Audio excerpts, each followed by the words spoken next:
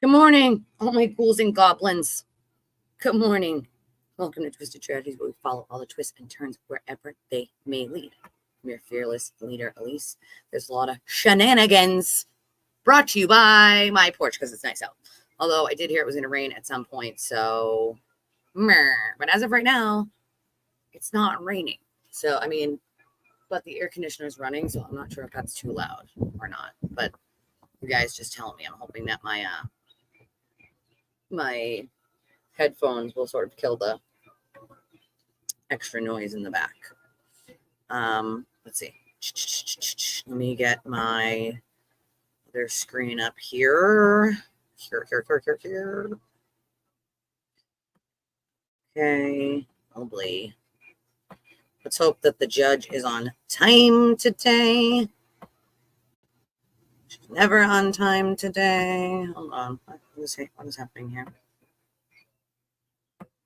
Good morning, darling. Good morning, my love. Good morning, darling. So I should probably put the ticker on the screen. Also, thank you to Bree for the waking up first thing in the morning to a dono for the channel. I appreciate you. I love you, and I wish I could do more. I really do. Listen, more than enough, dude. Like, nobody has to give anything. Nobody has to give $5, $10, $20. Like, and so I appreciate it when you do, because I'm a tiny channel. I don't get them all the time like that. I'm not a big channel that gets them rolling in like one after another like that. So I appreciate waking up to that, and I love you. I say, not only do I love you, but Kiwi just licked my phone screen. So she licked your face. So Kiwi gave you a kiss good morning too. I know I'm dark. I'm trying to figure out how exactly to work that, but I can't.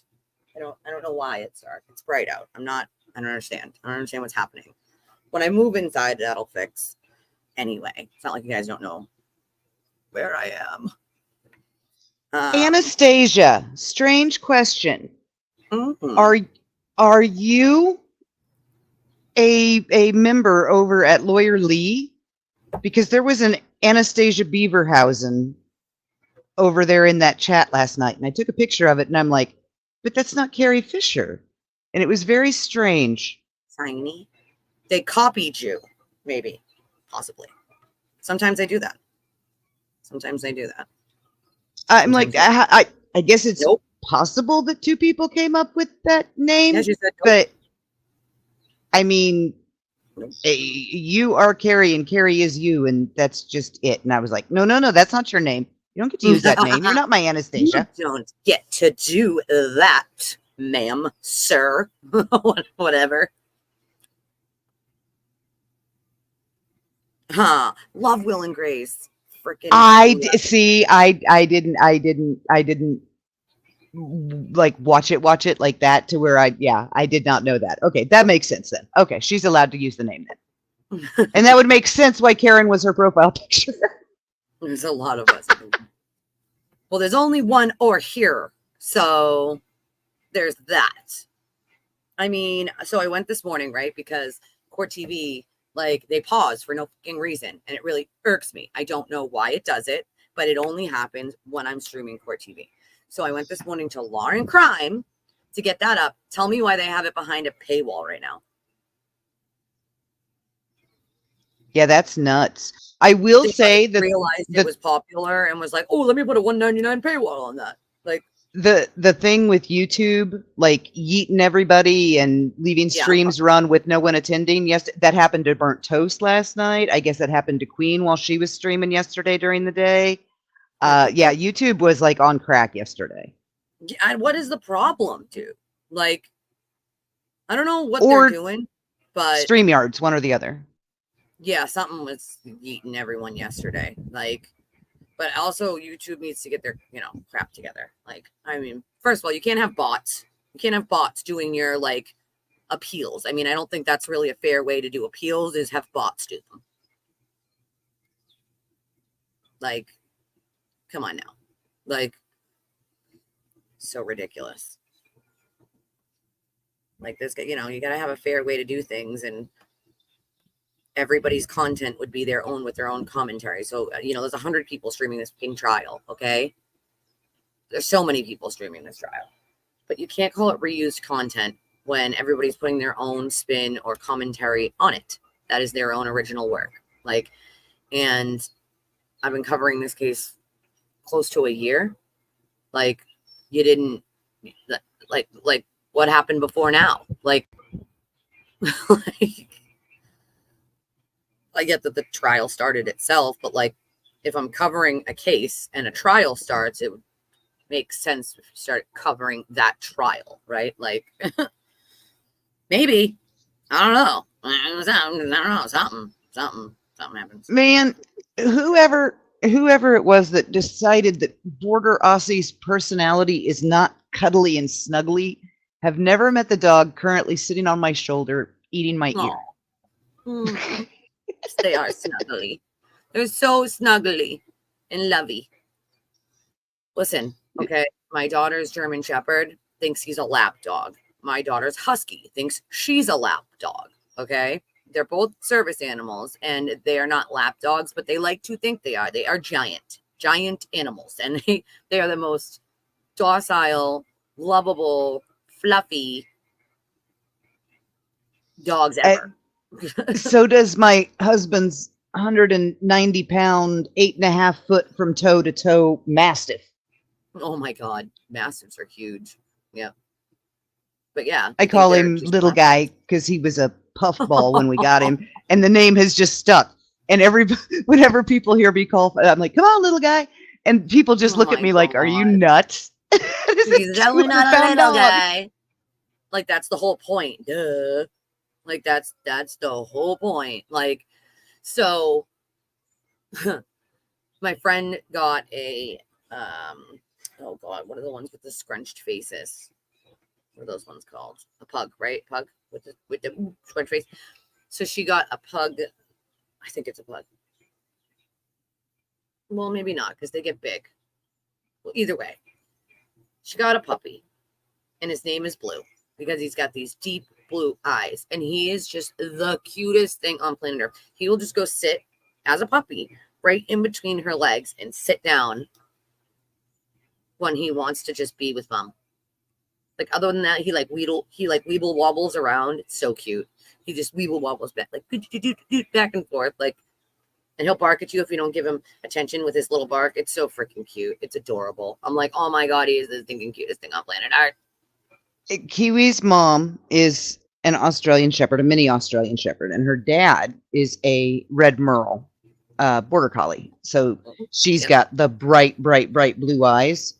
And then she's got the kind of in-between tone of the Australian Shepherd and the red merle. She's kind of a faded merle. Oh gosh, she's so pretty, and she's such a good girl. That's my baby. My daughter's gonna lick the microphone. Husky has one blue eye and one brown eye, and she picked her specifically because she was the different one out of the whole litter. And I asked her why, and she said, "Mommy, because the dog is different, like me. Because my daughter's rare disease, that makes her, different than all the other kids at school. Like, and this was when she was much younger. She's almost 20 now, but she had gotten the dog, years and years and years ago. And she said, Mommy, I picked this dog because the dog's different, like me." And she couldn't have picked a better dog. And so then she trained that dog from puppy to adult female to do all the things that she does. The barking and stuff for blood pressure going up and down. She trained the dog to do that with swabs that you put in your mouth when your blood pressure's high and low, and the dog sniffs them. Like, she did all this. Dog opens doors, closes doors, picks things up, brings them to her.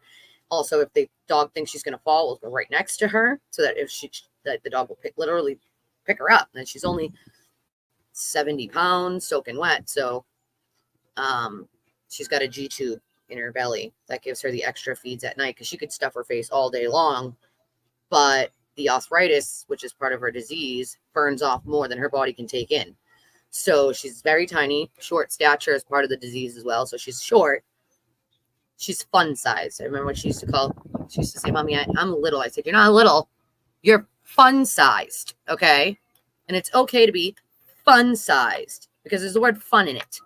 So my zebra is 4'11 and a half.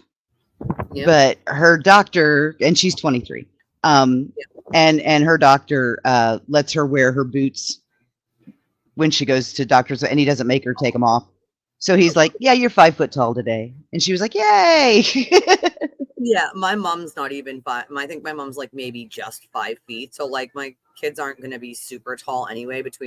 I'm only 5'4", so between me and their dads, like they're not all super tall. They're all between like 5'10" and 6 foot. So they're not like super duper high tall. So like they're not going to be super duper tall anyway. Like, so I'm like, fun size. What do you mean? I'm fun size. I'm 5'4". I'm little. I'm fun sized.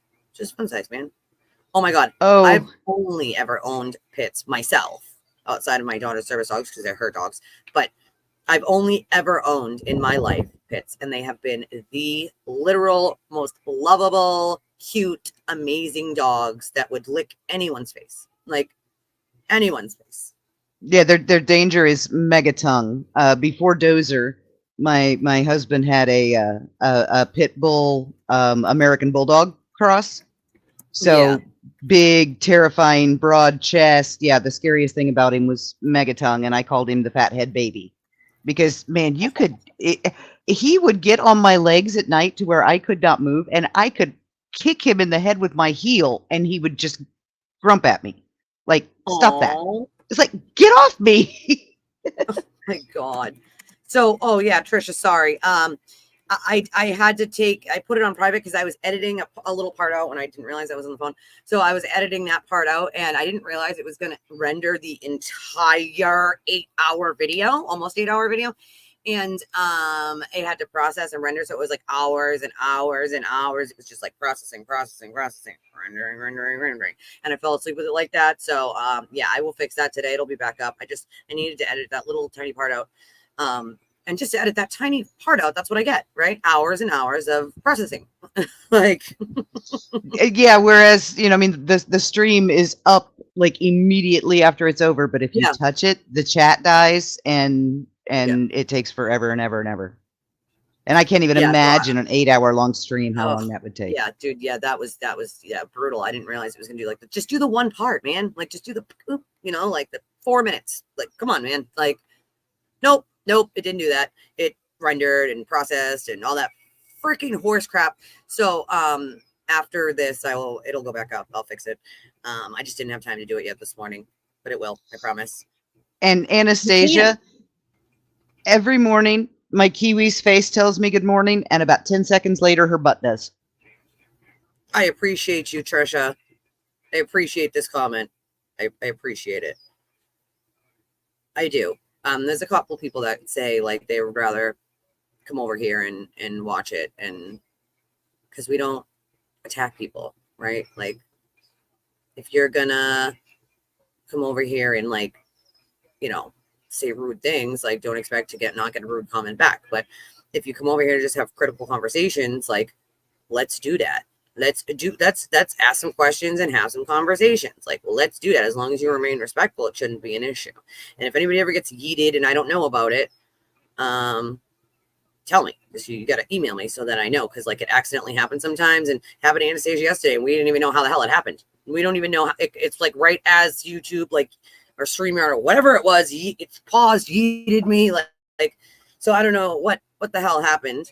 I wonder if her comment was highlighted when that happened. It might have been. I don't know. I'm still trying to figure out how it happened, but I mean, it doesn't really matter one way or another. I went in and fixed it, but like I sometimes, like, if that happens, I won't know unless you guys tell me. And obviously, if you can't tell me in chat, you got to find another way to tell me, which is like you can get on Twitter and message. Oh, no, you can't. Unless you're verified. I don't think it'll let you message me unless we already have an ongoing message. Thought about that because now I'm verified. So just let. Okay, so the going theory, apparently a lot of channels that streamed on Tuesday or Wednesday were demonetized overnight, and they're all blaming Michael Proctor because of the one time he said each of those words as he read the text messages. Well, let's talk about the 50,000 other times Alan Jackson said it. If those were if they were demonetized for language, that was not Michael Proctor's fault. It would have been the constant repetition of it. That's the thing. I can't. So when I mute myself, I can't pause the feed. The feed's on a completely different tab. So it's not, that's my point. It's not me. It's Court TV stream. It's the only stream that does that. And because it's on a completely different tab. So there's no way for me to mute myself and mute like that. That's on your screen, on our screen now, but it's on a completely different tab on my computer. I'd have to go to that tab to pause it. Like every time I have to do that for you guys, I have to go from the screen that we're on to a different tab. So I can't see you guys while I'm doing it, to pause, unpause, with sound and all that. So I don't know why. I have no freaking idea why it does that. Like no freaking idea whatsoever. That happened so many times yesterday. I'm willing to chalk that up to whatever miscommunication was going on between StreamYards and YouTube yesterday that was kicking everybody off all day long. I mean, it has to be StreamYard, because if it's not Court TV, then StreamYard's the only thing that it can be. But it doesn't happen to me when I do Law and Crime. So it's like, I don't freaking know. But it's on a completely different tab, so I can't possibly pause that when I mute myself. I don't know. I don't know why. I'm guessing StreamYard then, because that's the software program I use to stream is StreamYard.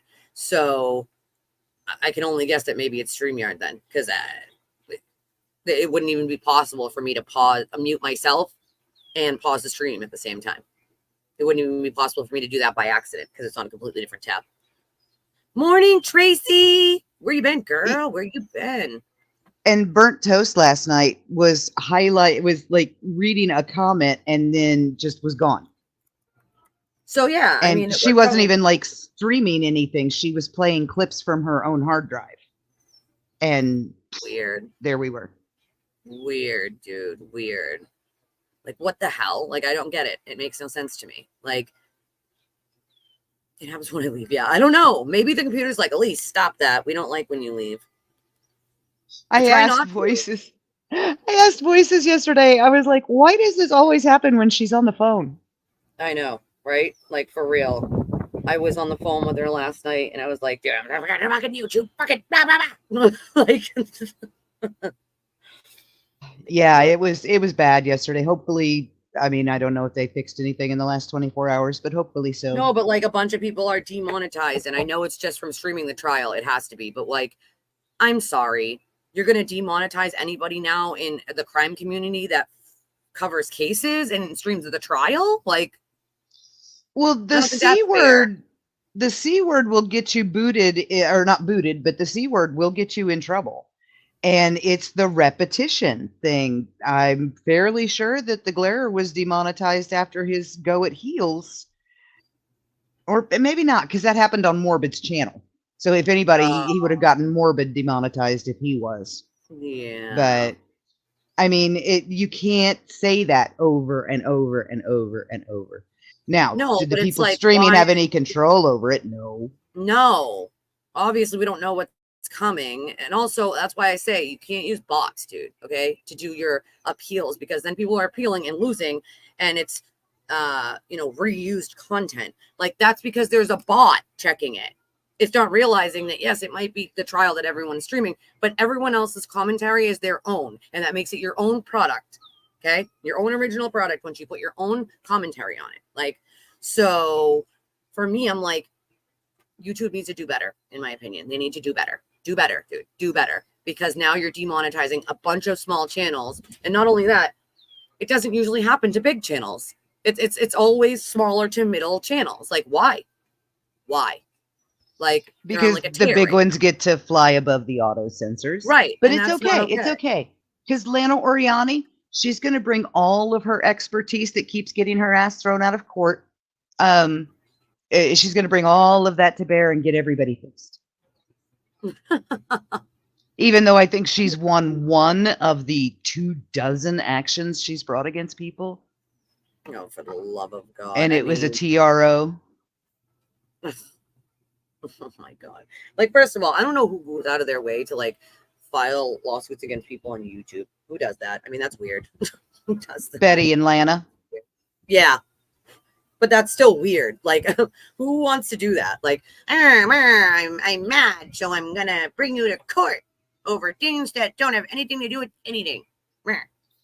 And JLR. But JLR, yes, he's got abusive process in his file. He like has to get a judge's permission to file lawsuits. He has to prove he has grounds before he can file. Oh, that's crazy. Because he has been precluded from filing lawsuits because he filed so many while he was in prison. But he was bored. Yeah, but like, what happens He to did the it first to learn. auditors that file all those lawsuits? I mean, then you'd have to apply the same thing there, you know?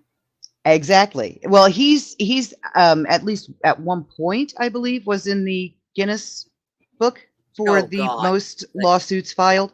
But he sued Mother Teresa. He sued his own mother for giving birth to him. What? He sued his yeah, own mother for giving birth yes, to him? yes. This is JLR. He was bored, and he's a very, very, very smart man. Like I said when we were talking about, he like invented fishing in 1996. He's a smart man. That can't Now, be real life. you might say criminally insane, but he's a very smart man. But I think that's how he educated himself on the law. It was a trial and error process, and he taught Probably. himself. Yeah, I mean, I taught myself too, but I did it not that way. I didn't do it by filing frivolous lawsuits. You have to actually go into the court, sit in on trials, learn stuff. I've been a witness twice. It was when I was one was when I was a kid. I was 11. And you can't file for something, say intentional infliction of emotional distress, and then at the same time file a motion trying to preclude all questions about your mental health from your deposition. You can't No. willful intention in business or whatever, and then oh, you cost me $100,000, but how dare you ask to look at my bank records? Yeah, that's not a thing. Yeah, no, if you're going to sue for these big charges, you have to sit through very extensive depositions. Yeah. And I mean, I guess if you're losing money, the bank records don't always show that, but still, it's like other things would, so it's like you can't ask to not try to at least attempt to show how it happened, like if that's what you're suing for. Come on. Okay, Kathy said JLR is not actually in the Guinness book, so I apologize for that. It started floating around the same time that Dietz did what is actually to this day one of the best documentaries ever made about JLR. Very, very extensive research. She did Dietz on the Streets. She did a very, very good job with her JLR documentary. Morning. Who is JLR? Anastasia wants. I will let you answer that damn question, Bray. Oh my God, Anastasia, you should know. How do you not know? JLR, Jonathan Lee Riches Investigates. I didn't know either for a while. I didn't know until he showed up at this trial. I had no idea. Yep, he showed up. Was it the day after or 2 days after Dolly was there? Yep. And JLR doesn't like Aiden, and that's very clear. Yeah, no. Yeah, but he also detests cops, but he also doesn't touch people on camera because he is a very litigious person. So he's very careful to not give other people to litigate against him. So all that stuff Tom said about, and he knew JLR's name until he said this. Then all of a sudden he called him JRA. Right. Tom walked up to him, sucker punched him under a sign, then stomped on his toes and kicked him in the shin. Like an 8-year-old. Yeah, it was very 8-year-old-ish. It was. And he claims that JLR had been pushing him from behind all day, but they were face to face with their cameras at each other's noses the whole time. Right. So he was never behind him. No sense. No goddamn sense. And Kodo did a fantastic video showing the Tom and JLR face off. Was it Monday? It was it was either late last week or early this week, and it's fantastic. You got to go watch it. It is good. Let me see if I can find it real quick. She gives me permission to show you guys her content. Let me see. No, Salty, we're deceased.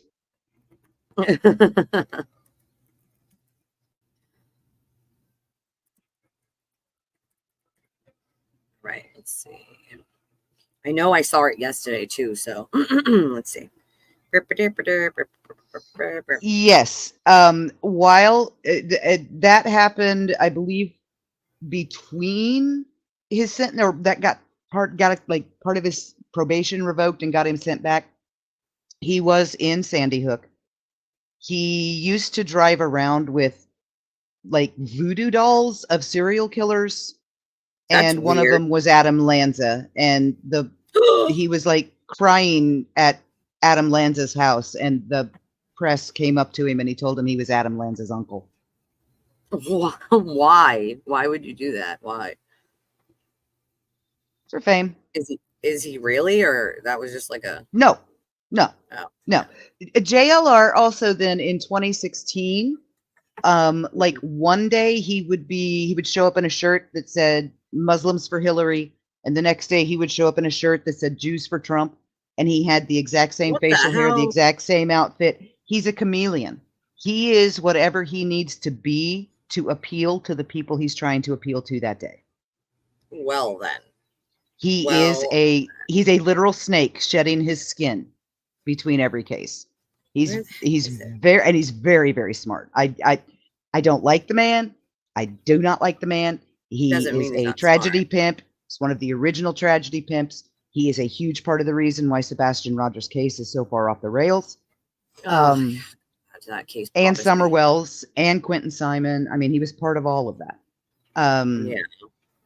And he was one of the ones originally stalking Brian Laundrie's parents and sister. Yeah, that was while he was missing. That whole street was a shit show. Yeah, like that whole street was a crap show.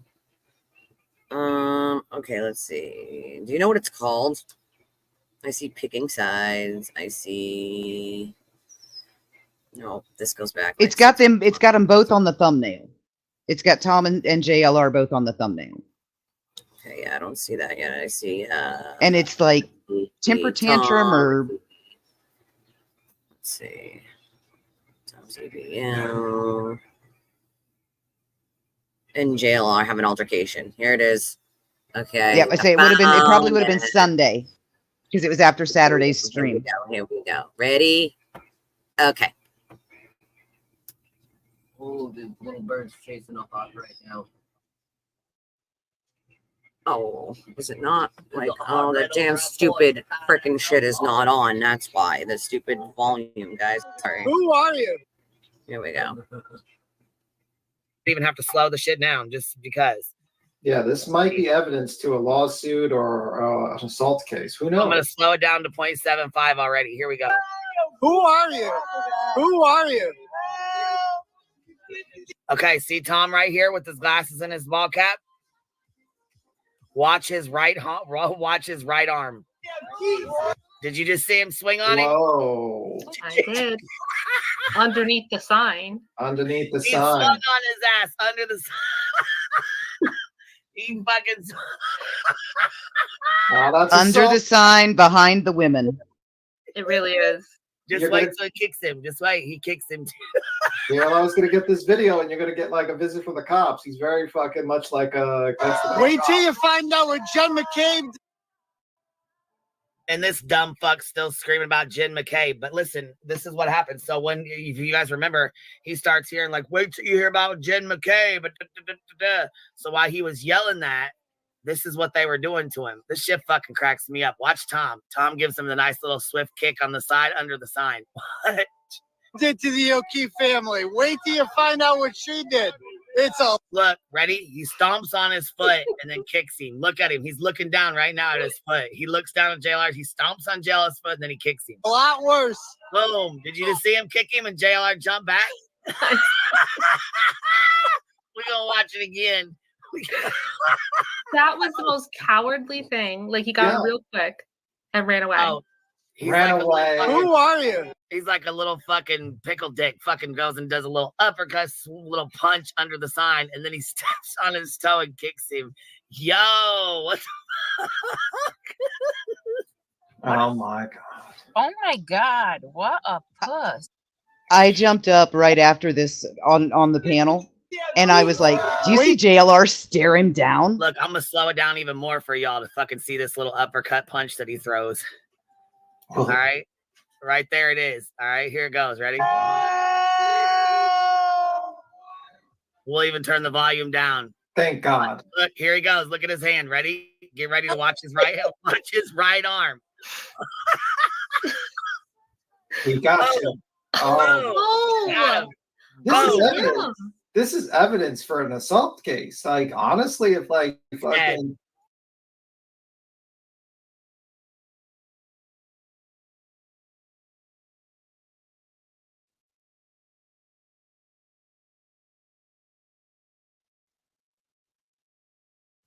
We'll finish that later. Yeah, that's a idea of who those two clowns are. Yeah. And the right and the press pass. And under the signs behind the women, Tom was standing behind 3 women who were blocking JLR off with their signs. So Tom sneaks up and punches him under women. It's like, really? You got to hide behind women? You're that big of a man? Like, bro, what? No, that's the thing. He's short, skinny, like a little bit frail, like, you know what I'm saying? Like, he's not, how you say, of big stature.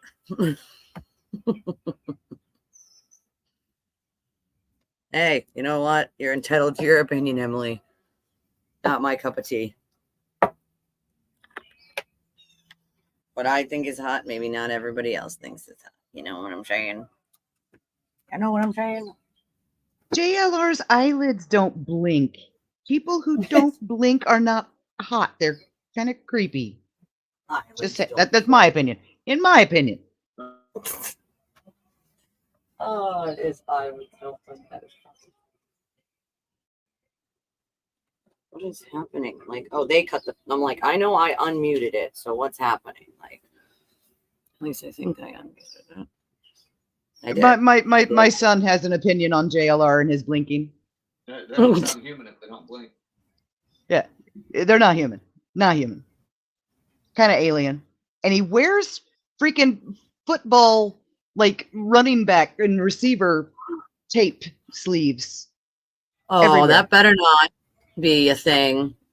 That better not be a fucking thing. Hey, good morning, darling. Good morning.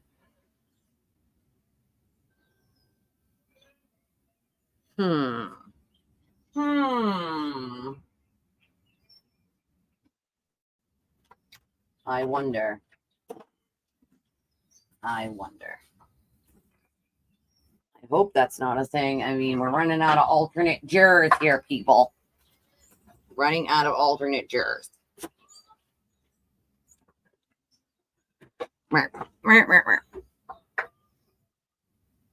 While we're waiting for them to do whatever the hell it is that they're doing, if you want to donate to our little channel, there's a scroll ticker at the bottom of the screen. It's Cash App, Venmo, or PayPal. If you need it bigger, we can type it in the chat, or there's one with the Cash App and PayPal we can pop up to make it bigger for you guys. We run on donations from people like you, and so that's how we keep our little channel running here. I do read the comments if there is one. So if there's something that, great, wonderful. So if there's some witty comment or something you want to say, I love reading those. Those are awesome. And if you want to be anonymous, that's totally fine too. Just write A or AN and I'll read it just as anonymous. I hope it doesn't involve a juror. I guess we can only guess right now. They have 2 left, 6? right? Because they had 3 to start and 1 juror's already out because they had 15. No, wait a second. 10 women, 5 men in the pool? It was, 10 women, 5. So 15. So we're running out of alternates here. And how many jurors do we excuse for personal reasons without asking why? This close to the end. They're throwing shit off the porch of an empty apartment right now. So like everything is hitting the ground with a big boom. Like, can you guys not throw things off the porch? That'd be great. Like, walk it down like a normal human when you're cleaning out an apartment instead of like, throwing it off a porch. Federal prison makes you blinkless.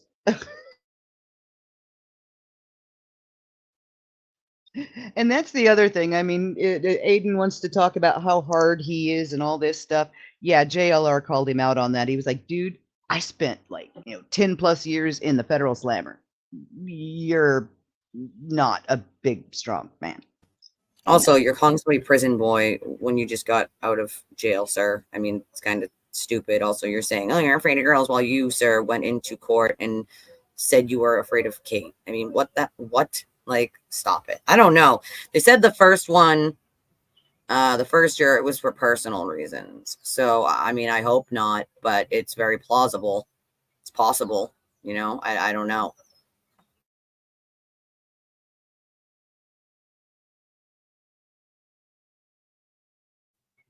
I don't know. I'm hoping not, though. Emily was kidding. She was awake and kidding. I kid, I joke.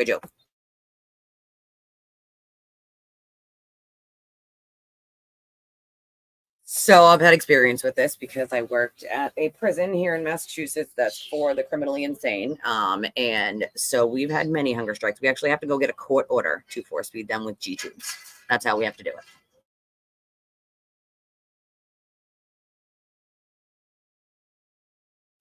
Yeah, I probably wouldn't have wanted to do that. That's for sure. I'd have been like, nope, can't do this, Jerry. Sorry.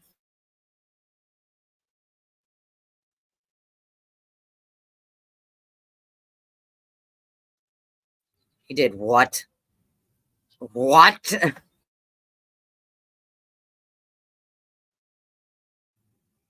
That is some of the craziest nonsense I've ever heard in my life. You try to sue God and Kim Kardashian? Like, what? What does Kim Kardashian have anything to do with anything? You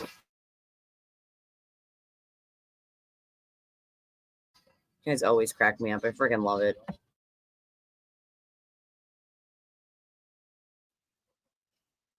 She's craning her neck. She wants to know what's going on here, people.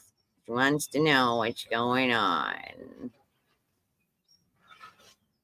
4,000 people. Oh my God. That's Jesus H. Christ. And how many has he won? One? Maybe one. Why? Like, why random? Why? Like, who does that? It's weird. Some random people. Yeah, in the law library. I mean, I like the law library, but like, he's probably trying to find like obscure old laws that you still have to follow because they're on the books. Why is she shaking her head now? Uh-oh, that doesn't look good if she's going to shake her head. No.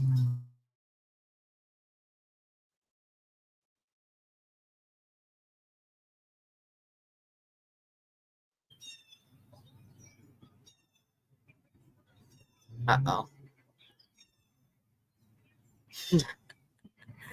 I get your sarcasm. I get it. Listen, I'm a sarcastic fuck, so.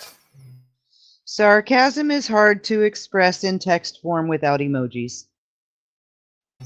Yeah, I get myself in trouble with that a lot. Yeah.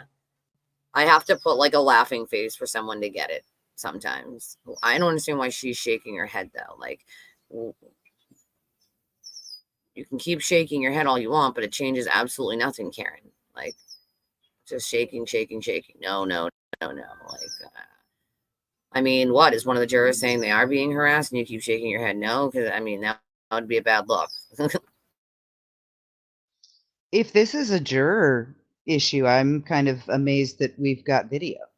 Even though I know we can't see the jurors because the box is under where we are, but.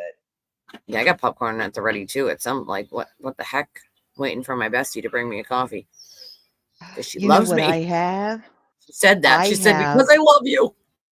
I have leftover garlic chili sauce seafood from the Chinese restaurant, which, you know how they usually put those one little tiny pepper in there? Yes. Man, I took one bite of my first scallop last night and it was like, oh my God, fire in more ways than one. So I'm going to make a better ramen noodles for him today because I despise rice. I hate rice. I love rice. I hate it. The only rice I will eat is Spanish rice with Mexican goat cheese sauce and guacamole Yep. mixed up in it because that's just good. I love Spanish rice, but again, I'm Spanish, so I mean, it's not a My not a mother, rocket science to figure out what I like. my mother, the good Catholic woman, German farm housewife. She used to make us Spanish rice when we were kids. It was white Oh my god, I rice, ate a can of so tomato much. juice, and bacon. Yeah, And it was what? disgusting. That is It was not Spanish. disgusting. We're It's yellow German. rice. My mother put bacon and everything. Okay. Well, listen, bacon still got to like bacon, but I don't know how I'd feel about that. It's yellow rice. You got to make it yellow rice. That's the right way. Yes, you have to start with the yellow rice and you have to have actual spices in there, not just a can of tomato juice and some bacon. And it was so gross. And I used to do things when I was a kid, like I'd flatten it out on my plate and try to pretend it was pizza and try to convince myself that no, it was nasty. It was tasted nasty. good. Yeah. I mean, I definitely did that a few times as a kid. I want to hear a funny story. My husband, when he was a kid, and we only grew up like 4 or 5 houses down from each other. So we've known each other literally since we were kids. We used to play like street hockey, stickball. His brother was in my grade. I babysat with his brother, this my next door neighbor's kid. We would switch off or babysit him together. But one day they made Brussels sprouts, and what my husband used to do is he used to spit them into the toilet and flush them. Right. Well, this time he forgot to. Well, he flushed them, but they came back up, so he got caught putting them in his mouth, going to the bathroom, spitting them out, and then like because they floated back up, they knew that he spit out the Brussels sprouts. Toto, I think his medication order expired with his parole in Well, that's the the fall. thing. I like I was saying earlier, I worked in a prison that we had to do this. We had to get court orders to force feed people with G-tubes because they would go on hunger strikes and stuff. And we also had to get court orders to force them to take meds because they wouldn't take their meds. So we had to get court orders for basically those two things. Like they may give us someone who committed a crime who was at Pembroke Hospital for months and refused to take meds the entire time they were there. And so then they bring them to us and we have to get a court order to then force them to take their medication because, and the funny part is once they were on their medication, most of the time, I'll say most of the time, because there are people there for life that are getting the same medication they've gotten for 10 years and nothing is different. Like, and I'm like, well, the doctors are doing a disjustice and injustice to these people, giving them the same meds that are clearly not working. What just happened? You guys see that? Their stream froze. So yeah, that's basically the old TV Technicolor pattern, right? The new version of the old TV Technicolor pattern that we used to get at like 2 a.m. when the station went off the air. Yeah. Or like our local network, whenever they would have weather interruptions or whatever, they had a splash that would come up on the screen that was like a guy standing in front of all the equipment trying to figure out what was broken, and like he tripped over the plug and unplugged it, and that was the picture they would put up. I wonder if it's happening on both channels. I'm gonna look, or if it's just this one. Hold on, I'm gonna look real quick. Nope, that's the same. And yes, JLR did make Heel's life a living hell because she had his number. And what was done to her last year may have been done by Shady and the Jerks, but it was done at the behest of, the information of, Jonathan Lee Riches. Yeah. You're not, you can't do righteous work for the devil. You just can't. Right. And she never should have been doxxed out the way she was. Never. Doxing is wrong. Right is right. Wrong is wrong, no matter who it is. She and I had our issues that we understood. We both knew. But I will never say that what was done to her was right, because it was not. Nobody should be doxxed. Ever. No one. Ever. For any reason. Weird. She wants the cameras off. Yeah, well, I wonder why, though. Yeah, we heard that. Like, that's crazy. That's just crazy talk. Like that's just, like, crazy. Yeah, the dolls, the little Yeah. voodoo Did you dolls hear with the. Did you hear that the jar was moved? No. No. One moment, I'm hearing. I forgot to show up my YouTube in the back. Yeah, apparently, like I heard from a few other places that apparently a juror was called to sidebar, and it looks like the camera feed was cut off as the juror was at the sidebar, and like there seems to be some sort of argument going on, and Karen Reed seems to be shaking her head. No, yeah, I see that. She keeps shaking her head no. Yeah, so I'm wondering if like a juror has been kind of intimidated, or something has happened with a juror where there's going to be. That's what I'm thinking, because why else would she be shaking her head no? Or is this so the is one it the that guy? she Is it is it the forever guy smiling and flirting with? Or is it the guy that's friend was on the thing that we have the messages of? Yeah, that could be. I mean, like that. I mean, maybe Grant wasn't full of shit. I mean, I don't know with that. Maybe he was absolutely 100% right. No, I have the proof of that person. So that happened. Oh, I have shit. that. But I said that the other day. I have that, so I do know that happened. But the guy did say that, like, his friend, the juror, doesn't even bring his phone because he does follow all the rules. Like, so, I mean, yeah, I don't know. I mean, like it's pretty serious at this point. Because Anastasia, meet B Tim. B Tim, meet Anastasia. Hey, what's up? We love B Tim. No one loves me. I live off. So weird, right? We love you, Tim. Weird. Oh, fuck. No, I think a juror might be. I feel like I have a feeling something is happening, whereby the defense is not too happy about it, and they're not. I think something happened with a juror, but I'm not sure. Maybe a juror is going to get dismissed. What if it's like Young Thug? I'm trying to find out now, but we're running out of alternates here.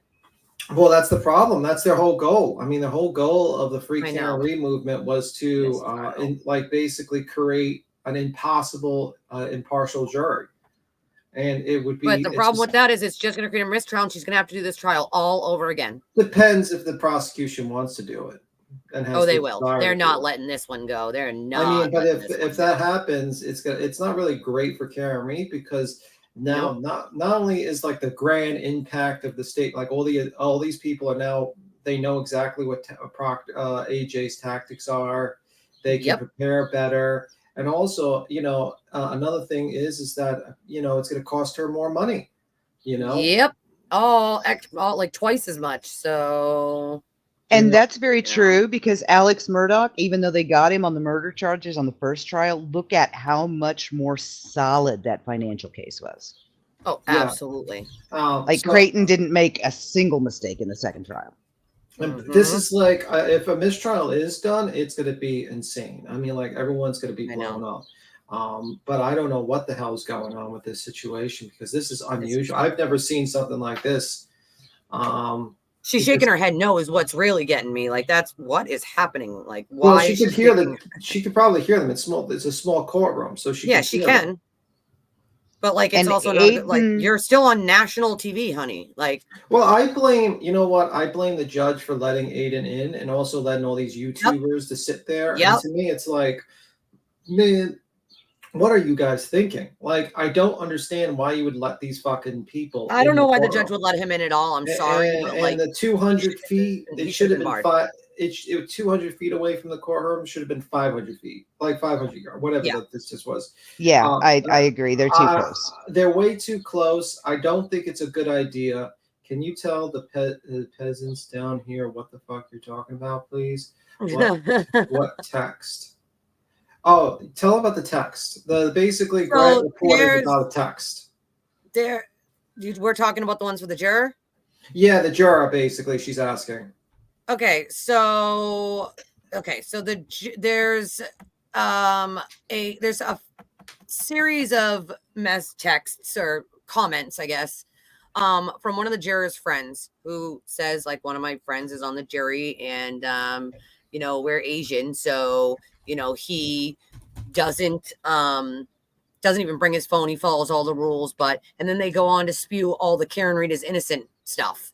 right? Like all the talking points Well, there. the talking points are like the person is taking it very seriously, and the guy is trying to convince him that it's a cover up. His friend's trying to convince him that, look at this information, look at that information. She's innocent and stuff like that. And these are like, this person is making comments, and it's not the juror that's making these comments. It's the guy trying to convince the juror to, like, I think I would have to find it, but I have to look at Grant.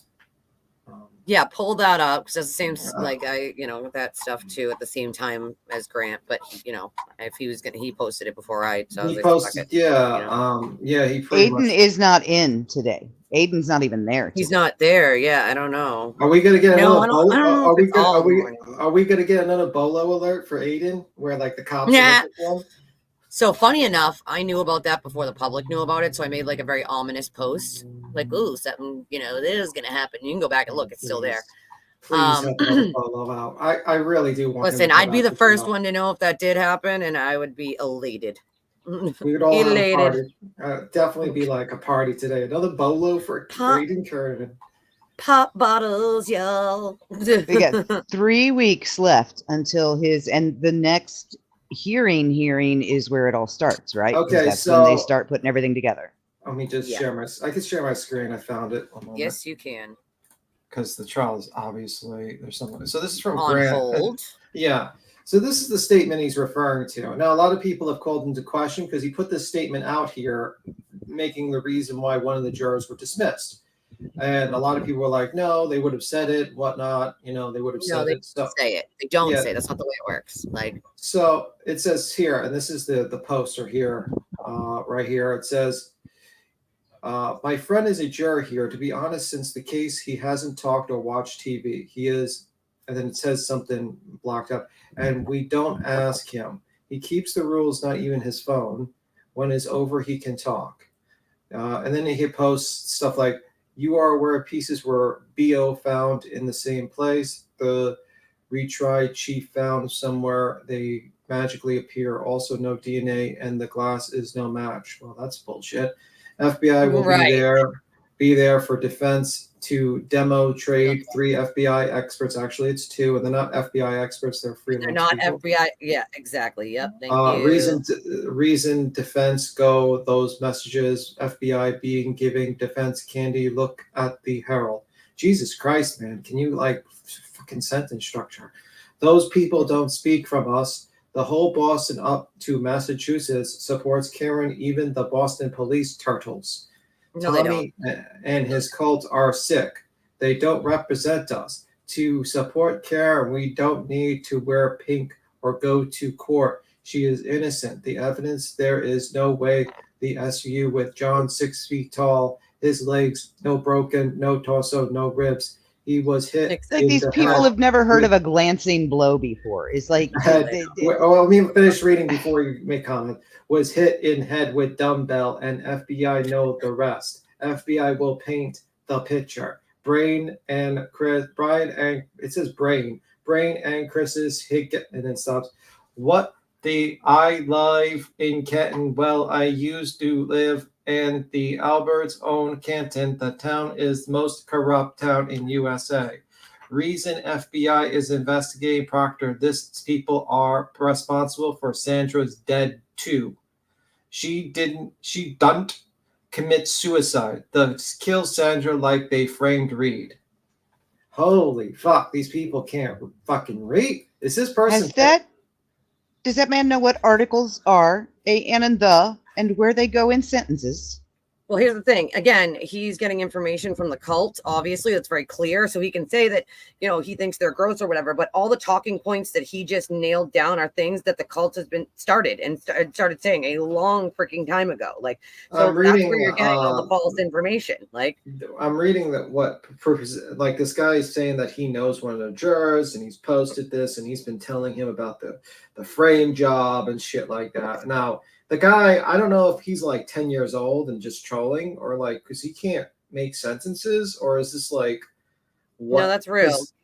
I mean, honestly, this is making me afraid for the future of the United States, because if this is the educational system we're at, holy fuck, we're fucked. I might need to move to another country and become a citizen. You know what really scares me is watching yesterday and hearing the attorneys say that Alan Jackson didn't cross the experts because he didn't need to, because his theory is that it was all planted, not that it was never there.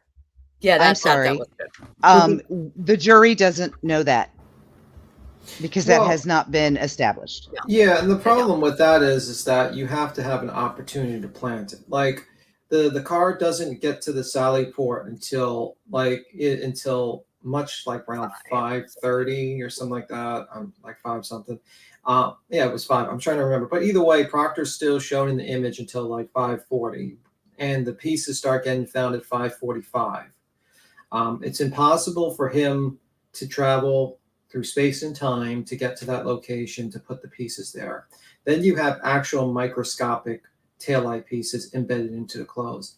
That is not stuff that you can sprinkle onto the clothes like a fucking like a salt shaker. It doesn't work that way. It has to be embedded into the clothes. Another thing is that the clothes were not cleaned like in a dry cleaner or anything. And the whole point of showing that there was only John's DNA on the clothes was to show that there was no other person foreign DNA from a fight. If you have a fight with a dog and 2 other people, you're going to get DNA from those people. You're going to get DNA on the clothes and stuff like that, punching them, the dog's biting you, clawing you apparently. But apparently this dog is clawing you. It's completely going to get hair all over the person. It's going to get, you know what I mean? Like, I've never seen a dog have, like, unless this is like one of those, like, you know, dogs that have no hair. They just they made sure to shave Chloe and make sure that she has 0 hair on her. Then that's not a possibility. If we've got a juror compromised because of the circus outside, they might be about to kiss their buffer zone bye-bye. Not only that, but the judge, I agree. The judge should have taken control of this shit. TV should have never been allowed in that goddamn courtroom to begin with. And this is, makes the circus worse. Like, yeah, I mean, like, honestly, I don't understand why you have, I mean, like, they already took control of, like, basically trying, like, you got that other lady that, made that false allegation of assault against Grant, which I still, I know people don't like that one, the one that bold-faced lies about Lindsay as well. Yeah, that woman is a complete garbage human being. She's making a nut that false job. report. Yeah, and then like not only is that, she had a restraining order against her by another woman in her town that she stalked and harassed, broke into an elementary school, like literally. 3 years that woman had a restraining order on her. And I found it just completely outrageous that, like, she's abusing the system to force Grant to not even be able to go there. Well, because she's purposely going there so that he can't be there. And just a garbage. To kiss a turtle's ass. Yeah. And we've got 6 different camera angles of that entire incident, and it proves that she's lying and she is the one who touched him. So why are we still waiting for this to make it through the courts? We slowed it all the way down, and she literally moves her body into him. Like, yeah, I just found that so disgusting that it was such an abuse of the process that he got killed. It is, but they definitely planned that together, to be at something like they planned that, Because they wanted, because the thing is, they wanted to take control of the narrative. That's the whole point of the Free Karen Read movement, is to take over the narrative so that they can get people to, create a false narrative. Number one, they don't want to think like, these are supposed true crime people, but they don't want to think like a true crime person. It's like, you have the blood. Think of the car as the murder weapon. You have the blood of the victim on the murder weapon. And you also have pieces of the murder weapon on the victim. That basically is an open and shut fucking case, basically. Even the cocktail glass. Now, I read in an article, they said that the cocktail glass that had John's, like the glass that had John's DNA, like the drinking glass that they tested, right, was on the bumper? Because I think I read an article about that. Yeah, there was glass shards on the bumper. The other thing that got me... Not just them saying that the DNA doesn't matter and that's why they didn't recross them. They don't think Loughran was impeached yesterday. They don't think Lucky was impeached yesterday. They can't wait to see the defense put him on the stand. And these are lawyers. Lawyers. That's what scares me. I mean, like, the problem is you have a colorblind person who has 3 different stories of what he saw. He talks about a blocked path, and it wasn't at that time. And another thing is that the guy is having like inappropriate meetings with the defense, driving around town and going into the parking lot of a school of one of the witnesses, Proctor's sister. And it's so, and it was just, and I agree with, I think another YouTuber said this, that it was basically, it might have been a Roberta Glass, where she basically stated that it was Yanetti's dog whistle to harass this woman at her job by basically going there and making sure it was his dog whistle. Let's get real. Like, wait, well, no, I don't wanna she say- absolutely cannot kill those cameras. She cannot kill those cameras. Yeah, that doesn't make sense. Taking this underground would be the worst possible thing she could do. But that also doesn't make sense because she's allowed them the entire time to just shut the cameras off now for the trial. That doesn't make any sense. No, I think what's happened is I think that a juror has been compromised, and they're trying to figure out how bad the compromise is to the rest of the jury. And there might be a voir dire, there might be questionings of the jurors right now, and there might be something like, and that might be happening because I've sat through a situation like that. I'm not going to mention. Yep, they have done that. Yeah, I've sat through like a when I was interning, I had to sit through a certain amount of court hours, and one of the cases I sat through was a Munchausen by proxy case by which the mother killed her child in the crib, and basically the mother of that woman being accused was went to a juror and tried to convince a juror, and they had to not only talk to that juror and get rid of that juror, but they had to question each juror to see like what happened to them and stuff like that. So this could be another, this could easily kill off half a day easily. And if I'm here for it, so it is what it is. I mean, well, they're not going to air it. They're not going to air it. They're just going to cut the cameras off, and there's not going to be anything. Well, they said they're coming back Court at TV 12 live coverage. Oh, okay. So that to me kind of points to the theory that one of the jurors have been compromised, and most likely they're questioning the other jurors, and they're probably going to be in recess. That's exactly what I think happened. A message to all the writers who keep screaming about their free speech and their First Amendment rights being violated. This just became a violation of Karen's constitutional right to a fair and free trial. And you caused it because you insist on wearing those stupid shirts and doing your stupid crap out front of the courthouse. You're trying to compromise the jury, and now you might have actually done it. So, I would like, congratulations. I would like to preference, we do not know for a fact that there's a compromised juror. Yes, I said if. No, but allegedly, in my opinion. Yeah. Yep. I mean, this is crazy talk. This is crazy talk. This is absolute crazy talk. Like, we're running out of jurors. And this is why I said in the beginning that they should have gotten at least 6 alternates in a case this big with this much circus around it. Well, I think what they should have done, in my opinion, was not allow any of these like Aiden in there. They should have made the buffer zone bigger. And also they should have, if you're a YouTube fucking personality, you shouldn't be able to be sitting in the courtroom. Only friends and family. And just because you say you're friends on YouTube doesn't make you friends. So you can get the fuck out of the courtroom. I mean, they should know if they're YouTubers and they're not even from this state that like, no, you're not coming in. You're not friends of the family. Like, no, absolutely not.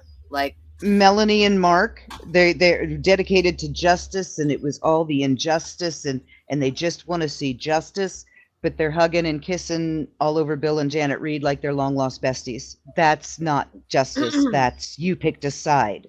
Okay, so Mr. Grant is stating something, and remember, take what Grant says as a grain of salt. He says on his Twitter, it is my understanding that as punishment for juror being shown during an emergency sidebar this morning, camera access for testimony in the trial of Karen has been revoked until at least the end of the morning. I don't believe that's clear. That doesn't make any sense. That doesn't make any sense, Grant. We're looking at the town in honor of, let me see. I'm trying to look. The turtle is saying it's only because a juror was caught on camera. Okay, well, that would make sense as to why they deleted. Well, I think it was Law and Crime deleted the video completely. Nope, Court TV. No, Law and Crime. Well, the problem video was is unavailable, so that's gone. So they might have caught them accidentally. the problem As is side that people live stream this on the side. Yeah, I know. So it's even if they delete the original feed, people live Yeah, streamed I it, know. and you know what I mean, and that's a big problem. It's also this is another issue with a smaller courtroom because this wouldn't be a bigger it wouldn't be as big as a problem if it was in a normal sized courtroom when it comes to this. But this has been another situation where the defense has made a fucking carnival circus out of this whole thing. Oh yeah, it It was like giant circus. it was like again referencing back to Murdoch when Dick Poot let people behind him take pictures of the evidence on his computer screen.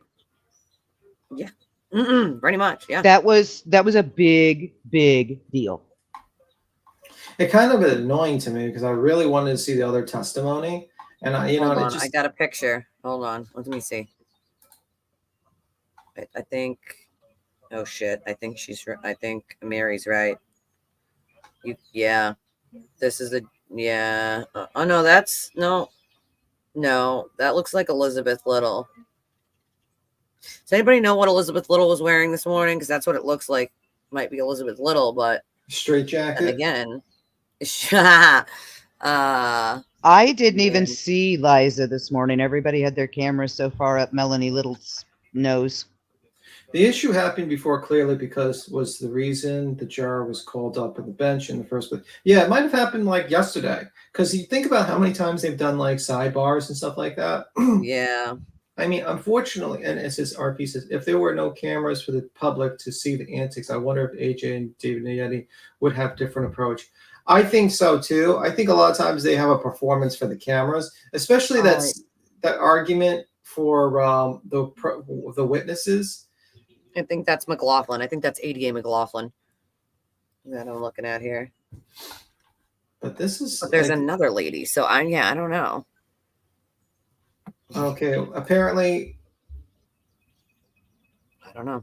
Okay, audio. Mark Betterow is very short. Mark Betterow is like 5'4". Let's look at Mr. Glaire's thought process here. Look, this is from the Twitter. Nick Lanza. Audio. So let's put. That's what I was. What Kodo just said is exactly what I was thinking. They called them to the sidebar initially. Yep.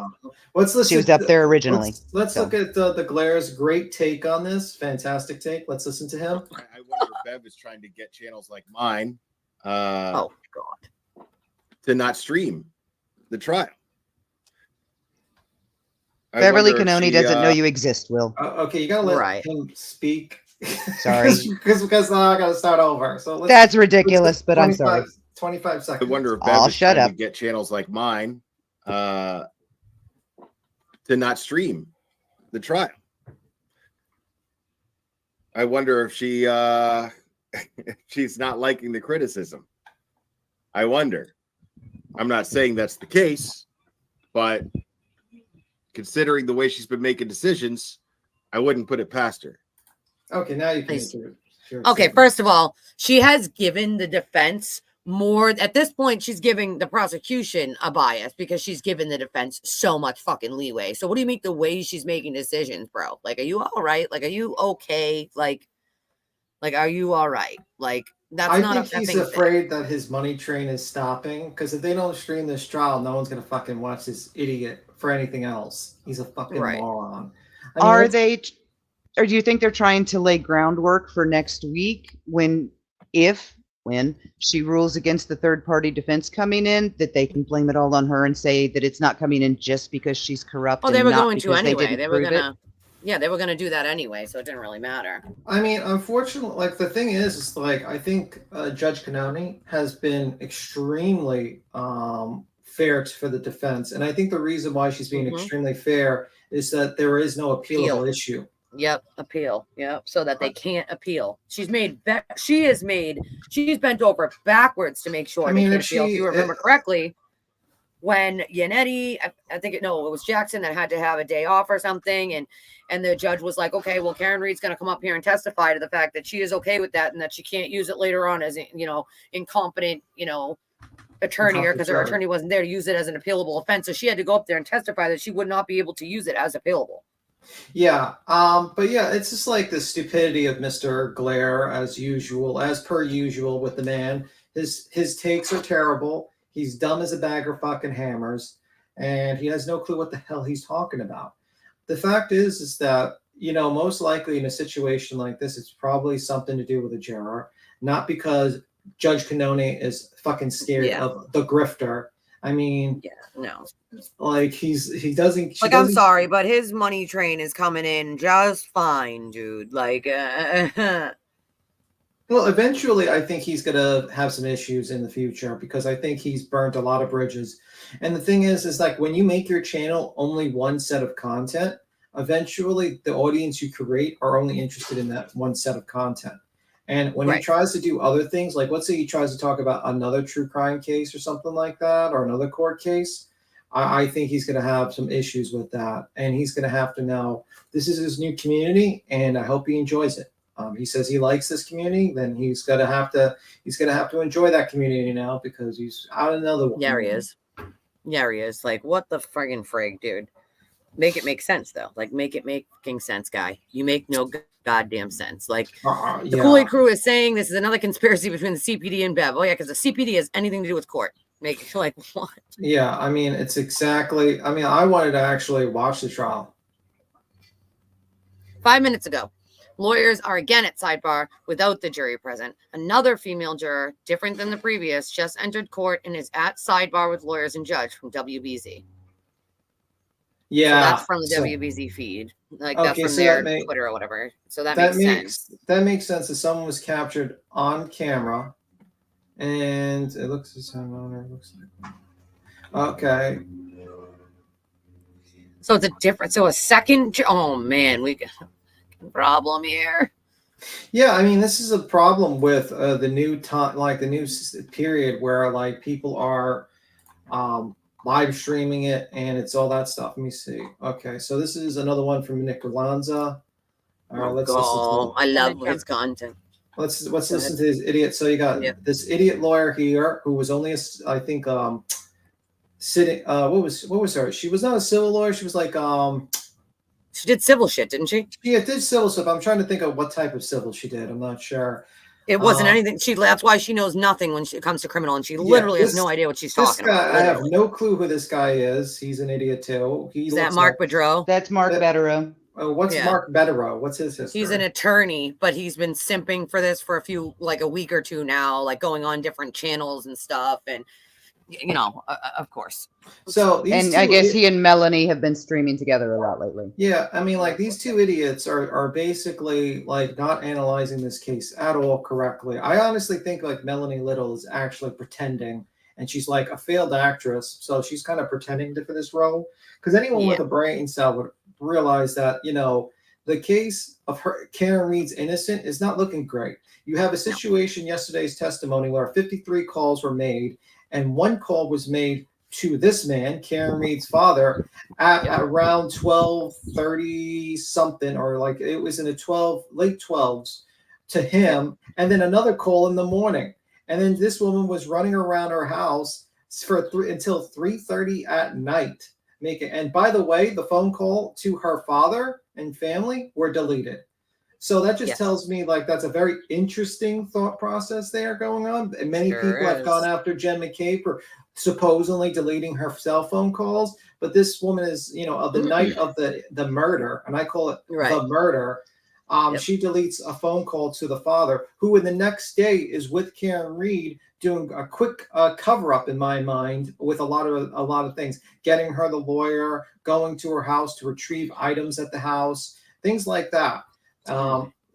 So one of the things though, and last night this became very blatantly obvious to me. We're all, at least I am, irritated at the defense attorneys and the criminal attorneys that know this is not, they're like, oh, Lolly shouldn't have done that zinger. And I agree with that. I don't like the zingers. But where's that same energy for Alan Jackson dropping all that he that he's not supposed to be asking? For David Giannetti beginning his opening statement with one sentence he was specifically told not to say. And it was the first sentence out of his mouth. Well, that's Yep. because he knew he's just trying to fucking do every skeevy thing in the world. Okay, so this is Ted Daniels. Kodo told me to look it up. Okay, so let's go. 33 minutes ago, judge calls recess to her chambers. We have been given to indication of what the juror issue is. Karen Reed and her team are huddled together.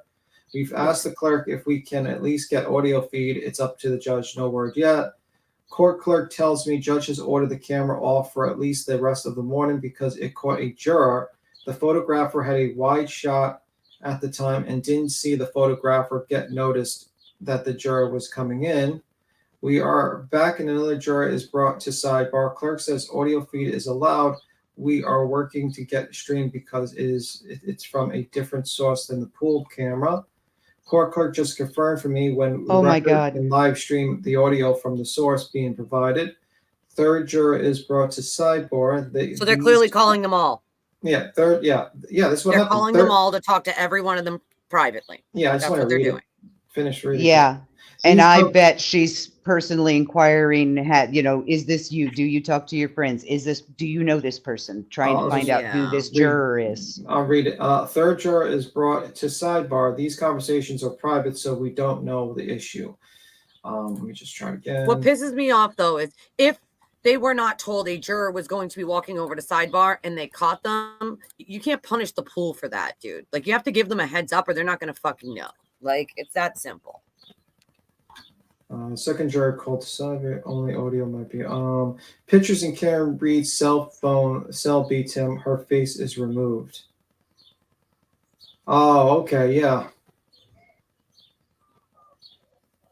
Oh, and the other thing, attorney last night, plaintiff's attorney, who does work car accidents and does know how that damage could have been caused to that car by a human body, because he does the opposite side of what I do. He's the plaintiff's attorney. I'm the insurance adjuster. But we both know what we're looking at, right? But he was saying, all I heard out of the DNA was that 2 people, 2 contributors, then 3, then 4, then 5. Yeah, Peter, that's not what he said. That's not what they said. There wasn't suddenly 10 people contributing to that sample. They were trying to see if 10 people could have created that sample.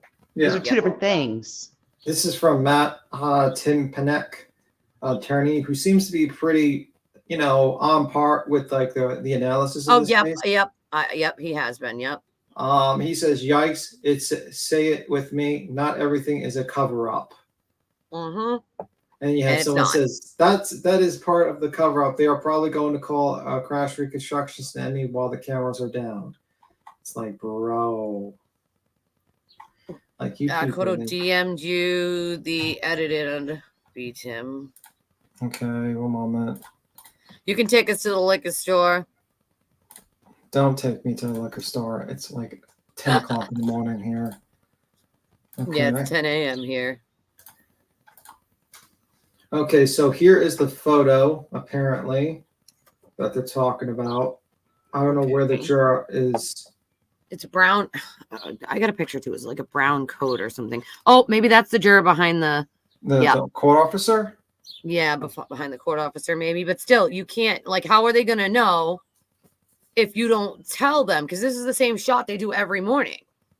So how are they going to know if you don't tell them, like, hey, we got a juror coming in? And she came in on the other side, not on the side the jury comes in. Right. So I don't know. Weird.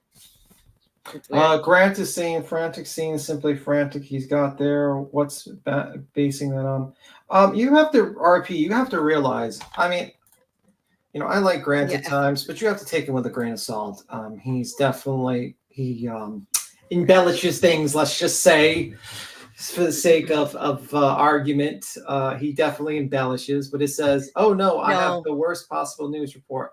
It is my understanding that one of the jurors in the Karen Reed may have gone to a local bar in Canton on Thursday, the scene of where Karen Reed and John O'Keefe were before Karen hit John with a car to us. Where did you get that information from? Like, I don't know, but even if they went to that bar, they're fully allowed to go to any bar they want in Canton. That doesn't really. jurors can go to the anything. waterfall if they eat there, Yep. or if they just want to stop and have a drink and it's closer to where they are. That ask questions. Yeah, I mean, Okay, this might have been the lady coming back from the restroom. You're right. I do not think they're going to call a mistrial. No, I don't. No, I do think not. what we'll probably see is they're going to question jurors, and they might do an alternate. That's it. They might she might be her way out, and they're going to probably. So this is the No, they genius- can't, but that's just a rumor. I don't know how, like, if that's true, if it's not, if it is, right? Uh-huh. If it is true, then, you know. I swear to, like, let's go back to the grifter lawyers. How can you have a neutral opinion if you're having like fucking lunch and you're hanging out with the father of the accused killer? I mean, to me, it says everything. Like your opinions are bought and paid for. These people are just pure grifters. Why would you go right up to the defense if you're trying to remain unbiased? Yeah. Look at this. She's a little more hefty. She's a little more hefty than I thought she would be. But anyway. Yeah, that's because she's very tall. Like she isn't. Yeah. All right, can I snag a quick one? That's fucking weird. I'm Say sorry. cheat. Say murder. Like, okay. Say murder. Beautiful. Thank you. Nice. Awesome. I'm just gonna, threaten unborn children again. Yeah.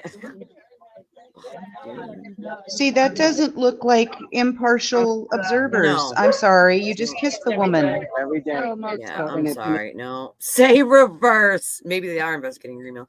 Like, that's say reverse. You know what? Like, I'm sorry, but if you are going to cover it and you want to be an unbiased onlooker, like you all claim to be, then you don't go straight to the Reed family. Okay. Stop it. I mean, this is like, listen, I have a lot of respect for Ikamel for standing up to the cult a lot of times. Yep. Like, you know what I mean?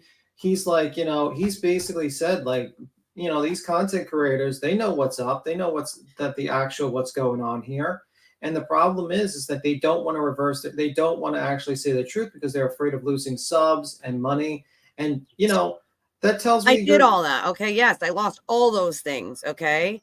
I'm still here telling the truth regardless. And yes, I get it. It does. It takes a big dent out of like your livelihood. And it's a struggle. I'm not going to lie. It's an absolute 100% struggle, dude. But I will not sit here and lie just cause. Nope. Not doing it. Yeah, I mean, I think it's pretty an outrageous situation, honestly, where truth is just basically like people are not paying attention. No, they're not. They're just taking whatever someone else says and just repeating it. It's like a parrot. And they cannot separate the lies they've been told from the truth in front of them. That's half the problem. I mean, like, let's be real. How do you explain, microscopic taillight pieces on the clothes? Let me just put this up because this is all our feelings right now. Microscopic taillight pieces on the clothes. Large taillight found at the scene of the murder near the deceased body. That is, you're unable to plant it because the car just got to the Sally Port around 5:40 to 5:41. And the taillight pieces start getting found at 5:45. Impossible. It is a 4-minute drive if he ran there. And it's inclement weather. So even if he drove there, it would probably take him 6 or 7 minutes. Okay? Right. So it's impossible to do. You can't plant microscopic embedded taillight pieces into the clothes. Number 3, the hair. Everyone keeps on talking about the DNA, to touch How DNA. did the hair stay there? That was the but I'm best saying one. the hair and the touch DNA, I'm like, whatever the DNA, I'm thinking it's touch. I'm not 100%.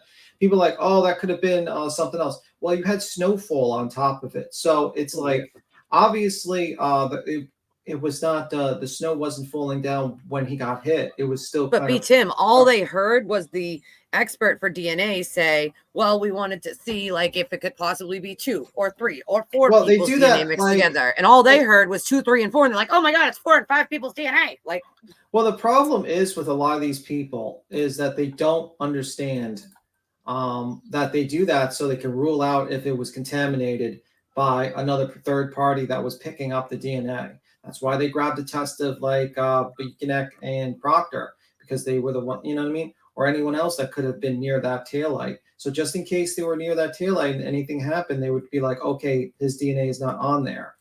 Right. I but have you not have- heard anything about it being in his wounds. As far as I know, they didn't even take swabs of his wounds. So Let me see. Let me just close it out. And at the time he was hit, the reason that they weren't testing stuff on his skin and stuff like that, he had 2 shirts and a hoodie on, and that would have stopped a lot of things getting all the way through. I mean, we saw the holes in the elbow of his shirt. That's the only access the tail light had to his elbow. Another inside. situation I have to point out is that you had Jackson, who was trying to say, well, usually you have a coat on when you, and it's like, sir, we saw the surveillance video of the bar. That's the exact same clothing he was there on the bar with. And it's just this dishonesty of people. Well, what pisses me off with that is that's also Jackson not knowing where the fuck he is. You're in New England, my dude. We're Bostonians. Like, most of us don't wear coats. We just go from the car and we run into wherever we're going. Like, I don't think I've worn a coat in years. I mean, he had no coat on getting on the parking lot video. Getting in the car, I wore he one had last no coat year. on. I wore one last year a few times because last year I was taking a medication that had no, it ruins my immune. And I already have an immune disease. So my doctor was like, listen, like, we don't need you extra sick. Like, you got to bundle up if you're going to go out. So I did it because the doctor told me to, but before I hadn't worn one in years. I don't wear coats. I just run from one place into the other. Like, that's it. That's it. Yeah. And I just think, you know, I mean, a lot of this stuff to me is really people ignorant. I mean, how do you explain? Another thing is, how do you explain the cocktail glass that he's drinking from, that's on the bumper with in my understanding, with the DNA? I think that's what I understood from the testimony, that when they tested the glass, the cocktail glass, I'm not sure if it was, I read one article and I wasn't sure about the, either way, you can't explain a lot of these things. I got to look just to make sure if that was the fact. I read an article that said it was on the bumper, but I could be wrong. It could be in his body, but give me 1 second, guys. I got to plug in my headphones. Give me 1 minute. No problem. I do not think so. Let me see the arm wounds. Well, you got idiots. Like, I seen one idiot. Like, let me see who's the idiot. Oh, RP, people here are forever taking glasses out of our bars because our bars are all in the same 3-block radius. So every morning they gather up all the glasses they have from each other and give them back. Trying to look for the person. Let me see. Someone had like I'm trying to remember who they were. Someone had an interesting little thing, and I just said to myself, like, Jesus Christ, people are dumb. Okay, this is it. Some idiot posts this. Like, look, John O'Keefe was not hit by a car. And they put this up. Are you out of your fucking mind? First off, dog claws are dull. Yep, they rip. They don't gouge like that, unless there is torn skin above the gouge. I mean, believe me, Kiwi has ripped my arms open. You know how many times? Yeah, never that. That's deep. why, like, if you listen to any sort of dog grooming shows, usually that's why they usually clip the toenails of the claws or whatever at the end of washing the dog, because they don't want to actually get cut a little bit. And cats are before they wash them because it dulls their nails when you cut them. So it's like, this is a very simple thing.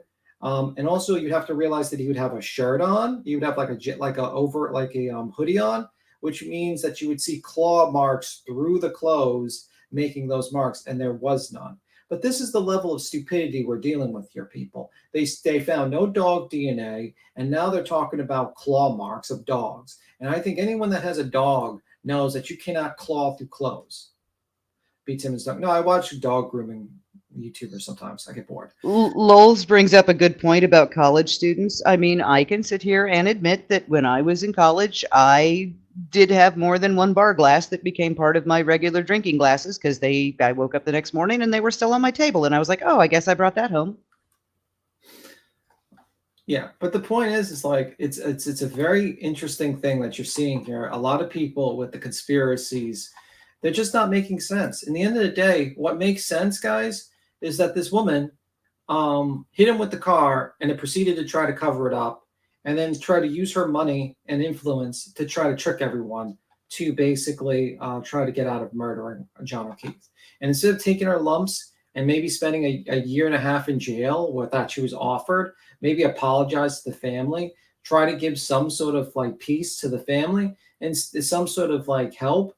No, she just immediately tries to destroy everyone's life. And this is a cruel and vindictive woman, like a very cruel. Like, look at this, like Coffindorfer. Okay, this is like, let me show you the image of this woman to give you an idea, because I think she took a pretty interesting picture of Karen Reed in court. This is the woman that's the real Karen Reed. That is the real. That's when Proctor walked in. This is the real Karen Reed. This bullshit where she's smiling once in a while or she pretends to be nice. No, she's a vindictive woman who's angry. She's more angry that she's forced to actually go through this than she is about like any sort of frame job or that she's claiming or anything like that. She does not care. She feels she's a vindictive woman who probably had that same face when she backed into John. I have the law and crime thing on, but there's no audio yet. Yeah. And now people are like, oh, 53 phone calls. Well, they weren't all phone calls. Some were texts. But why would she be calling him 53 times if she knew he was dead? Well, because she was pissed. Yeah, I can't listen. And she probably didn't know he was dead, but she did know she hit him. I can't, like, I literally, no, they didn't, Julie. But I can't listen to anything that woman says. I'm sorry. Like, it's the woman that literally tried to say that Grant hit her and moved her entire body into him. Jessica Mikado is a weirdo who honestly should be arrested for making a false police report. But according to Tom, she didn't go across the street, okay? Nope. Across the street to go get the restraining order. She went all the way back to Fall River, where in the area that she's from, to do so. If that doesn't tell you everything you need to know, I don't know what else. And look at this idiot. Since we're going to bring up the false police reporting, creating piece of shit Jennifer Mikado, look at this idiot. Okay.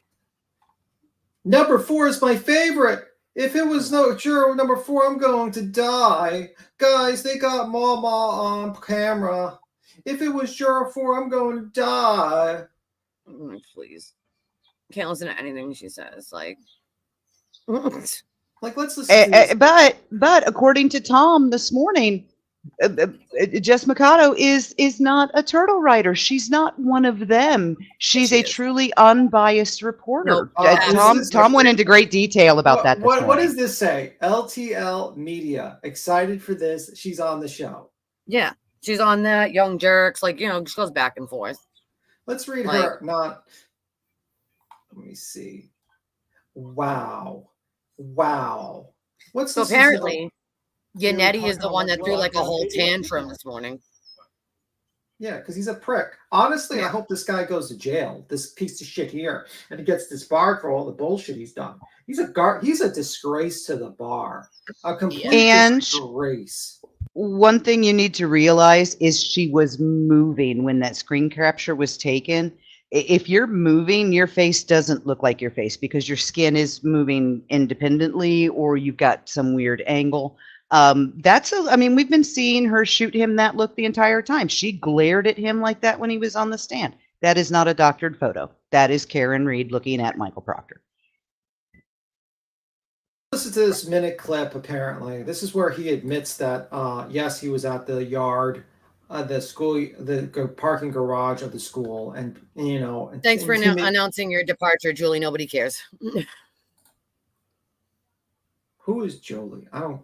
Yeah, it was clearly a troll from the office. Yeah. By the way, no one gives this is for everyone in the future to listen to me. No one gives a fuck when you announce you're going. No one. I mean, you people that come here and say I'm leaving. I don't like the coverage. Well, goodbye. You can skedaddle away.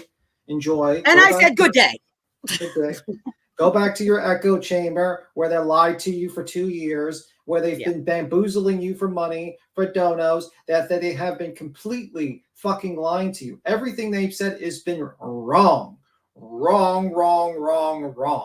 And honestly, if you want to be being bamboozled and taken advantage of and your money being stolen from, like basically grifted off you, continue supporting a person that clearly killed a police officer, in my opinion, and also attempted to cover it up by smearing innocent people so that they can be harassed for years to come.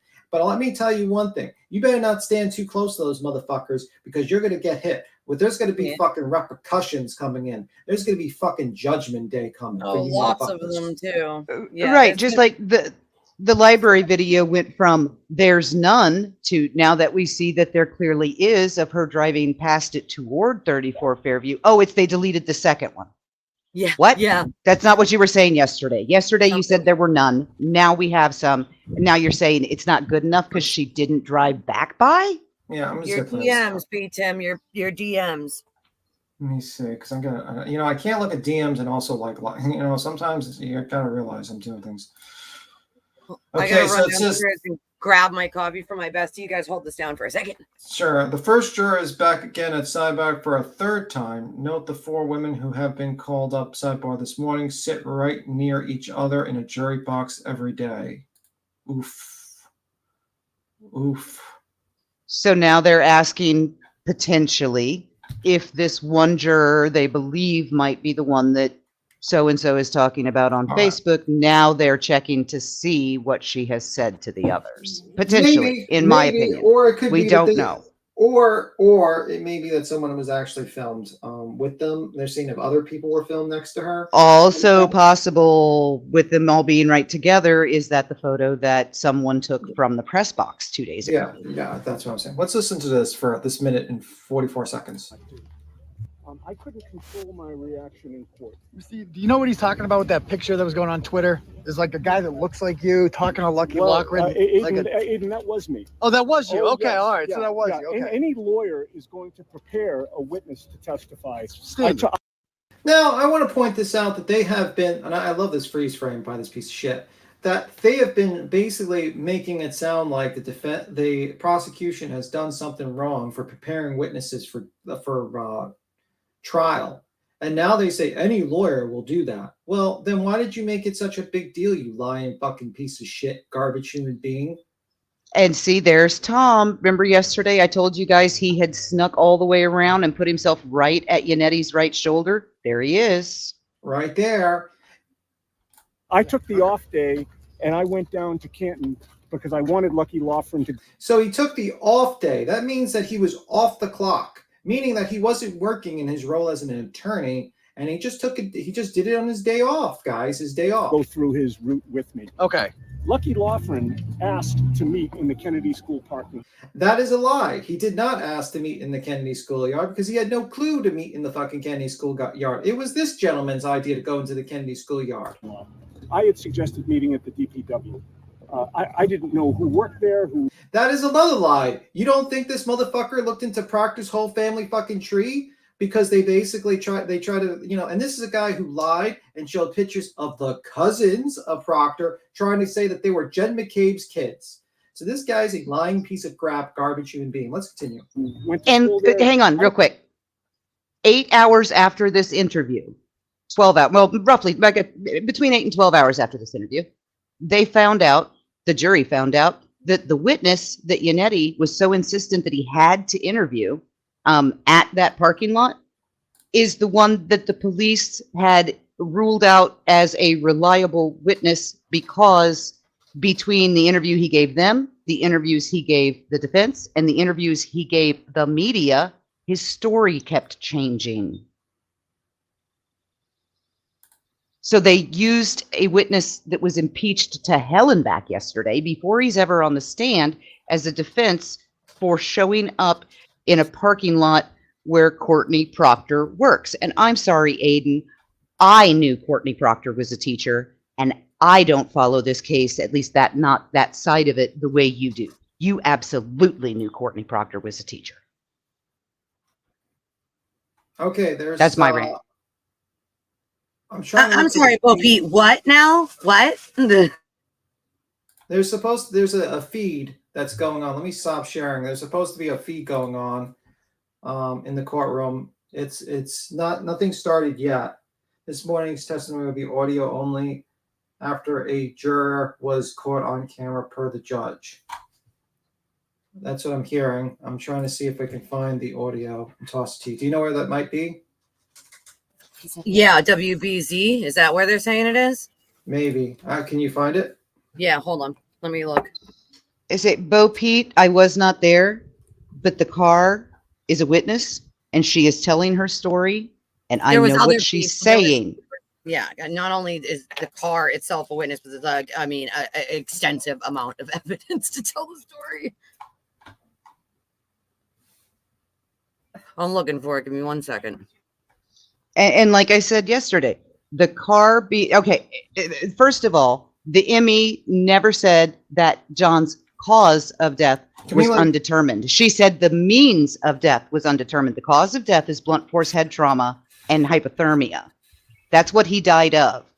The reason his means of death could not be ruled a homicide is because at the time when she was doing that, WBZ's they didn't have it all. Did you find it, Twisted? I'm trying to find it. I don't know where it is at. I think it's WBZ's website. I have their website up right now, and I'm just looking to see. It's just audio. Losing weather. I think this. I mean, it might be this live. Just let me check this. Hold on. Let me see if it's just this live feed. Kodo, exactly. That the injuries weren't the result of a fight, but that they because she does not know, because we may never know exactly what he hit his head on. That is the only thing that keeps it from being a clear homicide. Homicide only means one person caused the death of another. Well, between Karen and John are the back of the car and all of those things right there along the property line that he could have hit his head on. And she could not tell which one it was. Well, here's the thing: is WBZ's website is up. I have it on mute, but like I don't. Where are they? If it's a Zoom, that wouldn't make sense. It would be on a Zoom. No, it's.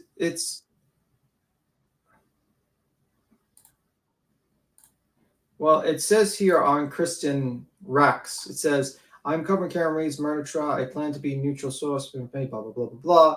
I will not be rushed to live tweet info until I'm confident in the validity. WZ will have constant, verified, updated coverage and live stream on our website." And it shows a click to the website. I have the website WBZ up right now. Here, hold on. I'll add it to this. Let me hold on. Hold on.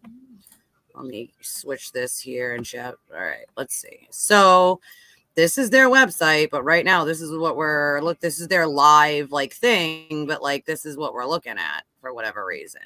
It should be like just showing audio, but nothing. No testimony is started yet. It's like Boston 25 News.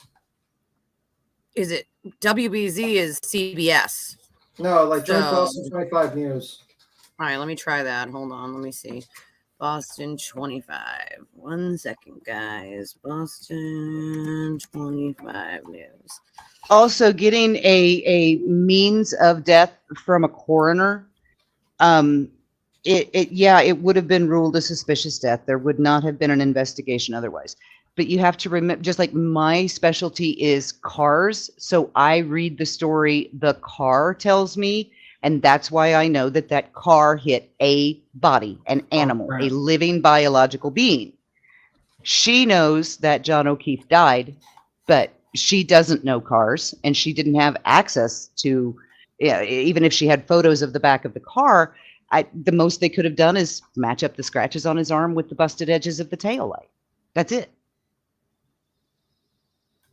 Okay, so apparently Grant says, along with the rest of the media, now we have permission from the court to provide a live video coverage of Karen Reed's clip via special court-provided camera and audio until after lunch. Following below is it. So let me see. I don't know if it doesn't really have a link. It just has a picture. Here's the thing. Twisted. Yeah. I'm here. I just have myself muted. Hold on.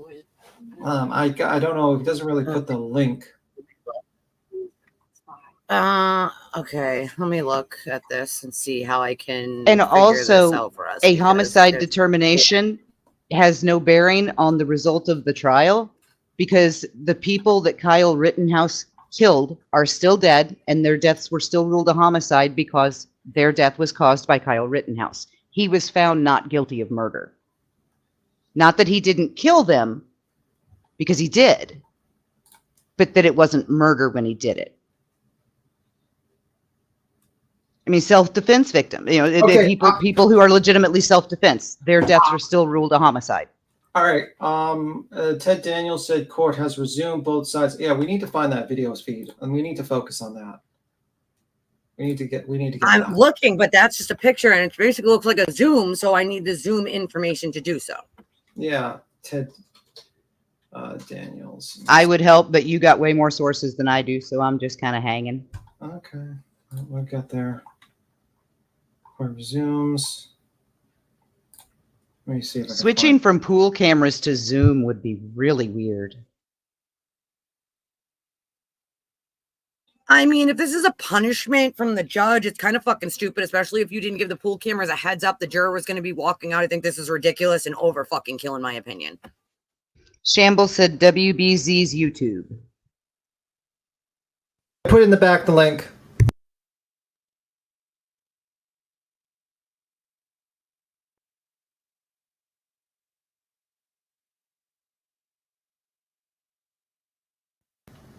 We have Boston 25, I think, has one live going. Apparently, Fox News, national Fox News this morning, did a story, and they reported that John O'Keefe's DNA was found on the taillight, and that is, you know, compelling evidence for the prosecution. So now all of these people are pissed off at Fox News, and not the local affiliate, national Fox News, like Sean Hannity Fox News. Did you get the link? Yeah, okay. So I think that's going to be where it's going to be played, but I'm not sure. I got to go. I got work. I got work in 20 minutes. Thanks, Anyway, Tim. Yep, I got a half hour. Love you, Tim. See you around. Bye. Oh, I thought he didn't despise me. That was disappointing. So it's not playing yet. So I mean, I have it off like on the audio. It's not playing yet. So I don't know. I don't know. Damn that typo, Kodo. Now I itch. He's the only one. Yeah, he's the only one live tweeting right now. No, look how she spelled live. It's a typo, but oh my god, now I itch. Lice tweeting or lice tweeting. They, you know what? At this point, somebody may put some louses on the stand. We'll see. I think there has been some louses in the defense. Right? He doesn't hate all of us. Kodo, my heart is broken. I just want, like, where's the goddamn audio, people? Give me the freaking audio. Like, the fact, first of all, I'm completely confused as to why they would shut down the video and audio, because maybe a juror got caught on there. Like, maybe. Okay, accidentally. It's not like it was on purpose. It's the same shot they do every morning when we're about to start. So, like, I don't really understand what the judge is doing here. Obviously, Yannetti threw a fit. So, I think she's pandering to his fit. But it doesn't play well for the defense for it to not be on video, because nobody can see you acting a fucking fool like you're in a goddamn movie. So I really don't understand, like, why. Like, yeah, I'm going to chalk the lack of just the lack of hatred from BTIM. I'm going to chalk that up to needing to be to work in 20 minutes and being 15 minutes from the crosstown bus.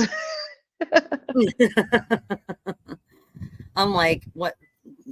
Tom says there's going to be a surprise every day. I don't know if you know that or not, but he says that a lot. And also, again, he gets his information from random people. Once told me something so ridiculous that I was like, that can't be true. That's not a thing. Like, and of course, that never came to fruition. A lot of the thing, like, what do you mean? Me, Leah Genduso, and a bunch of other people apparently went to a And she lives in a completely different state. We went to Jen McCabe's Christmas party. Like, what do you mean? He's like, the shit that he says, like, I just can't take seriously in any way, shape, or form, because he literally gets his information from anybody who will say it to him. And then he says something like he heard it from, you know, the kooky cat lady that talks to herself, and he takes it seriously. So I can't. I literally fucking can't. Like, I can't. Well, we also had Yannetti and Jackson out front, you know, talking to the YouTubers on camera, on live mic, talking to the protesters out front. Listen, they know shit that I've known for months and months and months and months and months and months and months. They've known too. Okay, they know too. They just don't tell you the stuff that doesn't make them look good. And not in Tom's defense, but he said after court. So there's supposed to be something going on out front at 4. Yes, RP, that might have been it, you know, like that totally might have been it. Could have been that. It very well could have been that. I will give you a quick oh my god. My brain synopsis. Today, sorry. Yes, I just got my coffee. I'm sorry. Like I did my best friend's here and she just brought it, so I'm sorry. This is my synopsis. brain. I'll help with the hard words until the caffeine kicks in, because I had my monster. Seriously. Yep. Exactly. Because I'm not fully caffeined yet. So sorry about that, guys. But so basically what happened was this morning, a juror was coming into the courtroom on the opposite side of where they usually come in, and a pool camera caught the juror. So they got in boo-boos, in trouble. And then we don't know what else happened, but the judge talked to numerous of the jurors. I'm guessing every one of them usually. Oh, wait. We got audio.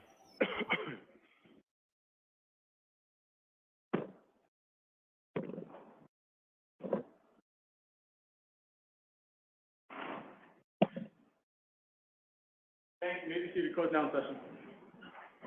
117 Commonwealth versus Karen Reed. Good morning, Jen. I appreciate your patience. Let me ask you those 3 questions. Is everyone able to follow the instructions and refrain from discussing this case with anyone? Thank you. Everyone said yes or nodded affirmatively. Were you also able to follow the instructions and refrain from doing any independent research or investigation? So everyone said yes or nodded affirmatively. Did anyone happen to see, hear, or read anything about this case since we left yesterday? Everyone said no or shook their head. So you'll see that there's a juror who is not with us at this point. There are good and sufficient reasons for that juror to be excused. It's personal to that juror. Do not concern yourselves with it in any way. Okay, and we will move on. All right, your first witness, please, Mr. Lally. Yes, Your Honor, the Commonwealth call Miss Jessica Hyde to the stand. I see video, but why are we only getting it like this? They've got a Zoom camera perched right there in front of the court reporter. And Zoom mics are horrendous. Watch your step, please.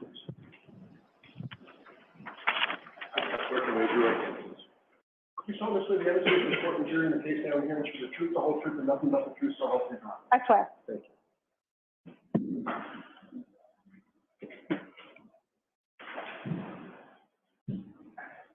All right, Mr. Lally, whenever you're ready. Ma'am, if you want that microphone is adjustable, you can put it pretty much anywhere you're comfortable with, okay? Thank you. Good morning. Morning. Could you please state your name and spell your last name for the jury? Jessica Hyde, Hyde. And what do you do for work, ma'am? I'm a digital forensics examiner. I own a digital forensics firm that does training, services, and research. And the digital forensics firm that you own, what's it called? Hexordia, Hexordia. And how long have you had your own firm? 3 years. Now, Ms. Hyde, if I could ask you to talk a little bit about your educational background and your work history. Starting with undergraduate, where did you go and what, if any, degrees did you receive? My undergraduate degree is a Bachelor of Science in Electronics Engineering Technologies. I was on active duty in the Marine Corps at the time, so I went to several schools. My final graduation was from ECPI. I'm going to ask you to slow down your speech a little bit, if you can. Absolutely. So my final graduation was from ECPI College of Technology. However, I attended several universities because I was on active duty at the time. And following your undergraduate, where did you go from there?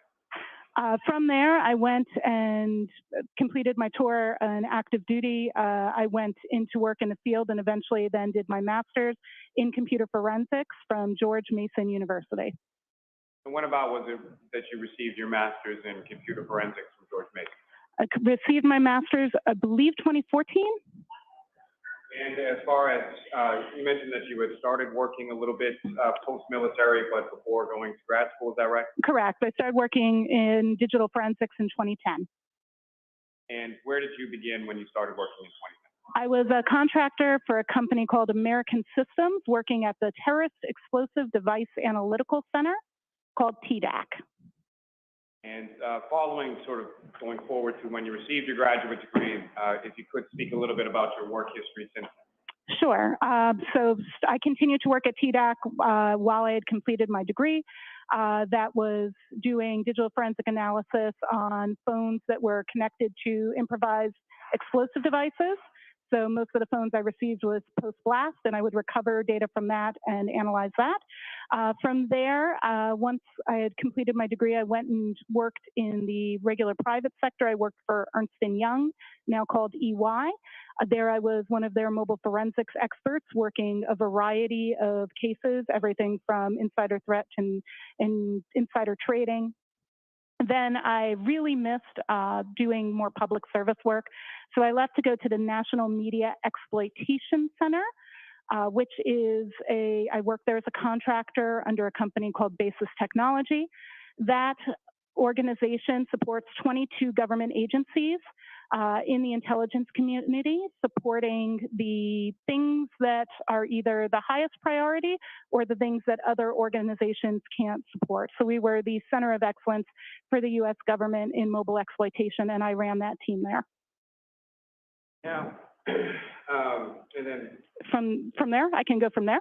From there, I went and became the director of forensics for Magnet Forensics, which is a company that develops tools for digital forensics. So there I was in a position where I did a large amount of research into new artifacts, unsupported access to devices, et cetera. I was there for 5 years before starting my own firm. And then what did you, no, I'm sorry, let me start again. As far as what, if any, teaching experience in relation to this? That is an excellent question. I've actually been an adjunct professor at George Mason University since 2016. I've taught 20 terms in their graduate program. I teach the mobile forensic analysis course in their digital forensics master's program. In addition to your work and your teaching and all your training, are there any professional organizations related to your field that you're a member of? Actually, several. I am a member of the Organizational Scientific Area Committee on Digital Evidence, which is a part of NIST, the National Institute of Science Technology. I am a member of the Scientific Working Group on Digital Evidence, also called SWIG-DE.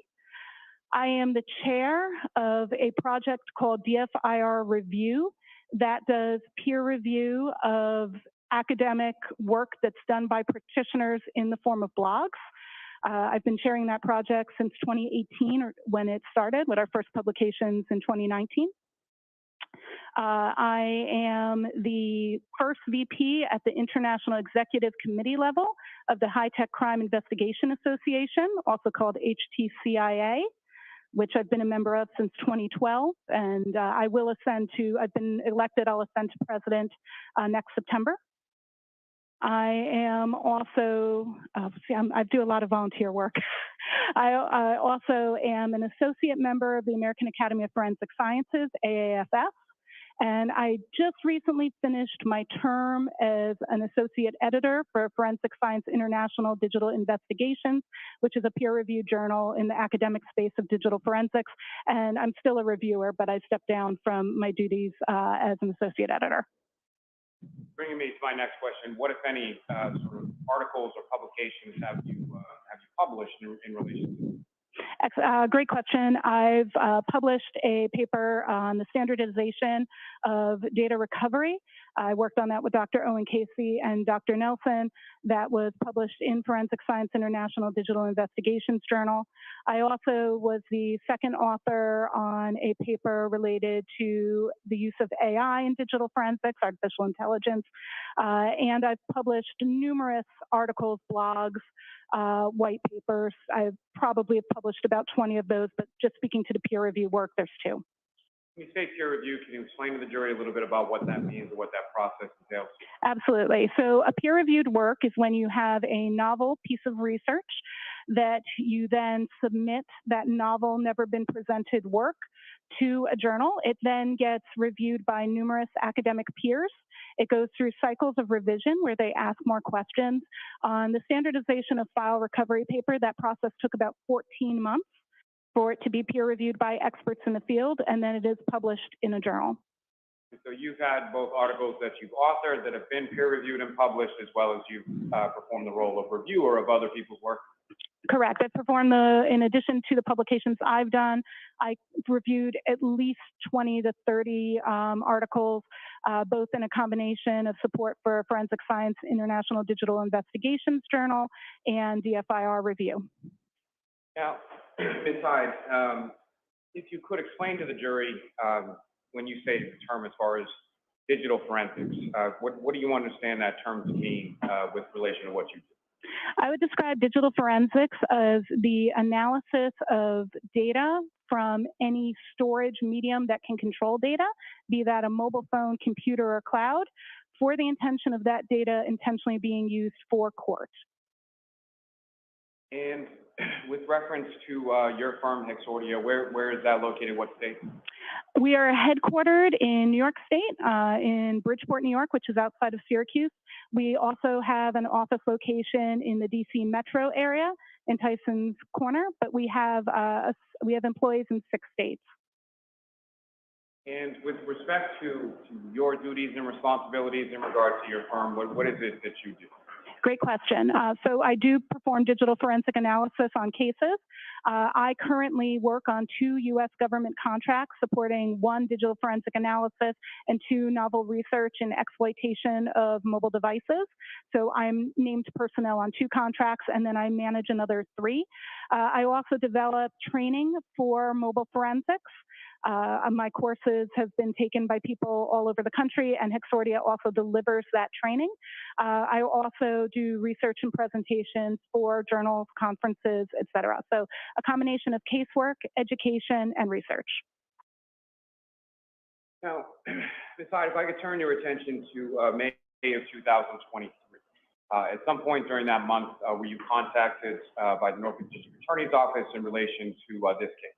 Yes, on May 4th, I was contacted by Detective Tully via our website about this case. And eventually, was there a contract that was executed and you agreed to do some work in relation to one specific area of this case? Yes, contract was executed on May 9th and work began on May 10th of 2023. And as far as the specific information in relation to this case, what was it that you looked at? I'm sorry. Let me start by saying, what was it that you were asked to look at? I was asked to look at 2 specific Google search terms that took place on January 29th. And with regard Here we go. to the information by the Norfolk District Attorney's Office in relation to this case. Yes, on May 4th, I was contacted by Detective Tully via our website about this case.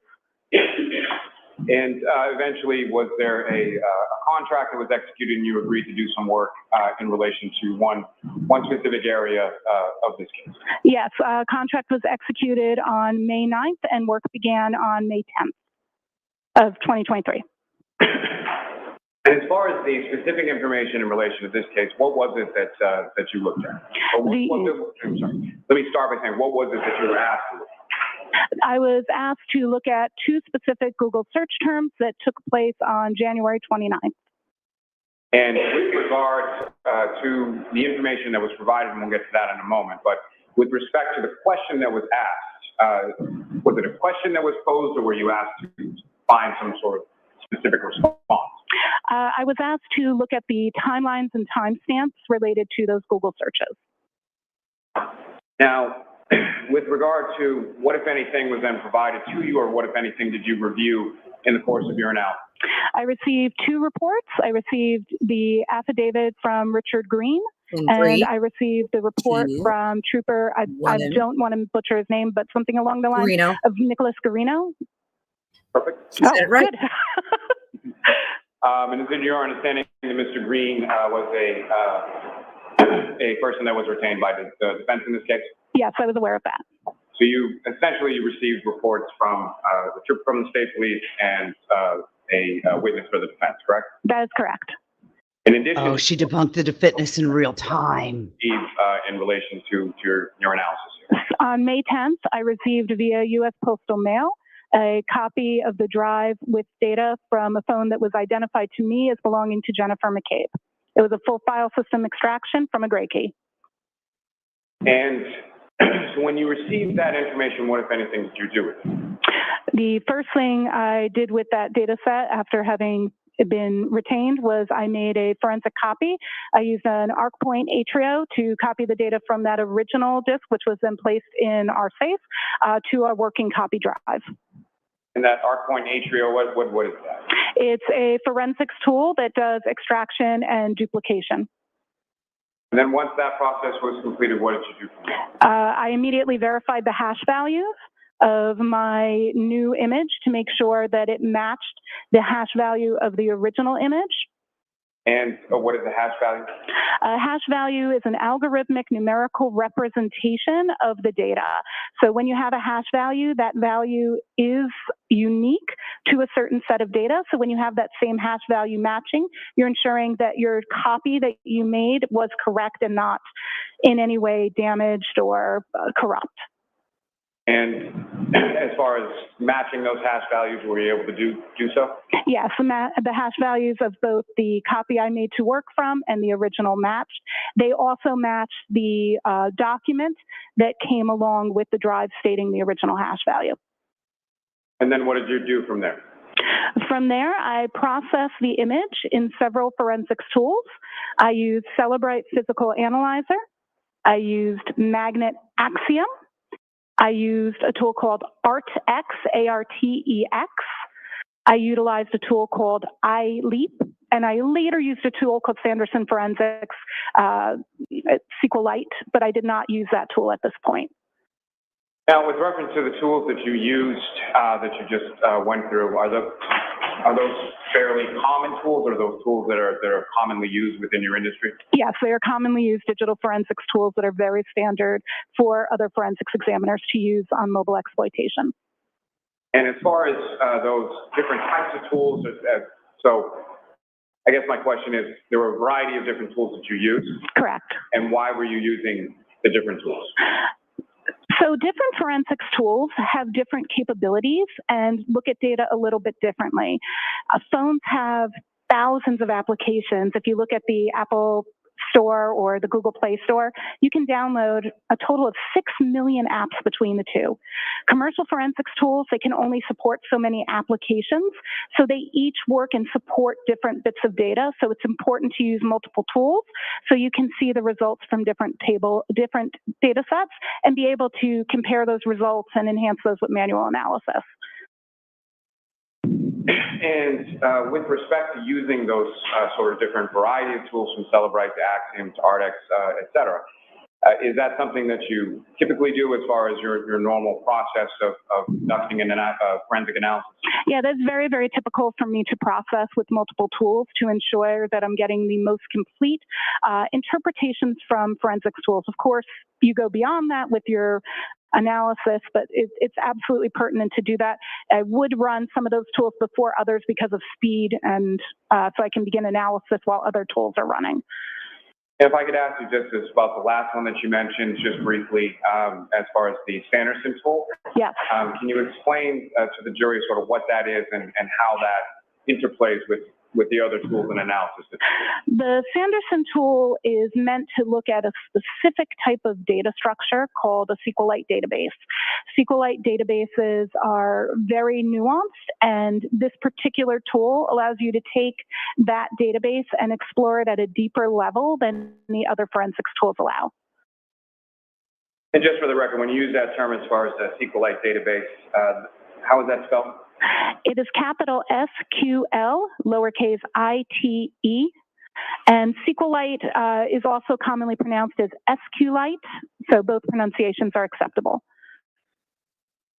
Now, once you received the extraction, made the copy, and then ran it through of those variety of tools, what is it that you specifically were looking at, and what is it that you were trying to ascertain, or the question that you were trying to answer?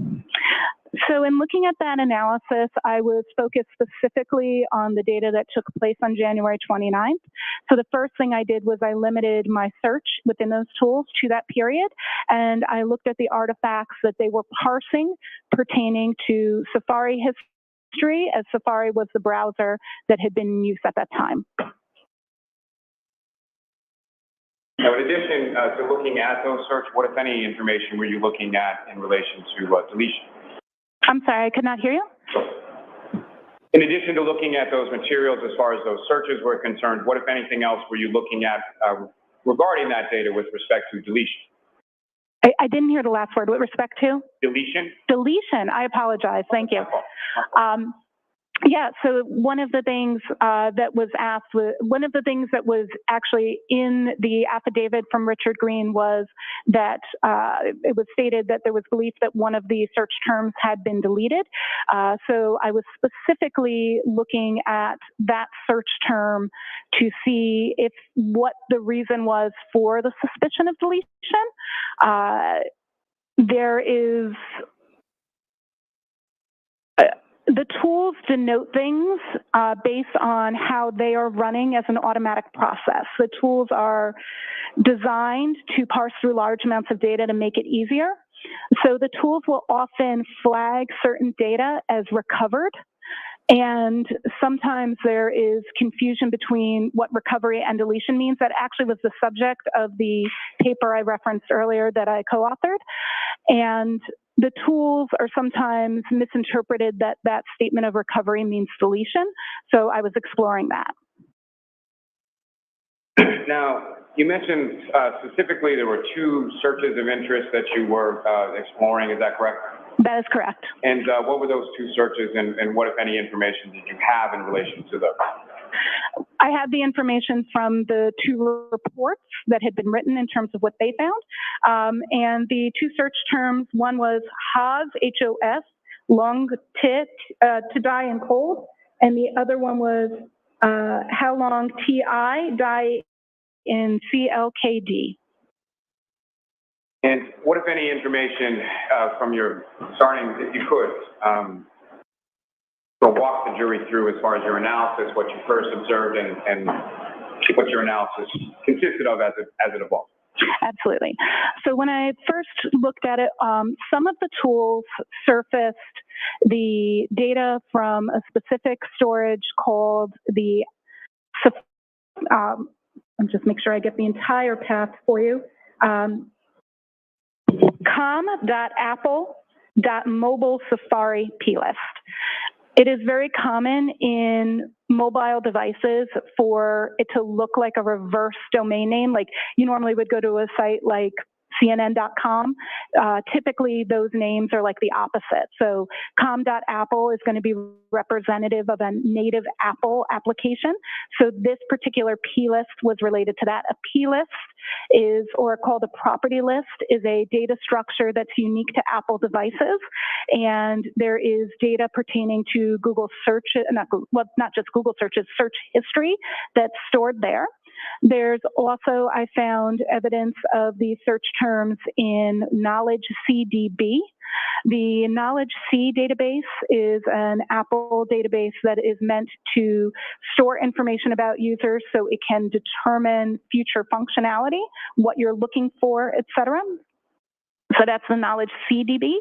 It's more of a system level artifact. And then there was also, and these were the observed search terms, and most of the tools picked up both of those search terms in there. Not all tools did pick up the one that was from the wall, which was the instance of Haslong to die in cold.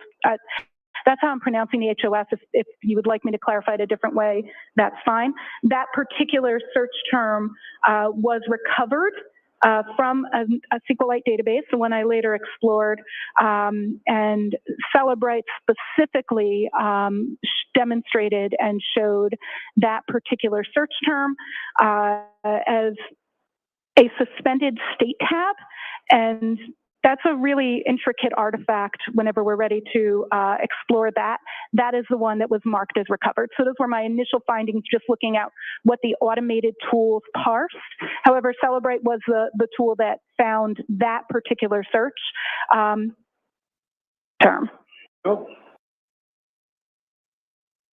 Now, you used a term in there as far as a wall or a write-ahead log file. Is that correct? That is correct.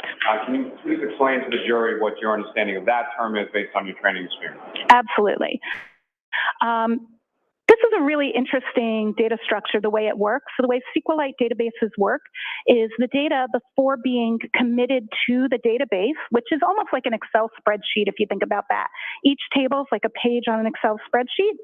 The data before going there goes kind of to almost like a text file, like if you were to have a doc, of writing all the changes that need to happen to that Excel spreadsheet.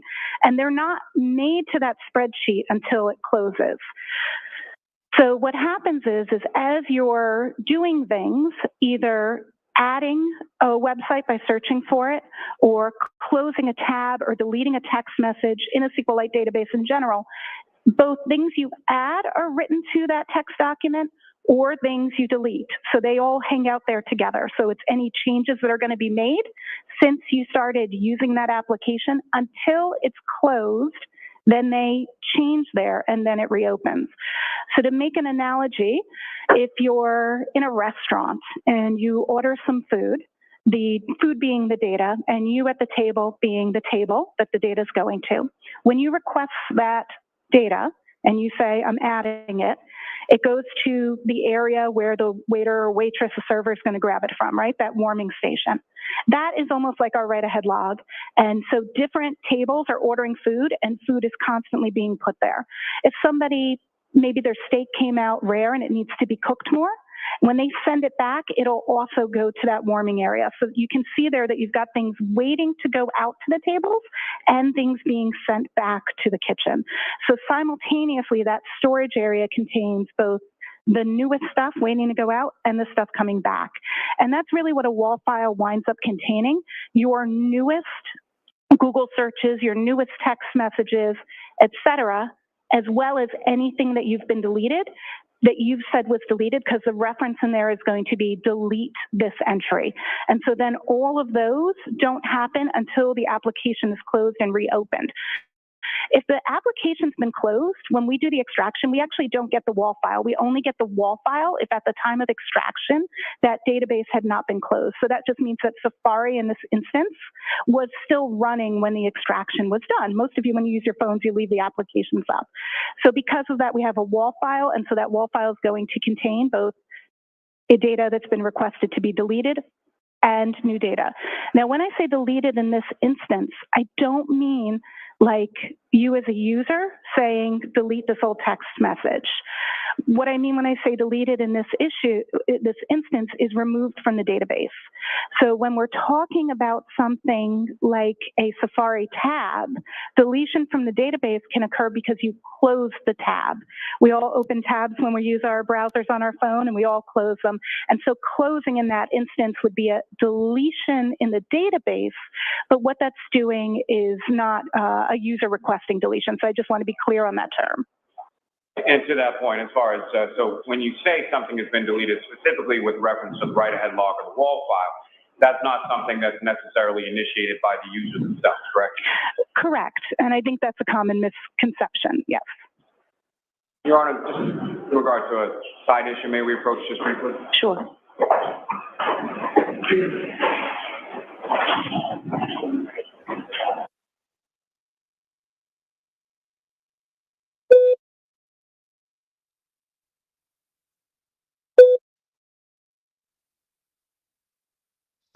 Okay, so if Alan Jackson tries to cross this woman with his demonstrably pathetic knowledge of iPhones, he will fail. So my guess is right now I'm going to say he either doesn't cross her or he doesn't dig into what she is destroying about his assertions.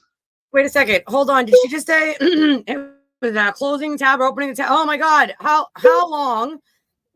long have I been having this fucking argument about a DB wall file? Oh, I don't know, months. How long have I been saying this exact thing that Jessica Hyde here just told the fucking world? They're going to make Eliza Little cross this woman after she didn't give them evidence for 3 weeks? I don't think she's crossed this person.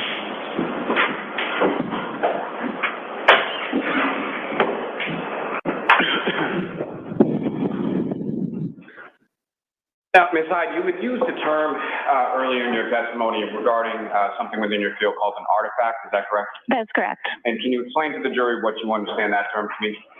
An artifact is any trace that's left behind by any action on a digital piece of data. And can you give the jury an example of sort of what an artifact might be or what an artifact might look like? Absolutely.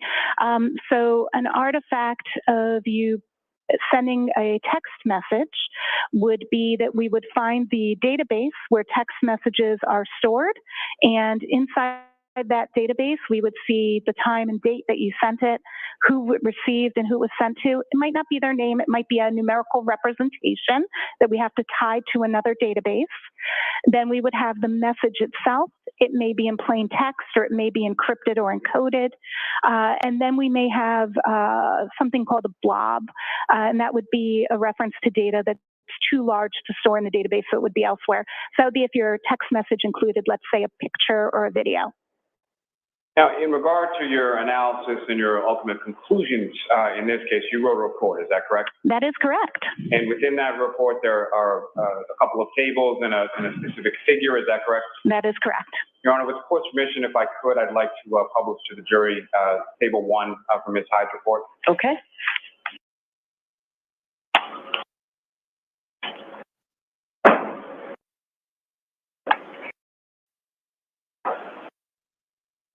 Oh, and now we can't see.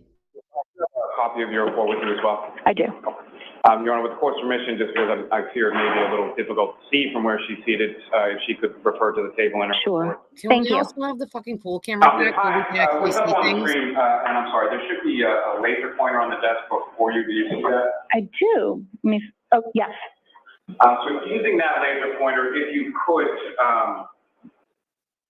draw the jury's attention, or direct the jury's attention, I should say, with respect to what are we looking at in this specific case? Absolutely. So this table here has a couple of different elements that I'm showing in terms of what searches were searched where, and when, and what source of data they came from. So if we look at this first search, I have them in the timestamp order that is associated with the artifact. I want to clarify that we need to discuss the meanings of these timestamps as we go. So this first one that you're going to see is, and I'm just going to reference my paper because of the size, is 0227 and 40 a.m. So that's 2 o'clock in the morning, 27 minutes and 40 seconds. And it is a search for the term HOF, long to die in cold. And that is timestamped in this instance is from the browser state DB, which is right here. The browser state DB is an artifact that speaks to when tabs are moved. So when you're using your browser and you open different tabs, you may have a search that this time pertains to the time that that tab moved. It could be lots of things. It could be you switch tabs. It could be you close the tab. It could be you minimize the application. Close depending the tab. on the version of iOS, what Open can the tab, do that close the browser tab. state of the tab that changes this timestamp differs. But what's very special to know about this timestamp is that that is not the time necessarily of the search. If a browser is opened and a single search is made, those will match. However, as long as that browser hasn't been closed, moved to the background, etc. If that browser has had any activity that happens to that tab in terms of application closing, minimizing, this can update. That is what that timestamp is for. This search term is always going to be the most recent search term in that tab. That means the last item that was opened in that tab was HOS long TI die and cold. We cannot tell by this particular artifact what time that search occurred.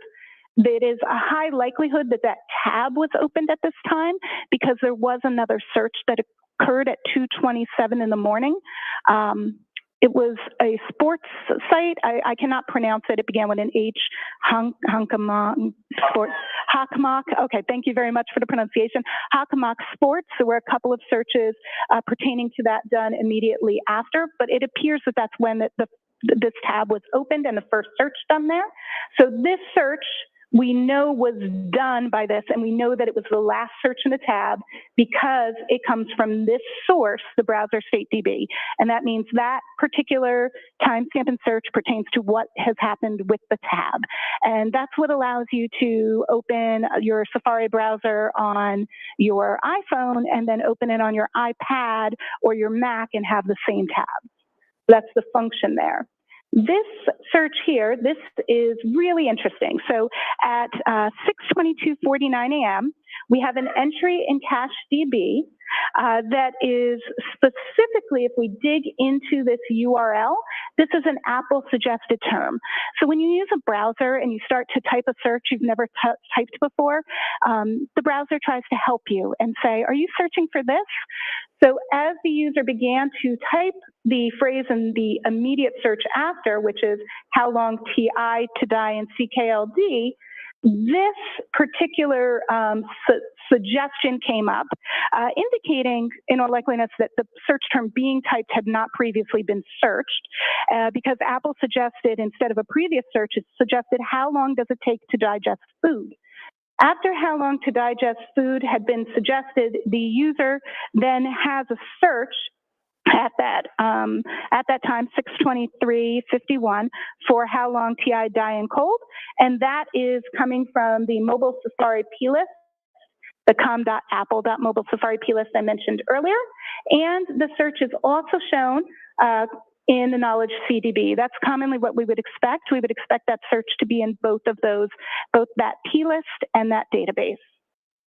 Then the... Can I stop you? Yeah, absolutely. As far as the expectation of that being in both of those, the plist and the other database, why is that?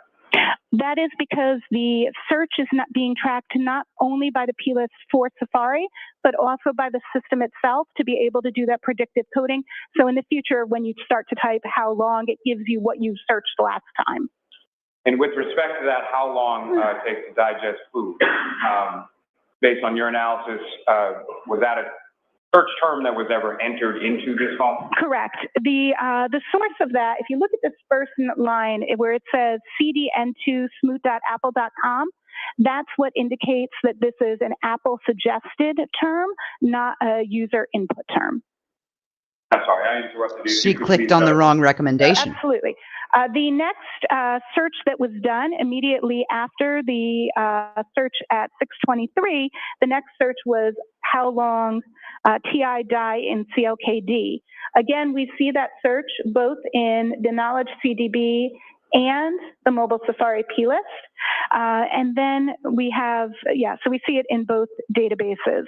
Then, so that's how long to die in cold. Sorry, I was on the next line. Then at 6:24, we get the next search, which is HOS long to die in cold.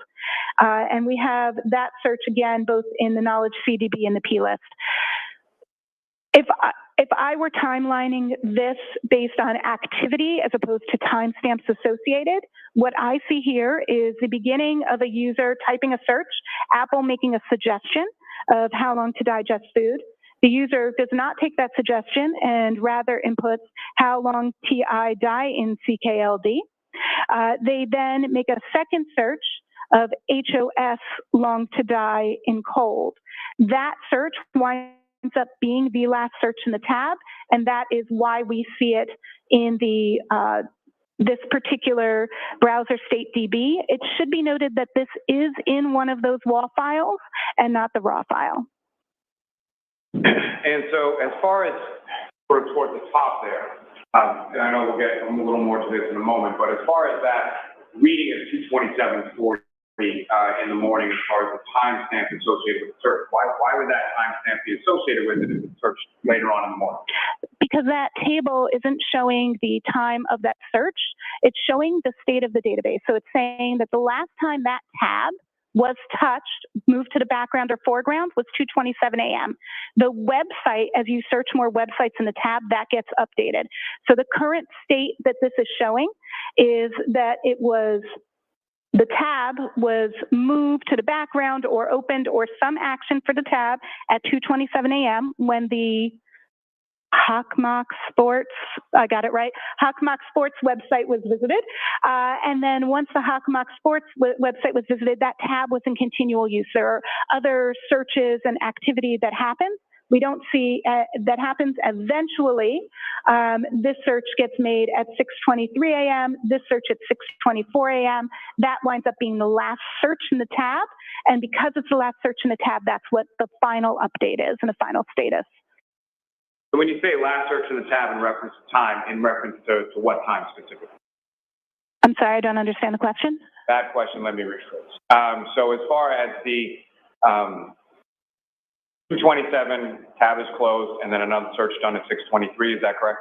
2:27 isn't necessarily when the tab was closed. That's in my report. I say that it's undetermined because there's a lot of things that can cause that timestamp to be there, including tab being moved, tab being minimized. I don't know exactly what caused the tab to get that particular entry, but it is not, that timestamp is not indicative of the time of the search or any URL that's visited there. That time is indicative of movement of the tab, and the search is the most recent search. So they update at different times. So I guess my question is, as far as from what your analysis is here, is there any use of that tab between, or is there any evidence or artifact of use of that tab between the 227 timestamp and the 6:23 timestamp? So the fact that that timestamp exists at 2:27, combined with the fact that the only existence of this search is at 6:24, means that yes, that particular tab was used after 2:27 when the Hawkmock Sports was searched. I apologize for not being familiar with that name. Oh, that's absolutely fine. Yeah. Now, if I could ask you at this point, you had talked about one in particular database having sort of an intricate artifact. Mm-hmm. If you could remind the jury what that is, and if you could explain that.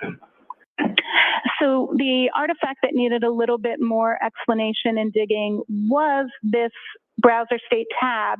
And that's because if you look at the end of the file name, you'll see it's a db-wall. That means it wasn't in the regular database. It was in the write-ahead log. And to Celebrate's credit, that tool actually parsed the write-ahead log and displayed it where the other tools did not. If you remember before, we talked about write-ahead logs, and we talked about the fact that they can contain data that is both removed from a database and data that's not yet to be committed. And this database, we do not know which that is, but what I did was I manually went through, and that's in the figure, I manually went through and reconstructed the WAL files using the Sanderson SQLite tool. And in reconstructing the WAL files, I found many. I'll tell you exactly how many if I can refer to my notes. Can I refer to my notes? 1, 2, 3, 4, 5.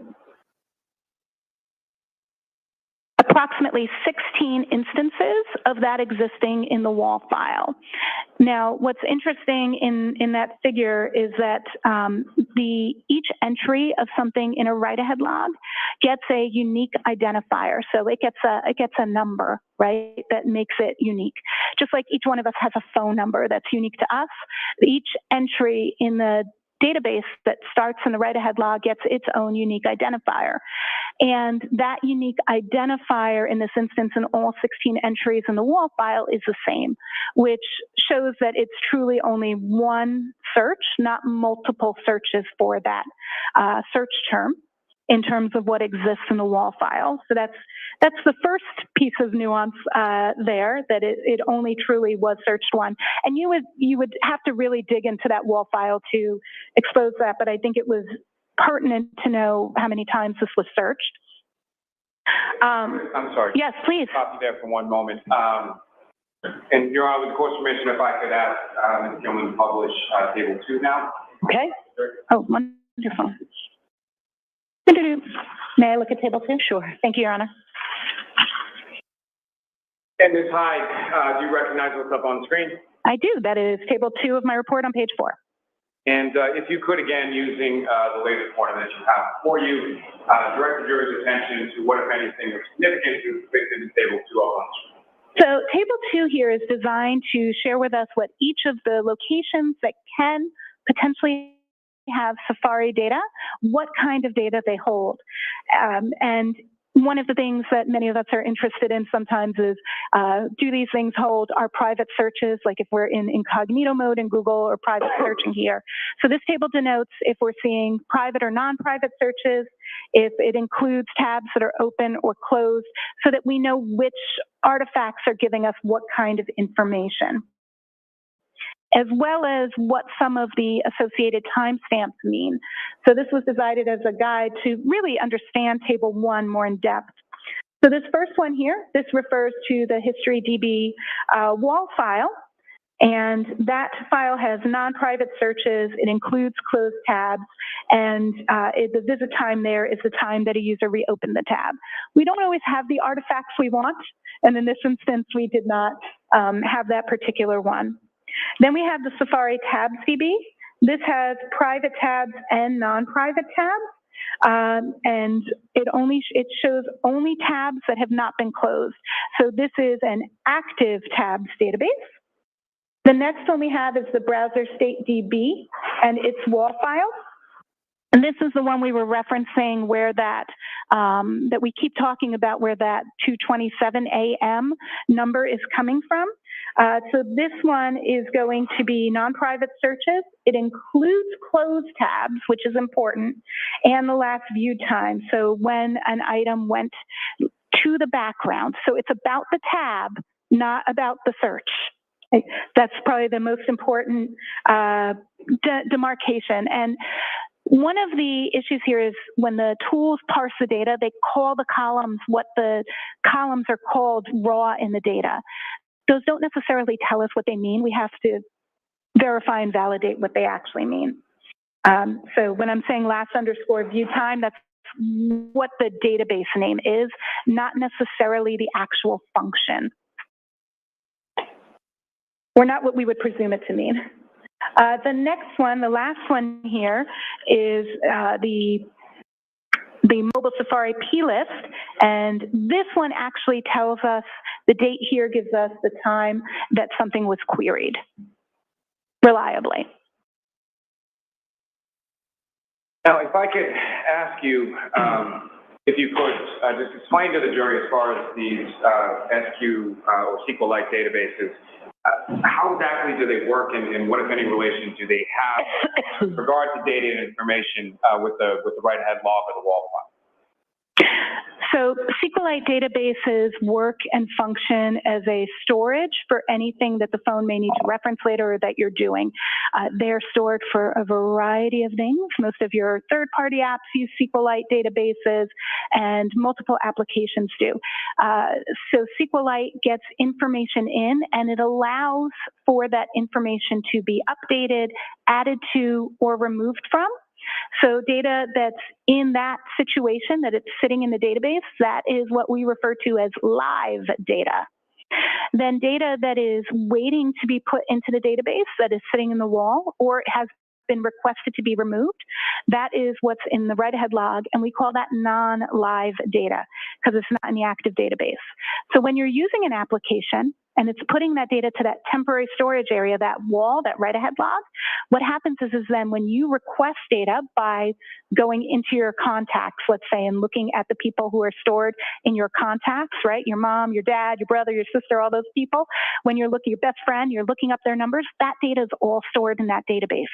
So when you add someone, it does that entry to the wall. Now, so if I just added Sally, how do I know that Sally's in there, right? Well, what happens is the interpretation of the SQLite database goes to the wall, checks and sees if it's in the wall, and uses the wall to incorporate it together to present you everything as if it's in there. Then when you close the application, you close contacts. You don't just put it away like go switch apps. You actually close it. When it closes, all of those changes get committed. So now the items that you've requested to be deleted, that contact you don't like anymore, that X, whatever, their data is no longer in there. The data that you've added is now in there, and now that's all live. Sometimes we can get more complex and recover some of those items that are left over because they are marked for deletion but still sit in the database, or they're sitting on a page that is no longer active in the database. So there's a lot of places that we can recover data from in addition to the wall that exists in the database after something has happened, but that isn't pertinent to this particular use case. Now, as far as that sort of interplay between the SQLite database and the wall, what, if any, sort of, as a forensic examiner, what, if any, sort of complexities arise out of it? Oh, one of the biggest complexities is the assumption that because data exists in the write-ahead log, that a user took an action to delete it. When I teach at the university, when I peer review my colleagues' reports, this is one of the most common mistakes I see. And it's really because some of the forensics tools to indicate that the file has been recovered, they put a big X on it. And that was actually a big subject of that standardization of file recovery paper I referenced earlier. And it speaks about all kinds of files, but actually has a special section on SQLite, specifically because that nuance is often missed by examiners. Now, in reference to that being marked as deleted or misinterpreted as deleted by a user, is there a specific tool of the tools that you mentioned before, as far as Cellebrite versus Axiom versus that has that information that others may not? So Cellebrite and Magnet Axiom, both Cellebrite Physical Analyzer and Magnet Axiom, both have file system viewers that then have SQLite database viewers. I would say that those SQLite database viewers have more of a basic function in terms of looking at data in the live database. They don't allow for deep analysis of the write-ahead logs, which is why in my analysis I use the specialized Sanderson forensic browser for SQLite. And so when you see something like that in a Cellebrite extraction, is there, what, if any, further analysis do you do to sort of look behind? Absolutely.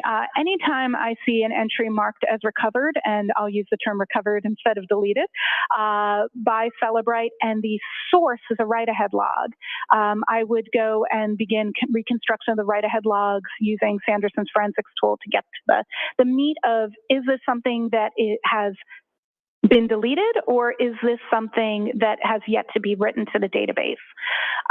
You can often see remnants of that based on how many unique entries there are of it. The other thing we do is, so I mentioned that when we have the wall file, it hasn't been applied. So if I take the SQLite database and the wall file out, and I make another copy of them. So I've got one copy I'm looking at Sanderson, and I take another copy and I actually open it. What's cool is it does the commits. So then I have a copy of the database that actually has all those changes. So I now know if the entry was deleted by just comparing the two.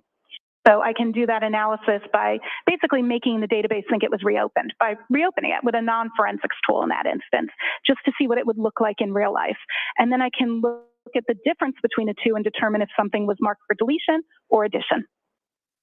Now, are there different reasons from your training, your experience, and your knowledge of these systems? Is there different reasons for why it's your conclusion that that particular search or those search terms were not deleted by the user specifically.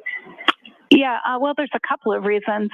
First, the way tabs work from a functional perspective, you can close a tab, but there's not really a user deletion function for the tab. And there was no evidence of other deletion, if that makes sense. It doesn't make sense that the term was, I don't see evidence that the term was searched prior to that 624 time. So since the term wasn't searched prior to that 0624 time, the existence of the tab being closed would not mean that that search was deleted, because then it would be evident in the other databases pertaining to the actual search, not the databases pertaining to the state of the tab. Is there a possibility that the tab was closed? Absolutely, but that is not a deletion. Secondly, an existence Stick a in pin the in raw this. file, I as you want this mentioned, could at be break. that it's something new, not something that was deleted. So just its mere existence in the wall file doesn't mean it's deleted. I should say that that same X in the tools, you have to check the file because it could be from a free list or a free page, in which case, I know we didn't go into those details, nuance of SQLite databases that actually doesn't pertain to this. However, those would be truly deleted items. So there's other places where we would expect potential recovery, not necessary in this instance. And you can have something that's in a wall file and deleted without being in those other locations. Just stating that its existence in the wall file itself doesn't mean deletion. But there are other SQLite things that would clearly indicate deletion that aren't applicable to this particular search. Now, Your Honor, with the court's permission, if I could ask Ms. Gilman to publish figure 1 from Ms. Hyde's report. Thank you, Your Honor. And again, Ms. Hyde, you recognize what's up on the screen? Yes, this is figure 1. This is a direct screen capture from Sanderson's tool from the browser state DB, limited to the Haas long to die in cold search. If you could, using that laser pointer, again, direct the jury's attention to what, if anything, significance or notes that you observed in using the Sanderson tool that's depicted in figure 1. Absolutely. So all of these searches are the exact same term. And here we have the order index.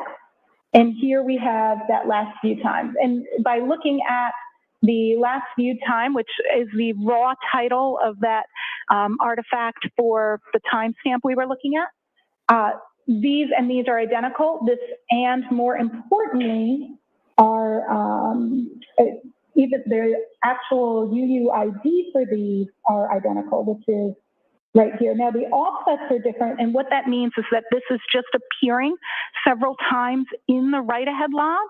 It has moved as the database has moved data through the write-ahead log to different positions, but has in every instance the same unique identifier, meaning that all of these entries are the same entry, just shown multiple times in the same database.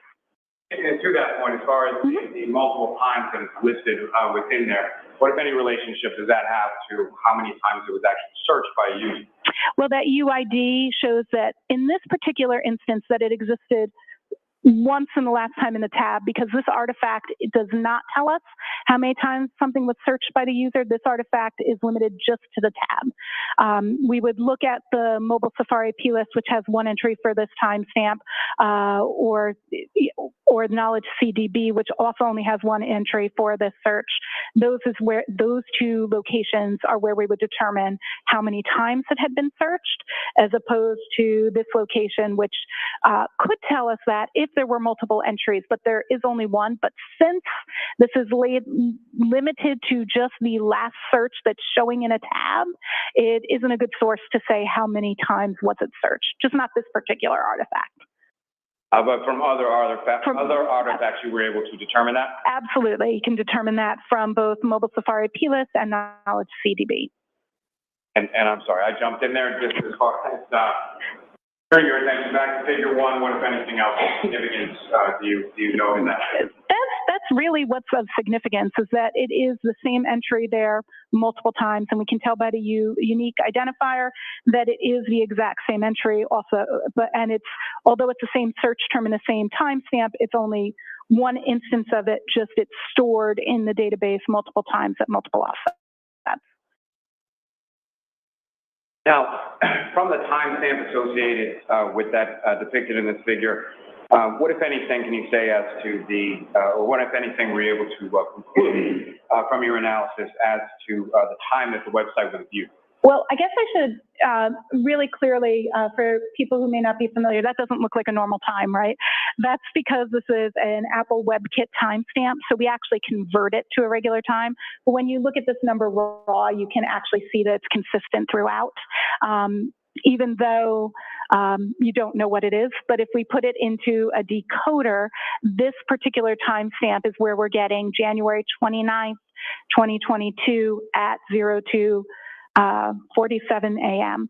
And to be clear, just for real clarity, when we actually translate this timestamp, it's in universal time constant, not in local time, but for the sake of conversationalists, I'm using the local time here as opposed to the time in the universal time constant, which is how this artifact is particularly stored. Now, with your analysis, is there some kind of testing that you conduct, or can you explain to the jury sort of what that is and how it relates to your analysis here? Absolutely. So with this artifact and being able to determine what this timestamp really means, I actually did quite a bit of testing, which is fun, but that's okay. So we went ahead and took a jailbroken iPhone, and the purpose of a phone being jailbroken is we're bypassing the security protocol so we can monitor the data and its storage in real time and bring the data through. We did this manually in terms of pulling the data out, and we also did multiple forensic images at different stages.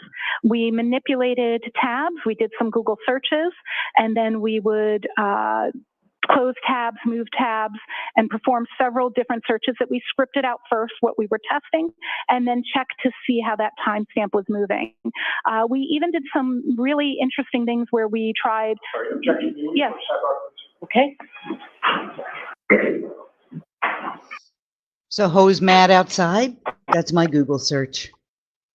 Oh, they want a sidebar because they can't dispute any of this, and all they're going to keep doing is trying to use a DB wall file as a timestamp for a Google search when it's really when the tab was opened or closed, which I've been saying. Wait a second. How many friggin' times? Oh, that's right. I've been saying it for a while now. We've been explaining this to you guys on how the DB wall file, especially after Ian Whippen, it was explained, and it's an easy way. So many people have come to me to be like, wow, Elise, like I didn't understand it until you explained it in that way. And it's a DB wall file is not a timestamp for a Google search. It's a timestamp for when you opened or closed that tab.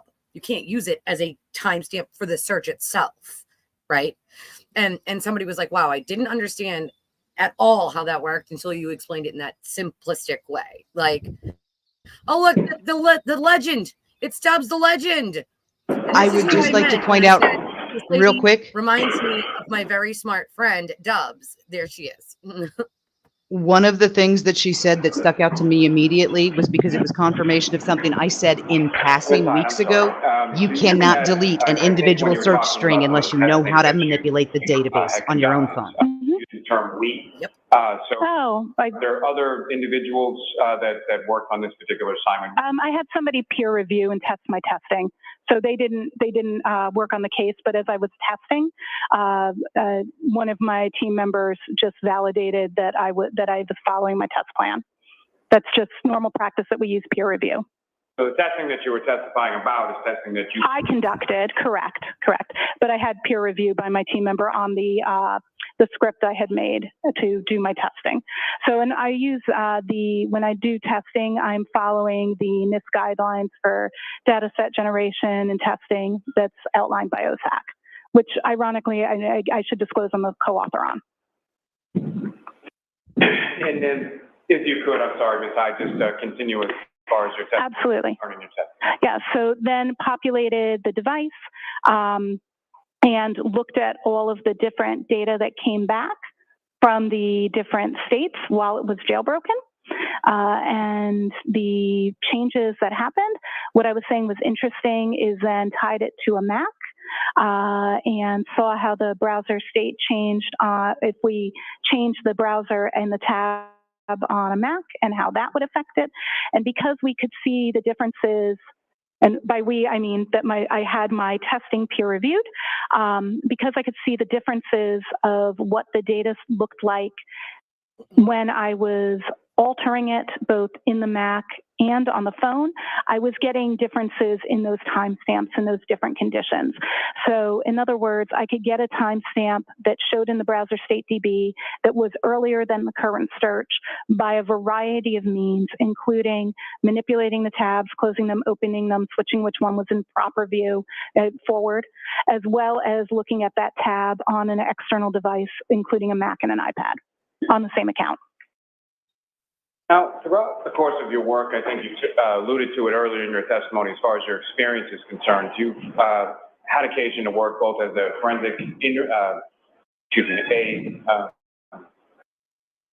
forensic extractions, forensic investigator. Yes.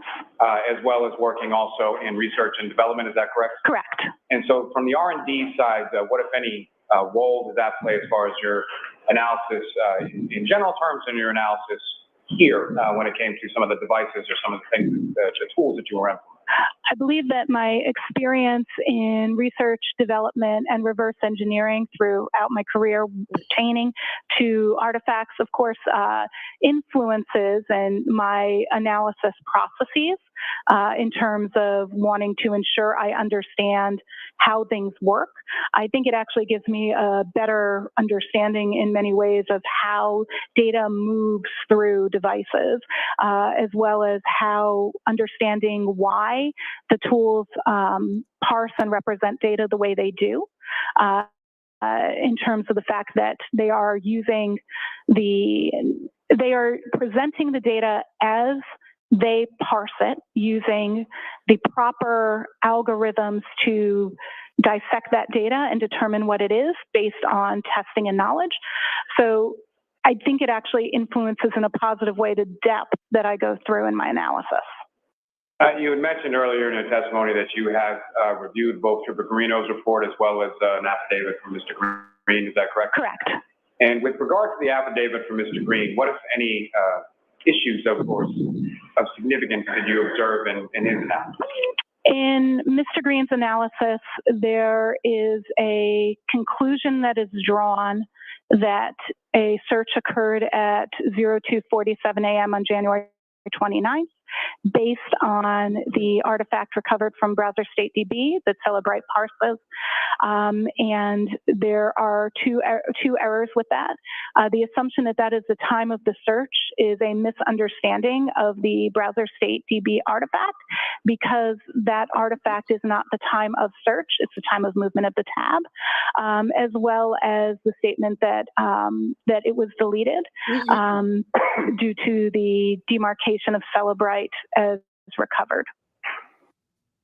And based on the totality of your analysis, your testing, and everything that you looked at in this case, what, if any, conclusions did you come to? My conclusion is that there was a search at 02:47 a.m. for Hawk Mock Sports, and that browser was in use, and there were continual searches due through the night. The phone was, I do agree with Mr. Green's findings that the phone was in use at that time at 02:27. Later, the phone a web search is done at 6:23 a.m. For how long, at that moment, Apple produces a suggestion for how long to digest food. The search is instead completed with how long TI, die, and CKLD at 6:23. A new search is conducted at 6:24 of HOS, long to die and cold, Haas long to die and cold.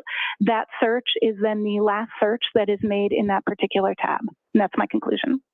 What, if any, conclusion did you come to in regard to items being deleted pertaining to those artifacts you were looking for? In regards to those artifacts pertaining to those search terms, I had no evidence of deletion. I have a moment, Charlotte? Yes. Boom. I know exactly what the conspiracy is going to be. She keeps transposing when she speaks 22740 into 247. Oh, for fuck's sake. That's what they're coming for today. Betcha. But 247 is when she made the Hawk Mock Sports. She made it very clear just now. Hawk Mock Sports is when she. Your Honor, may we approach? Oh. Yeah, but she's putting 22740 and she's putting the 4. She said 247 twice. But it's Yeah, a misspeak because she just corrected it and went back to 220s. It's But she made it very clear 22740. that was, Yeah. that was Hawk Mock Sports, not the Google, not How Long Did I and Calls. Those didn't happen until after 6. So that's a sidebar, I think. Yep. Sidebar. Sidebar. I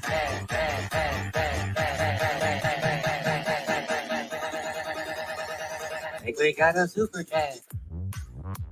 I think we got a super chat.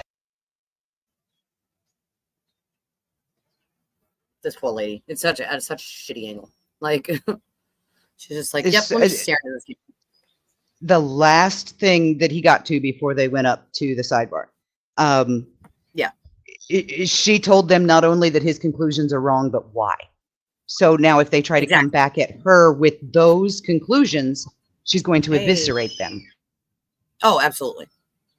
She is the GOAT right now. Accident reconstructionist, and boom, you're done. You're done. Oh, the song got played. It happened. Wait, let's play it again. Just cause.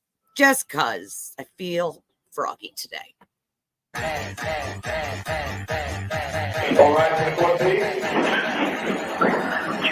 I think we got a super chat. I think we got a super chat.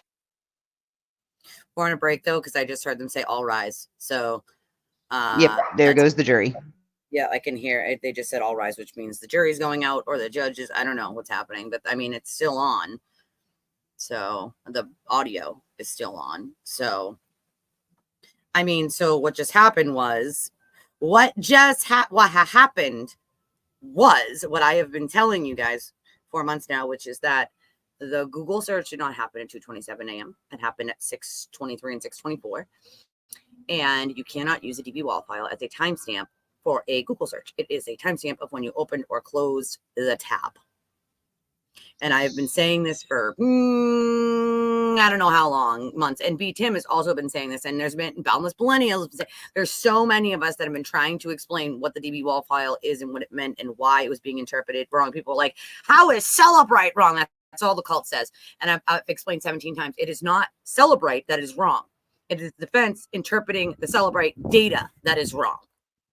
The Celebrate data isn't wrong. It's the way they're trying to interpret it. And I think they did it absolutely on purpose because you would know not to use the DB wall file in order to do that. So, and the defense was told that a year ago when they asked this woman to review Mr. Green's report, and she was like, no, he's wrong. And they went ahead anyway. But I do wish Voices was here just because all this sequel talk is throwing me back to my web development and coding days when I would create SQL, when I would write SQL files to create databases. That was one of the things that I did. So hearing her talk about, you know, I haven't thought about SQL files in 15 years because once I started doing insurance, I wasn't doing web development anymore. Right. But she is speaking my nerdy geek language, and my brain is a little bit infatuated with her brain right now. Well, they're definitely speaking my nerdy, geek language, which is why as soon as she started talking and testifying, and I was like, wow, all of her, she took her like almost 6 or 7 minutes to explain all of the qualifications that she had. And she started talking and I was like, wow, she's so smart. And it just instantly reminded me of my friend Dubs. She's super duper smart and very easily gets the point across to you, so that you understand, right? And she just instantly reminded me of my friend Dubs. And I was like, that lady is Dubs reincarnate. That's what that is. See, Lowell's knows. I mean, SQL has been around as long as databases have been a thing. So this isn't something that they can go back and say, oh, well, SQL is new or SQL. No, like I used it in conjunction with PHP as a framework for open source software to be run on the server side of a website. It's used for 1,000 different things. It is the SQL database is actually more prevalent, at least in the web development side, when I was doing it before 2010, 2011. When I was using it, SQL was more prevalent than Access. They use so many different tools here, though. Jessica Hyde used so many different tools here to make sure that the results she was getting were correct. She was peer reviewed while she was doing it to make sure that the results that she got was correct. She did everything step by step the way she was supposed to. So, like, for me, Ian Whiffen is also going to come up here and like say basically the same thing. He's going to dispel this whole, oh, there was a Google search that happened at 2:27. The Google search did not happen at 2:27 a.m. That is what time she either opened or closed that tab she was looking at for Hockamock Sports. I think it was opened because then she Googled the Hockamock thing at 2:47. And so it was, she opened the tab at 2:27, Googled the Hockamock Sports at 2:47. And then the Google searches for How Long Did I Get Cold didn't happen until 6:23 and 6:24. And Jessica Hyde was very, very, like she said it numerous times. She laid it all out. Nothing, there was no deleted. They weren't deleted at all.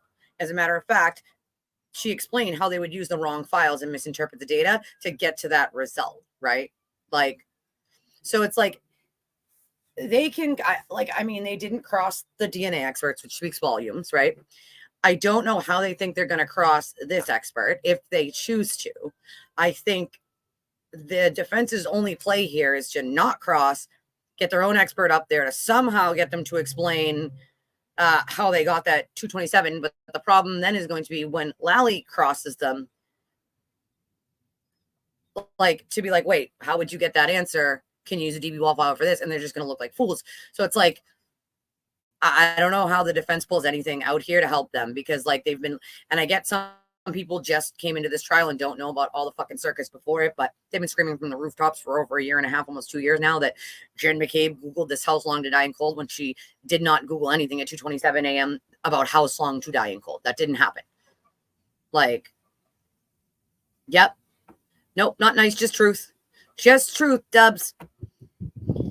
Yes, opened at 2:27, multiple searches of random things, Hockamock search at 2:47, went to sleep in the 6:23 searches in that same tab, and 6:24, which is what I've been trying to tell you guys for months and how I've explained it for months. Like, oh, they made such a huge deal about it. Like, such a huge deal about it.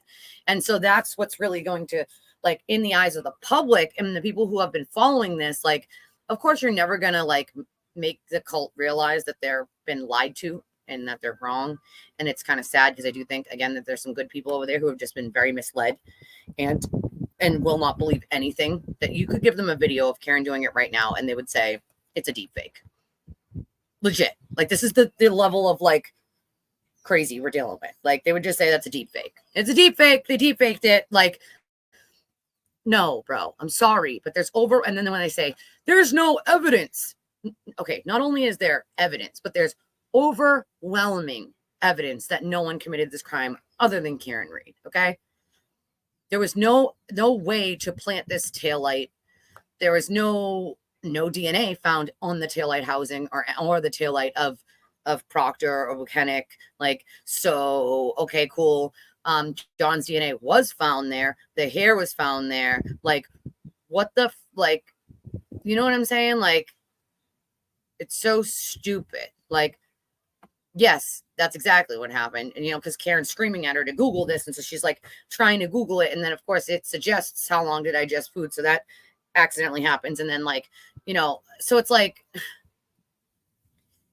they can keep screaming from the rooftops that she's innocent. But you got pieces of taillight on John's clothes, the DNA, the hair, the phones. But we still haven't gotten to the voicemails, the EDR data, the accident reconstructionist, the text messages, and both of their phone. Like, that's going to be devastating to the defense. Like, Like I read it as ham hock. First time I ever read it, I actually read it as ham hock. Funny enough, like, that's hilarious. Yep, I did too. Like the first time. Hockamock. It's because Jim McCabe's daughter had been offered sort of like a place on that team. So she wanted to check it out, see what it was like for her kid. Like I would have done the same thing. See if it was something that she was going to say okay to, right? Like she's just checking out their stuff. Like I probably would have done the same freaking thing. Like, don't you guys remember too that the sewer turtle told everybody that it wasn't even basketball season? Why would she be looking up basketball scores? It wasn't even basketball season. Between November and March? Gee, I wonder. That's what he said. And you would think for someone being a sports guy, you would know, and having children, you would know this, but okay, we'll go with that. Like not only is that basketball season, that lines up perfectly with wrestling season, and it's the start of track season and the end of football too. I would love to know what EDB's excuse will be for the 227 search now. Please give the excuse. I would love to hear it. Like, oh, she's not very happy. Well, you know what? You're wrong. And I've been saying it for I don't even know how long. Like, I'm sorry, but like, you're wrong. It got debunked. It's that simple. Like it's that simple. It was debunked. And like, I'm sorry, for somebody who's an attorney, shame on you. You should have known better. And I think you did know better. Just like I think for someone who's a prosecutor and has done exactly what Lolly did. She knows what you can and cannot do with those parts of that phone. How many times has she done exactly what Lally's doing right now? Like, Lally's no dummy, okay? This is not Lally's first, jury trial. Lally has won many cases. So, like, he may be monotone and a little bit annoying sometimes, but he's shown up the last couple of days and shown up in a big way. But Lally's not an idiot, okay? He might be monotone, but he's no dummy. Like, he's no dummy. He's won many cases with his monotone, so can't be that bad. I mean, well, it's not if mine, but I could see Emily being very, very, very, very ticked today, right? Because I was talking yesterday. That feeling that you're feeling, that is betrayal. That is you waking up to the fact that you've been lied to. She's one of those people that's been lied to. Now, was she lied to by Alan Jackson? Was she lied to by Larry? Was she lied to by all of them? Yeah. But the problem is she sacrificed her own impartiality for the scoop. Saying that the Commonwealth are running too much defense. It's the Commonwealth's, that's their, oh my God, that's their job. Okay, you know what? It's the prosecutor's job to protect the witnesses. It's his job. Right, that's their job. So, okay, this is what pisses me off. Money and views has compromised her integrity. Okay, I'm gonna disclose something to you guys. Most days that I do this trial, most days, I make nothing. Okay, absolutely nothing. Some days I might make $10 for an 8-hour stream. Okay. I used to make a couple hundred on a Thursday, Friday, Saturday, Sunday stream. Or at least 100 if it was like a shitty week on each one. That was enough to get me by for the week. Right. I lost a lot. Viewers, money, but it's a thing called integrity. And I keep working behind the scenes and here with you guys to bring it to you with the correct information, because I don't want to make the same mistake twice of buying into something, even with people sort of confirming different information, but it was confirmed under the guise of it being in the wrong conclusion, in the wrong context. And I don't want to do that again, right? Like, because then I have to correct it. And I don't want to do that. I'll be very careful here, like how I give information and to make sure it's true, which is why, like, I'll only dump certain things out right before they're happening on the trial that I know about. But like, this bothers me, okay? Because I myself have lost quite a bit from telling the truth, quite a bit at my own detriment and to my family's detriment. And I continue to do it because it's this thing called integrity. We have to look yourself in the fucking mirror every single day and say, am I doing the right thing? I could have kept screaming free Karen Reed until the cows came home and let that money kept rolling in. I chose not to do that because it's not the fucking right thing to do. Like, it's not the right fucking thing to do. It's just not. No matter how much money I lost, no matter how many viewers I lost, I gained a bunch of you. Like, you guys are awesome. I love coming here. Like, you guys make my day, even if I'm having a shitty day. Like, have some goddamn integrity. And these are people, which pisses me off, that don't really need the money, right? Like, I needed it. Still need it. Like, I'm low income, like, and disabled. And like, these are people that own houses and have cars and like pay their bills, no problem. And like, so you have to do all that when you can still do, like, then you're never going to be happy. And it just tells me it's a pure greed issue, pure and utter greed issue. And that disgusts me, like, way inside, deep into the depths of my soul. Like, have a little integrity, dude. Admit I know it's hard to admit you were wrong. I had to do it. Admit you were wrong and get back on track. Correct the information that you put out there that was wrong and get back on track. I know it's hard to do it, but just fucking do it, dude, because in the long run, what are you going to look like at the end of this? I promise you it ain't going to be good.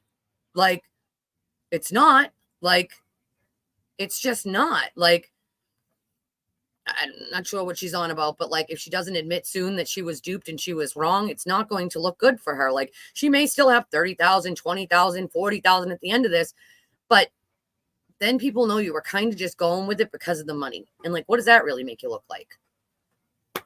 You know? Like, and someone Jen McCabe who isn't the same person she was 2 years ago. I don't care if I had 1 million people that watched me. Like, my integrity is my integrity, period. It's not for fucking sale. Sorry. It's not for sale. Like, it just isn't. Like, Mary, I'm the same way. I unsubbed last night from the last remaining member of LawTube, even though he says he's not, never has been, never gave him, and that's true. That's true. He's gone on with all of them, but he has always said, I do my own thing. I'm not part of LawTube, which is great because it's given him, it's got him separated from Nick and all the nonsense and all of that. I might be part of the crime community, I guess, but like, I do my own thing, right?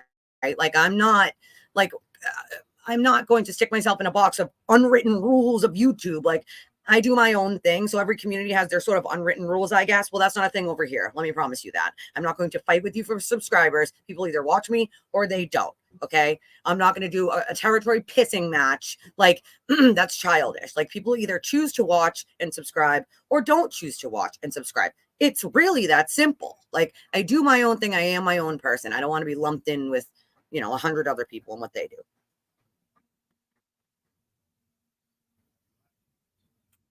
Yeah, see? Yeah, exactly. A lot of people stepped back on this because of it. And we all needed the money desperately. But we realized that we were wrong when the evidence kept rolling in. And we're like, shit. Like, I can't do it. Like, I mean, to be fair, I talk over shit too. I can't help it. When things make me really mad, I'm like, fuck. So, my bad. My bad. And like when I was talking to B Tim this morning, about the disappointment and the fear for the future of our country and things like that.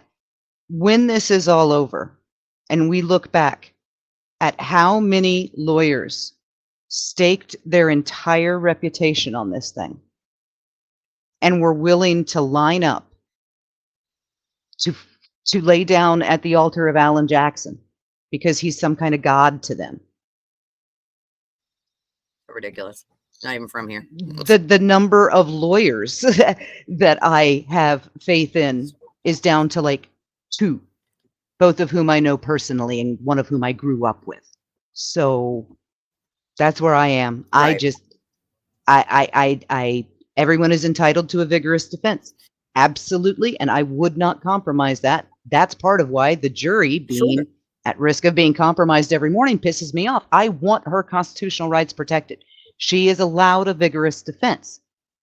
But a vigorous defense doesn't give you the right to go around insulting and accusing 30, 35, 50 innocent people of being liars and conspirators and murderers just because they happened to be at the house that she killed him in front of. Right. That's not really fair. Like, and it wasn't just those people whose lives have been affected. Lindsay's life has been affected. My life has been affected. There have been many people whose lives have been affected by ongoing harassment, and it never ends, dude. By the cult. Like, it's sick. It's sick behavior from a sick man who is drunk on what he thinks is power, but it only has power if you let it. And this comment that Delete put here, TB's having a hard time coming up with a story, keeps going to the every other case that relied on a Google search is in jeopardy. That just tells you how not intelligent the man is. A Google search has absolutely zero to do with a DB wall file. And if you read a DB wall file as a timestamp for a Google search, it's you interpreting the data incorrectly.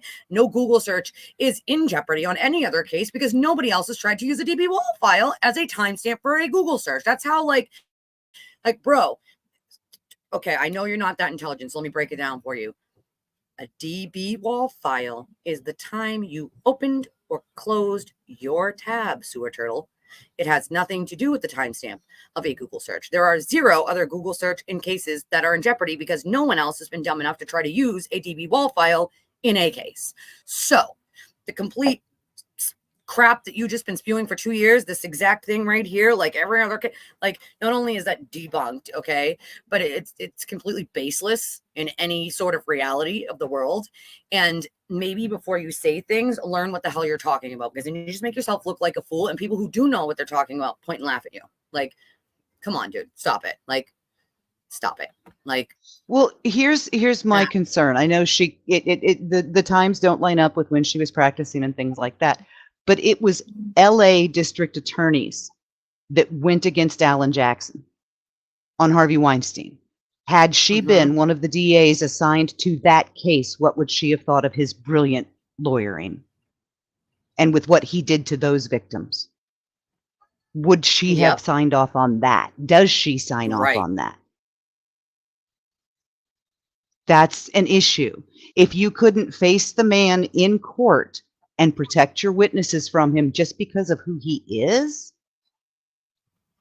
and the fact that you can't stand up to him on YouTube with 1,000 miles between you, kind of speaks to what you do in his face. They're all afraid that he'll do the same thing he's done to every one of us, which is attack, and then you lose subscribers and you lose money. But what's more important, your integrity or a sewer turtle running and saying mean things about you and lies on the internet? Because I can write mean blogs with lots of lies in them and everyone will believe me. I'm sewer turtle. Like, come on now, dude.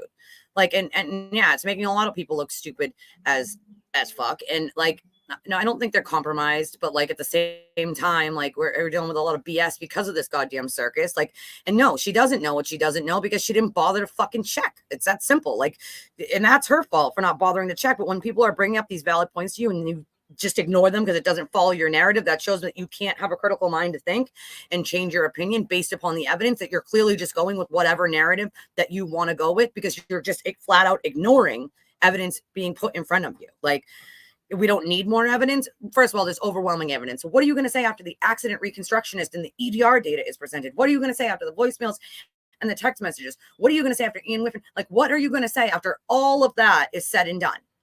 You're going to keep saying we need more evidence? You're going to keep downplaying all of it? Like, I don't think that's going to work. Sorry. Like, and yeah, I mean, I didn't cover the Depp trial. I thought it was a circus. I wasn't going to cover that. I'm a domestic violence survivor. So I don't think anybody should call a domestic violence survivor a liar, no matter who they are, no matter what you think happened. You weren't there. You don't know. So I won't touch that thing with a 10-foot pole. But I mean, I talk constantly too, so I can't say shit. But I mean, you can't, I love this, okay? You can't act as a juror when you're constantly online talking about it, reading about it. Jurors don't get to do any of those things. You're watching sidebars. You're watching arguments and voir dires that they cannot watch. So you cannot act as a juror in any stretch of the imagination. You can't act as a juror because the jurors don't see any of that. So the thought of, well, I'm acting like a juror, so I'm going to act like I don't know these things. Like, that doesn't work because you're knowing other things that like jurors don't know. So that's just an excuse. That's a cop-out to me, to not have to say the truth when you know it because you're acting as a juror. It's a cop-out. Like, it's a cop-out. An absolute cop-out. Like, listen, I'll call Lally out for shit. I'll call the judge out for shit. Give me a good point. Now we'll give the defense that. I have heard zero good points. I've heard conjecture and their own like speculation, and that's it. Like, that's literally it. Like, the Karen Reed defense, I'm sure that means to say Karen, not Cake Reed. Karen Reed events just making it up as they go, using YouTubers to push narratives. Well, that's another thing. Melanie Little's there, but like, okay, so you guys are unbiased, but you're sitting there with the family hugging them. Like, you can't be unbiased. It's not a thing. Sorry, if I'm going there unbiased, I'm not going near either side. I'm in the middle, and I'm just going to watch what happens. That's it. Obviously, I'm going to have to sit on one side or the other, or I don't go in. It's that simple. If you're going there, you know you have to talk to one side or the other to get in, because you have to sit there with one of them. So that means I'm not going in, and I'm going to do it from here. Like, I mean, I'm sorry, but it's just ridiculous. Why are you going all the way out there? For what? And also, again, you're not from the state and you're traveling, flying there. Like, glad you have the money to do all that. Shouldn't you be using that towards something else instead of flying there and kissing the asses of a murder, you know, a alleged murderer and their family? Like, I'm sorry. Like, it's just not, no, it's not okay. Like, it's just not okay. Like, well, yeah, I mean, it's seriously, like, thank you, Black Rose. I appreciate it. And if you guys want to, you guys know how to donate to the channel. I'm a small channel and I can only do it with your help. So there's a Cash App, there's a Venmo, there's a PayPal. I read them. I won't read them if you want it anonymous. Just put an A or an AN in the tagline. If you want truth, this is where you get it. Like, I don't like to sugarcoat things either. So, like, if there's something that needs to be sugarcoated, you're probably not going to find it over here. Like, you know, like, she doesn't understand the defense's strategy. Well, like, come What on. happened to Salty? Nothing happened to Salty. He was here. Yeah, what do you mean? He was here. He was here a little while ago. Probably went back to work. He didn't get accidentally banned, did he? That would be bad. please. Accidentally ban one of your own mods. Oh my God. Don't say that. They're just a cult Hey, followers. pocket modding is a thing. It's a thing. Yeah, I know I've accidentally done it, but the attorney, Natalie, was she on Big Brother? I have no idea who that is. She's downplaying this lady's testimony because she doesn't understand the defense's entire strategy depends on these searches. Yeah, it does depend on the searches are the hinge to their theory that it was a conspiracy, because without those searches, there's no proof of any conspiracy. You know, like, I don't think she has, I don't think she's kissing right now, as far as I know. I will say that some of Emily's critique of the way Lolly is asking the questions is valid. I do not like the what if anything thing. Open-ended question, yeah, you add what if anything to the beginning of a leading question and it becomes technically proper form, but I would much rather, instead of hear him saying, what if anything did you, can he just say, what did you do? That would be so nice to hear. I do agree with that. It would be refreshing to hear just a, hey, what'd you do next? Yeah. I mean, he is going back to jail, so he can keep saying he's going to beat the case, but there's so much evidence that, like, I promise you, there are at least 2 of those that he's not getting out of. So he's doing some sort of time, or at least like ankle bracelet, something, like whatever the judge deems fit, but he is not getting on all of those charges. And you can be unbiased while sitting next to someone, but if you're over there and the first thing you do is go straight to the Reed family to hug them and take pictures, like, are you really unbiased at that point? I don't need to take pictures with you and hug you and do all that. Like, if I'm unbiased, maybe I walk up and say, hey, is it okay if I sit on your side just to get in? That's cool. That's fine. But, like, you're making a fangirl issue out of it. Like, you're taking pictures and hugging them. And, like, it's just weird. I've never seen anything like it in life. So many YouTubers, like, I can't. He's not on the Discord. I do hope to never again, but I'm sure we will. I'm sure that they will be, you know, they'll be so oblivious that they'll show up in the morning wearing the same hose long 2:27 a.m. t-shirts. They'll be completely oblivious. A lot of them will. I do that while I'm muted. Like, while I'm muted, I'll be like, objection. Like, but I do it while I'm muted, so you guys don't have to hear me. But a jury doesn't yell at the Commonwealth, yeah, and answer questions from before she, yeah. Well, I mean, why would you do that anyway? Don't you want the audience to be able to hear what the answers are? Like, I mean, I know I do it once in a while, but you need to be able to hear, like, you know. Yeah, you can't. Yeah, jurors don't get to, like, ask questions, right? And, like, that's not a thing. Yeah, he's definitely not giving giving any refunds on those cool shirts. Yeah, I don't know. He can't. It's not a thing. And see, Emily, that's a very, very good point. There is a difference between, I mean, I'm going to sit here and I'm going to say, I'm not happy with the way the investigation was done. I wish they had, proper evidence containers. I wish that they had taken the one additional photo that Jackson seems to be hung up on them not having anymore. I do wish that Michael Proctor had kept his mouth shut, but then again, the investigating officers' phones generally aren't seized as part of the investigation. He should not have said what he said. Not going to defend it. I think Michael Proctor is an asshole. I think he's a sexist, ableist dickbag. I have said that repeatedly. Doesn't mean he screwed up the investigation. And there's a difference between criticizing the investigation and saying all the witnesses are shady. Well, they definitely don't understand. They definitely don't understand what the expert said. And that just speaks to the audience that he currently holds.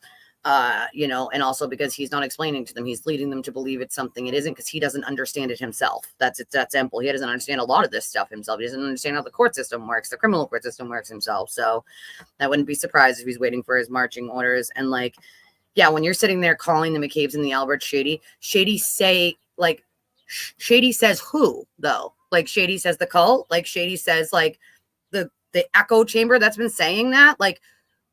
They have done nothing but get up there and tell the truth of what happened and what they experienced. Yet they're somehow shady because the cult said so. What makes them shady exactly? All the things that have been debunked that you've been told, what makes them shady? You know what I'm saying? They're just everyday normal people. Those members of the jury who legitimately had not heard any of this, who legitimately, had not followed any of this. All they're seeing, if you completely take everything that has been said by both sides completely out of your head, just throw them completely out of your head.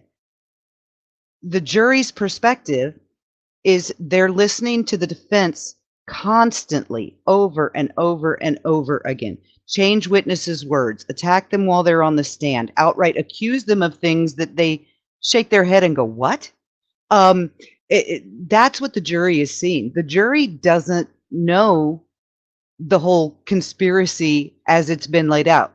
If they are all truly the 12 remain or 13 remaining, if they are all legitimately uncompromised and knew nothing, all they know is they're watching the defense attack the witnesses over and over and over. And if that third party culprit is disallowed, they will never know why the defense attorney was doing that, and they get to draw their own conclusions about what any of that meant. Or possibly be instructed to disregard all of those attacks entirely because the defense they were trying to base on those organically didn't happen. You're 100% right, Bree. And that's it's sad. It's really sad. I do wonder what's on the grill today. If they want to bring me some food, I'll take that from the cult. That's fine. That. Yay. It's okay. You're allowed to be late because you're not, you're in a different time zone. You're allowed to be late. That's okay. Wait, I need to figure out what's going on with Salty, because what do you mean he's not in the server anymore? Hold the hell on. I need to check that out. I think I had to sign out of my thing yesterday because my computer was saying I was using too many tabs or whatnot. So I shut down many tabs to try to figure it out. I don't know. I better go check the band list and make sure he's not accidentally there either. What the hell? What the hell? I mean, the last thing that Salty said was in agreement with what everyone else was saying, so he wouldn't have ditched. There would have been no reason. Plus, he's a mod and he's one of the admins on Discord. He kind of has to not go. Yeah, that's weird. I don't know. I'm gonna check just gonna check the settings just in case, because look what happened to Anastasia yesterday. Completely don't know how that happened, but he's still in the managing moderator, so let's just make sure it's not on the ban list, because there's actually my ban list is not that bad. It's only 120 people or something like that. Mostly just trolls that come in here to run their mouths and call people names and go, I only see 23 viewers because I'm only watching on one platform and I don't even know how streaming works.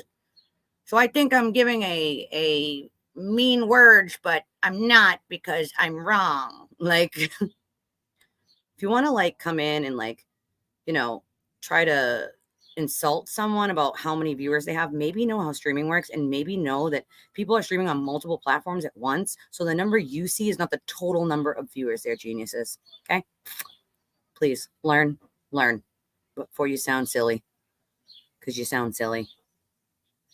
Okay, let's see. I don't see it here. I don't see it on the blocked list. I'm getting to the bottom. We're back. You want to scoot forward? Yep. There we go. Oh, hey, look, the pool camera's back. Ooh. Boop, boop, boop. Boop, boop, boop, boop,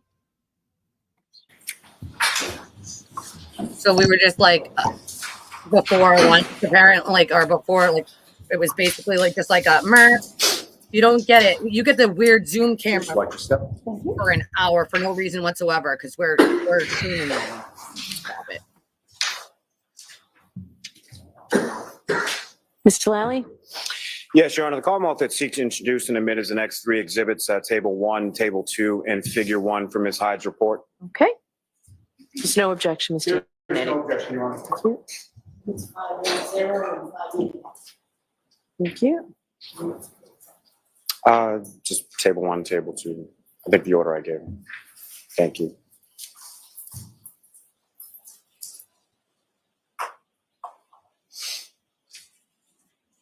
And thank you, Your Honor, and thank you very much, ma'am. I have no further questions, Your Honor. All right. Ms. Giannetti? Thank you very much, Your Honor. Good afternoon, Ms. Hyde. Good afternoon, sir. Ms. Hyde, you just spent maybe 45 minutes to an hour, whatever the time period was, explaining to these jurors what is really a complex set of facts that led you to conclude that the 2:27 a.m. timestamp on that Google search was triggered by the closing of a tab. Did I essentially sum that up correctly? Essentially, except it's not a 2:27 a.m. timestamp on a Google search. It's a 2:27 a.m. timestamp on a tab. Fair enough. Thank you. And in the context or in the course of your explanation, you discussed WAL files. That is correct. SQLite database. Yes. plist database. Yes. Knowledge C database. Yeah. plist is not a database. Just it's a structure. So just a small correction. Thank you for the correction. Opening tabs and closing tabs, correct? Yes. And other issues related to your analysis of the phone extraction, correct? Would you call them issues? Or well, maybe that's a bad word to use. Other elements. Elements. Fair enough. Yes. Yes. I'm really not trying to trick you. I know I wouldn't be able to. Would you agree with me that another simple explanation for that 2:27 a.m. timestamp was that the user of that iPhone conducted that search at or before 2:27 a.m.? Can you rephrase, please? I'm going to phrase it the same way and hope I can repeat it. Repeat it, please. Thank you. Would you agree with me that another simple explanation for that 2:27 a.m. timestamp was that the user of that iPhone conducted that search at or before 2:27 a.m. on January 29th of 2022? That timestamp is not indicative of a time of search. So the question is difficult to answer because I can't say that that timestamp tells me anything about the time of search. Okay. So as I take your answer, you're not denying that the timestamp and whatever you get from that timestamp doesn't rule out that the Google search was done at or before 2:27 a.m., correct? If I'm understanding your question, there was a double negative, so I just want to clarify. The question is if the timestamp could exist because of a search happening at that time? No. Okay. What I'm saying is your analysis of the phone does not rule out that the user of that phone performed that Google search at or before 2:27 a.m. There is no indication of a Google search at or before 2:27 a.m. But again, I'm getting to whether you can rule that out, ma'am. That's really the crux of my question. Can you rule out that the user of that phone conducted that search at or before 2:27 a.m. on January 29th? There is a very unlikely possibility based on the fact that there is no evidence that the search occurred before that time. That's just like saying that the user searched for pandas at 2:27 a.m. Could you rule that out? I can't rule out something that doesn't exist. All right. Well, you would agree with me that with regard to your analysis of this phone extraction, you were given very specific instructions in terms of what to look at, correct? Correct. I had a very limited scope in this analysis. And who was it that gave you that limited scope? That scope was relayed to me by Detective Tully. Okay. And Detective Tully instructed you specifically to only look at the part of the phone extraction that dealt with the Safari search history. Safari search history specific to January 29th, 2022. That is correct. And he instructed you not to look at anything else on the phone, correct? I looked at related artifacts such as such as what was being done at that time, the phone being on, the phone being used, but not anything else outside of that, correct? And you were not instructed, for instance, to look at other user activity on the phone, including examining call logs on the phone, correct?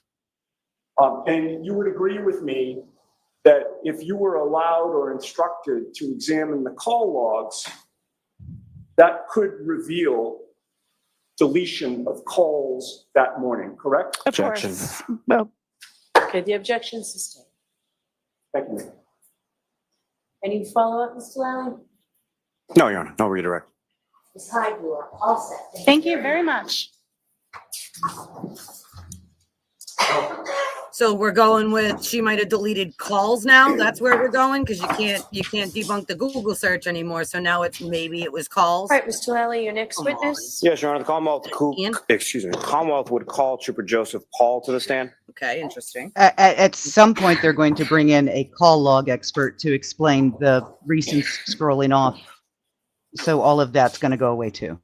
Mm-hmm. And that was a pathetic attempt at cross. Yeah, it was a pretty bad one. I don't even know why they attempted it at all. Like, I don't know. Like, you can't, like she said, I can't rule out something that doesn't exist, sir. It's not there. Therefore, it didn't happen.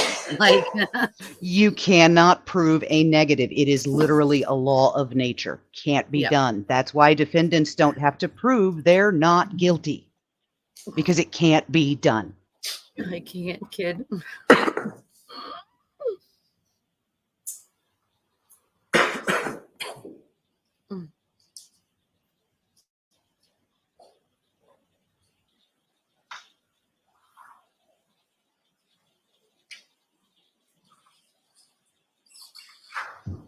She is pretty awesome. She is pretty awesome.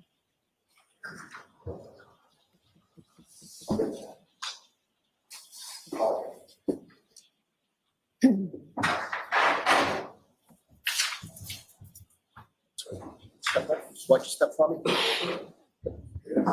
Maintain face apart. The officer of the evidence give the court and jury in the case now here to the truth, the whole truth, and nothing but the truth, so help me God. I do. Morning. Good morning. Thanks, afternoon. All right, Mr. Lally, whenever you're ready. Thank you, Your Honor. Good afternoon, sir. Good afternoon. Could you please state your name and spell your last name for the jury? Trooper Joe Paul. That's Paul. And how are you employed, sir? I am currently employed with the Massachusetts State Police. And how long have you been a trooper with the State Police? I have been a trooper for approximately 8.5 years. And 12.5 years. I apologize. And where is it that you're currently assigned within the State Police? I am currently assigned to our collision analysis and reconstruction section, otherwise known as CARS, our recon. Here's my guy. And, how long have you had that assignment to the reconstruction of the CARS? That was for about 8.5 years. And with respect to your assignment to that unit, prior to beginning with that unit, let me ask you this first. As far as the cars unit is concerned,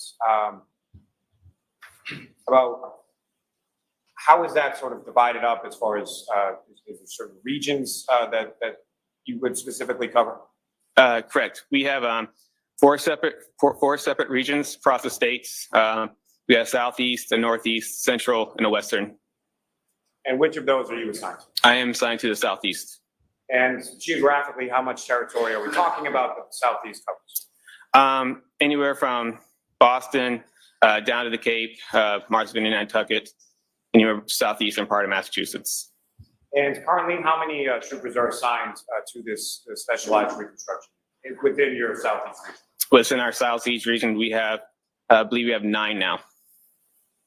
And is there some kind of on-call system that your unit operates by? Yes. Can you describe that to the jury? So we rotate. We rotate every day. Our on-calls are for 24 hours, from 0700 to 0700 the next day. Now, with respect to yourself, prior to you entering into the cars unit, what, if any, specialized training do you undergo in regard to crash reconstruction? So when I before I got into the unit, I was sent to 3 separate classes. Each class was 40 hours long. So the first class is basic at-scene crash investigation. Next one's advanced crash investigation, and the other one's traffic crash reconstruction. And with each of these trainings that you underwent prior to being assigned to the cars unit, and some more that we'll talk about in a moment, with respect to each of the trainings that you've been a part of or undergone, is there some sort of certification that you receive in regard to a successful completion of those trainings? Yes, each one has its own certification. Now, with respect to, since you've been working with the cars unit over the last several years, what, if any, additional specialized training have you received in the area of crash reconstruction? Since I've been on, I've been into probably about 877 hours of education in the units. That's anything from bicycle crash investigation, human factors. I'm currently certified through Berla for examiner and a technician. I am a CDR analyst and a CDR technician trainer.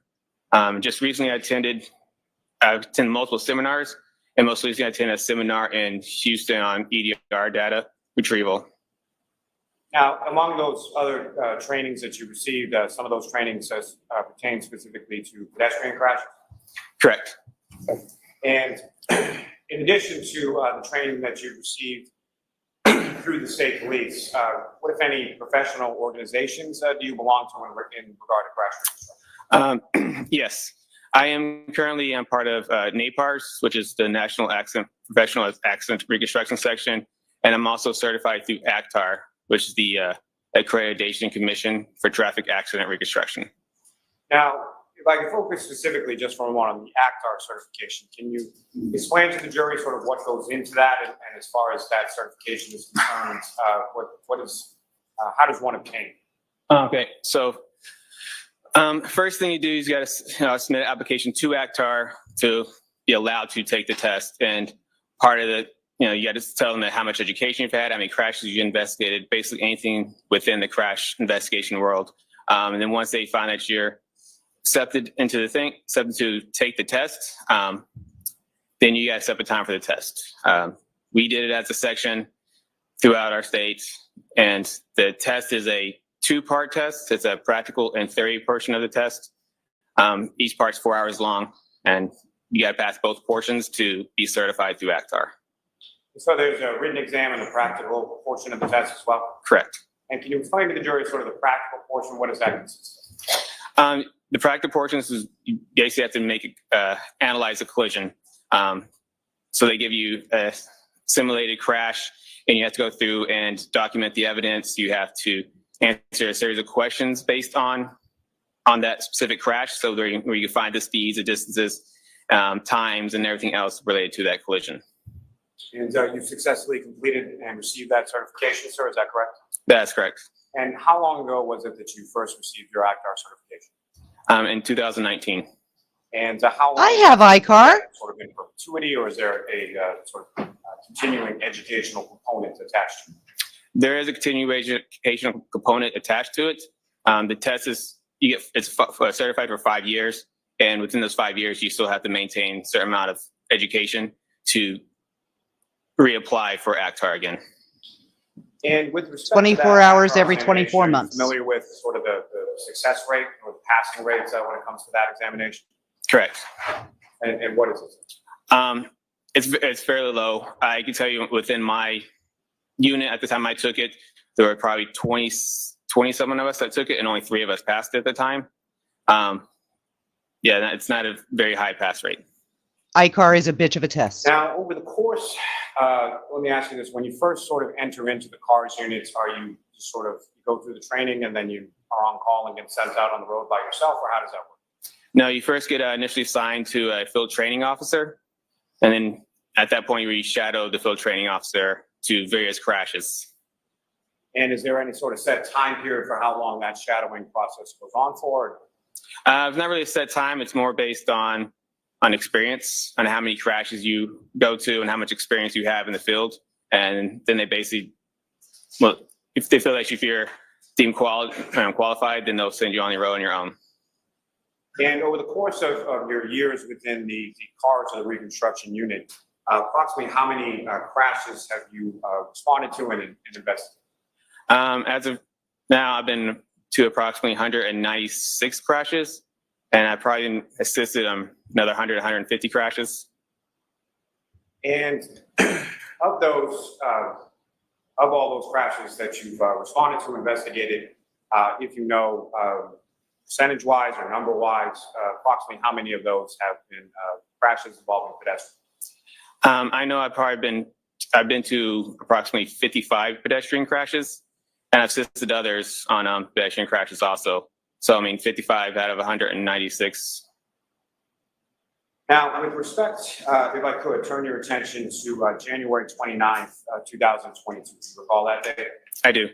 And at some point over the course of that date, were you contacted by somebody in regard to a pedestrian collision that occurred, in the town of Canton?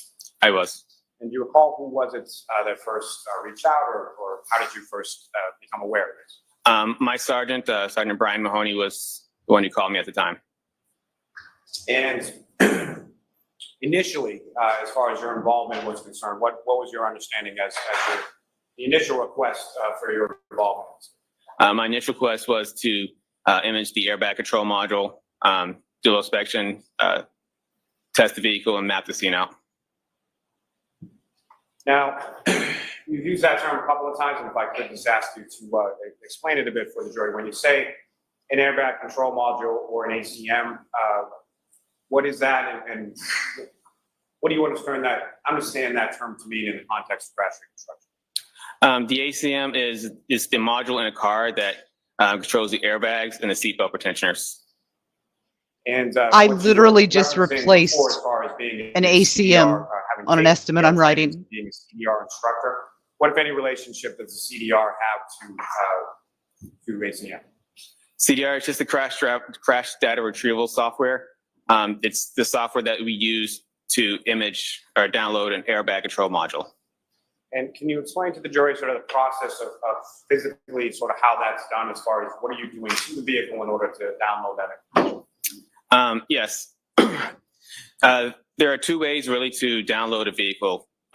It's either one is direct to module, or just direct to the vehicle through the DLC port or the diagnostic link connector. Direct to module, we don't use a direct to module if a vehicle had no power. Then we would have to go directly find the module inside the vehicle and go right to that specific module. But if the car has power, we would go direct to the DLC port, which is the same port that you see when you're like a technician would do the diagnostics on a car. They would plug underneath the steering wheel, and then we'll get there, extract the information from there.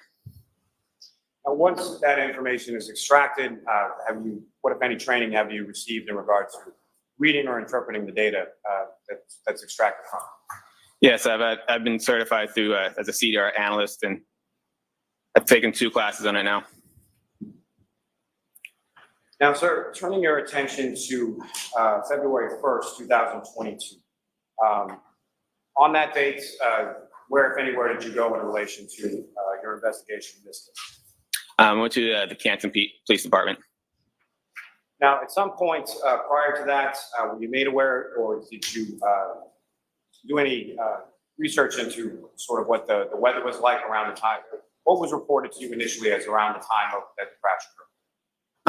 Before that, I know it was snowing and turned to a blizzard at the time. Now, initially on February 1st, 2022, where did you go? To Canton Police Department. Now, sir, at some point in time on that date, did you also have occasion to go to a residence or a street called Fairview Road in the town of Canton? I did. And specifically, there was a address that you were directed to, is that correct? That's correct. And who, if anyone, did you go there with? I believe it was one of the Canton police officers, Lieutenant Paul Gallagher, I think his name was. I met him there.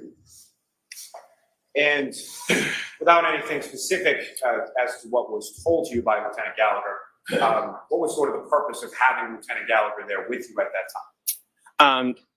He was going to show me where basically the evidence that they have at that point was. Now, in addition to that, were you also able to, you're familiar with another specialized unit within the state police called the CERT team? I am. And at some points, did you have access to certain diagrams created by Lieutenant O'Hara within the CERT unit? Yes, I was. May I approach the witness, Charlie? Yes.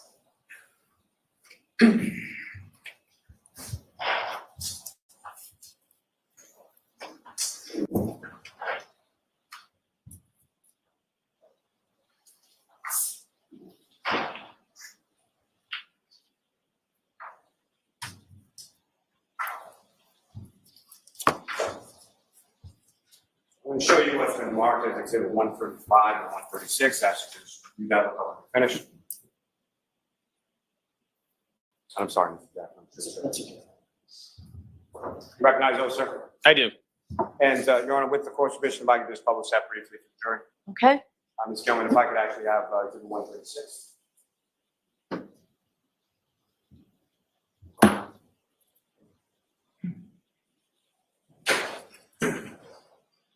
And Trooper Paul, do you recognize what's up on the screen as Exhibit 136? I do.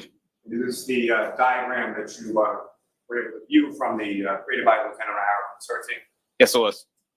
And what's contained, at least with this overhead shot, is that fair and accurate trail of the roadway or the conditions of the roadway, absent obviously the weather at the time that you went out there on February 1st. Correct. Tell me you can take that. Thank you.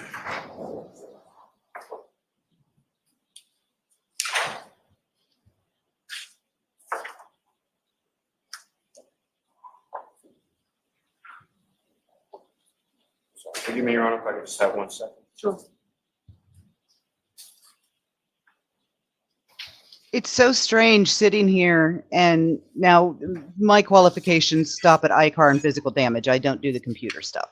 But it's so great to be sitting here and listening to my education on the stand. Yeah, not difficult, you know, like the OBD port is where you run scans on the car for diagnostics and stuff. Like there's so many different parts of a car that have computers in them. It's amazing how they work. Yeah. And do you recognize those, sir? I do. What do you recognize those to be? They are pictures that were in my report. They're Google images of the roadway. And one facing from the northbound direction, one facing from the southbound, is that correct? That's correct. Your Honor, may I approach? Yes. I'll seek through some minutes and next exhibit. No objection. Okay. I need to. And people can learn a lot, Ellen, if they listen and they have critical thinking skills and like ask questions instead of acting like they know what the data is and interpreting it completely wrong and then telling Your Honor, with other your people. permission, if I could just You know, publish these. that's what pisses me off. Yes. Bippity boppity. I mean, I know how the computers work. I have relied on them for things and claims in the past, but that is not my area of expertise. So I'm not going to say, oh, well, this is going to. No, I'm telling you that all I have ever said, the truck tells me a story and I know what she's saying. And I know the lawyer that I tried to. Screen, hang on. for you, is that what's up on the screen? Excuse me. Is that what you have for you now, Mark? Oh yeah, here we go. Yes, it is. And if you could, there should be a laser pointer on the desk somewhere before you, sir. If you could, using that laser pointer directs the jury's attention to sort of what we're looking at in this particular photograph of the road. All right. So this is Ferry Road. It's facing northbound. 34 Fairview Road would be onto the left in this area. Now, with regard to the roadway, when you went there, what if any observations or what if anything did you note about sort of the roadway surface or markings on the roadway or general overall condition of the road? The roadway was, there's no significant difference, anything significant with the roadway. As far as the roadway material, were you able to observe whether or not it was sort of asphalt, concrete, or anything? Right. Yes, it was an asphalt roadway. And as far as the markings within the roadway, what if any observations did you make of those? There was double yellow stone line, white fog lines on both sides of the edge of the road. Is that what we're going after, the roadways? And then as far as adjacent to the roadway or adjacent to the fog line, what if anything did you observe there? So as you look at the picture, the left side has asphalt curbings. These are about 5 inches tall, same on both sides, and there's a sidewalk along the right side of the roadway here. And the side with the asphalt curbings, that's the same side that 34 Fairview is located on, is that correct? Correct. Ms. Gilman, if I could have the next slide.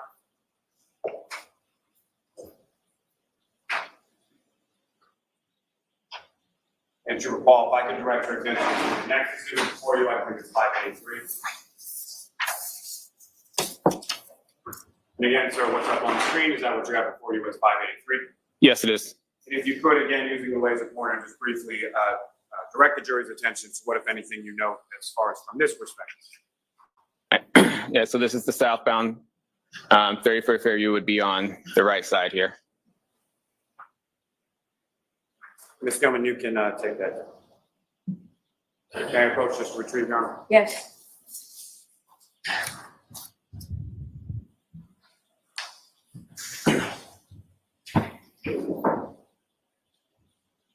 Now, Trooper, with regard to the roadway as far as Fairview Road, what, if anything, did you note in regard to postings regarding the speed limit on that particular roadway? Yes, the posting for a speed limit is 30 miles per hour. At this area, it's only posted 30 miles per hour for northbound operators, and I believe it was like 19 Fairview Road is posted in front of.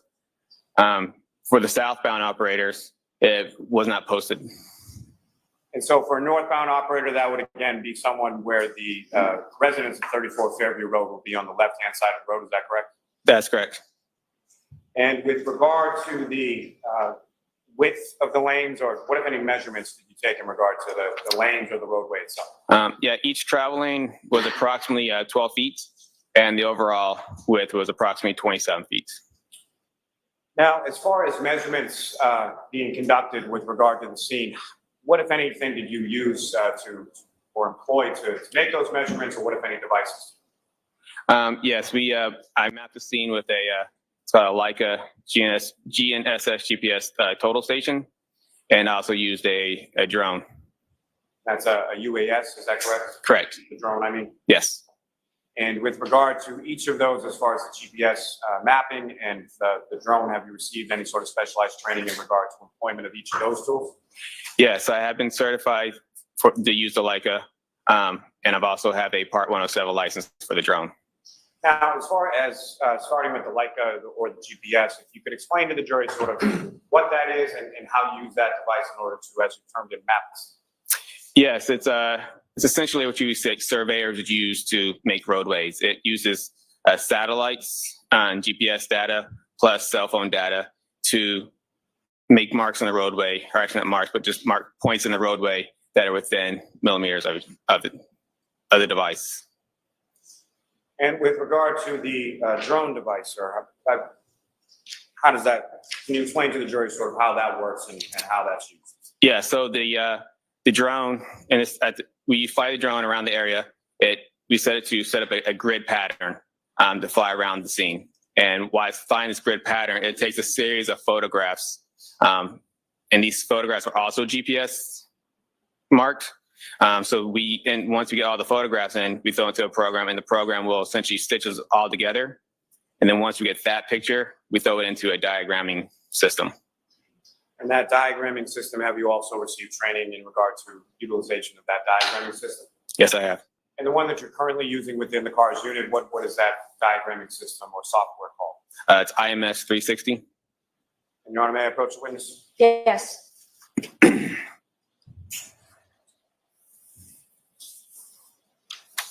Sir, I'm showing you 4 documents. Ask you to just review those. Finish.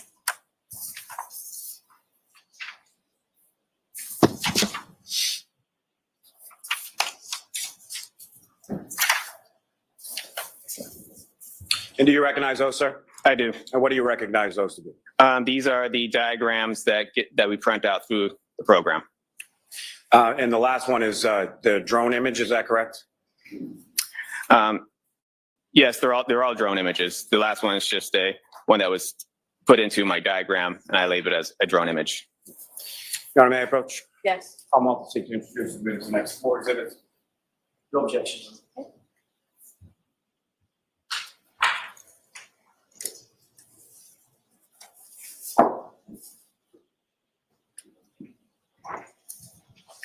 The black box is the EDR data. So when they refer to black box, remember it's the EDR data. That's what a quote black box is. The CARS stuff is more like your mileage and like accident reports, repair records, salvage status, title shit, like and other info related to like current issues with the car. Like you get it from like cars.com and the NA National Highways, all that stuff.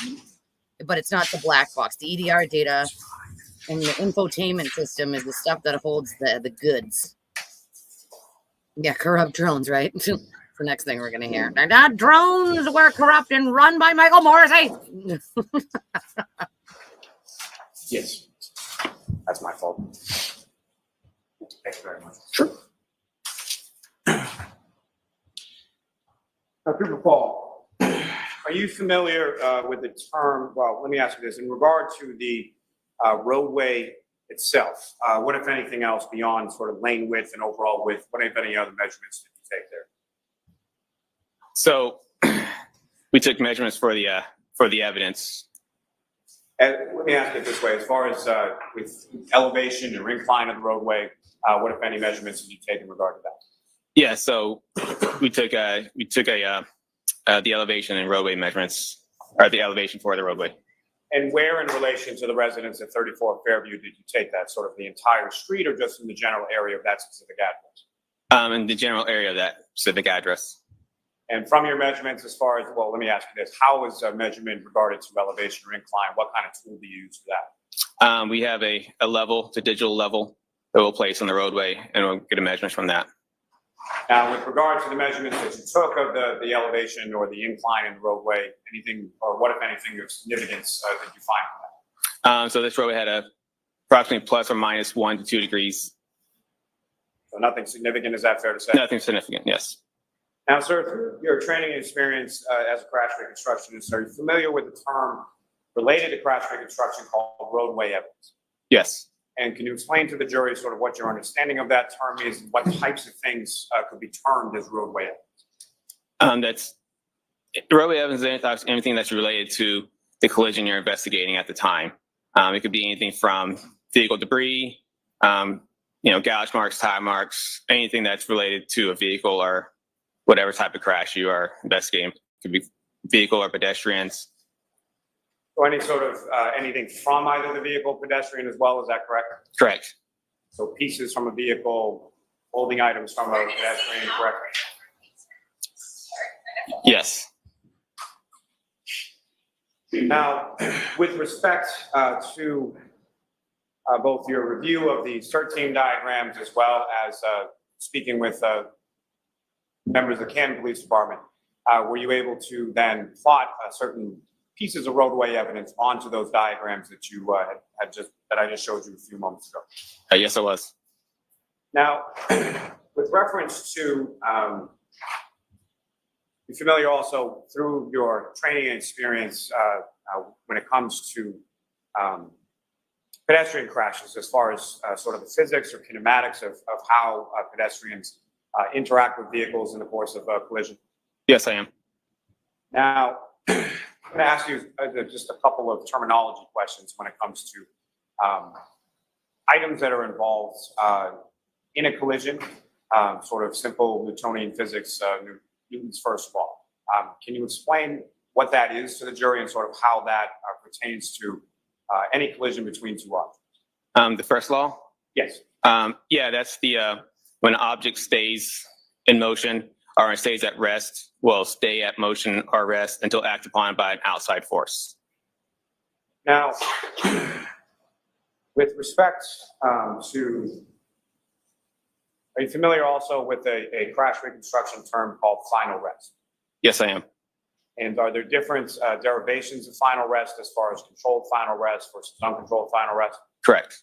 And can you explain just first to the jury what final rest means in relation to crash reconstruction, and then what, if any, differences there are between a controlled final rest and an uncontrolled final rest? Yes, the final rest is what we use for describe the area where a pedestrian came to stop after the collision.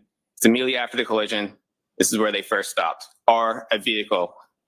Usually at the collision, it's where this vehicle first stopped.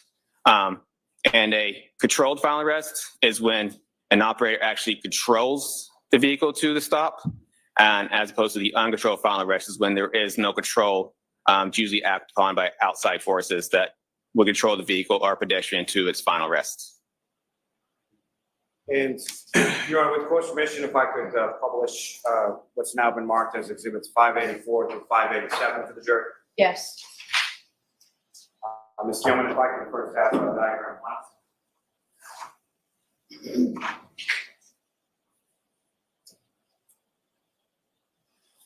And Your Honor, may I approach this to return the exhibits to the witness? Ms. Gilman, if I could ask you to zoom in just a little bit on that. And now, Trooper, what you have up on the screen, is that what you have before you as the first in that exhibit? Yes, it is. Now, using the laser before you could, I would ask you to draw the jury's attention or direction to what, if anything, of significance you have noted within this diagram. Okay. Who is the pointer? Okay. So in this time, I labeled each part of evidence. So right here would be the pedestrian's final arrests, and they're all, since there's so many put together, everything was labeled with a red arrow that would be pointing to where the final arrest is. And this is where a glass cup was found, and these are the red and clear plastic pieces. That's where they were found, and the pedestrian's shoe was found here. The smaller versions here in the light blue is one's the fire hydrants, the flagpole. This is a label for the street 34, and obviously the street name Fairview Road here. Now,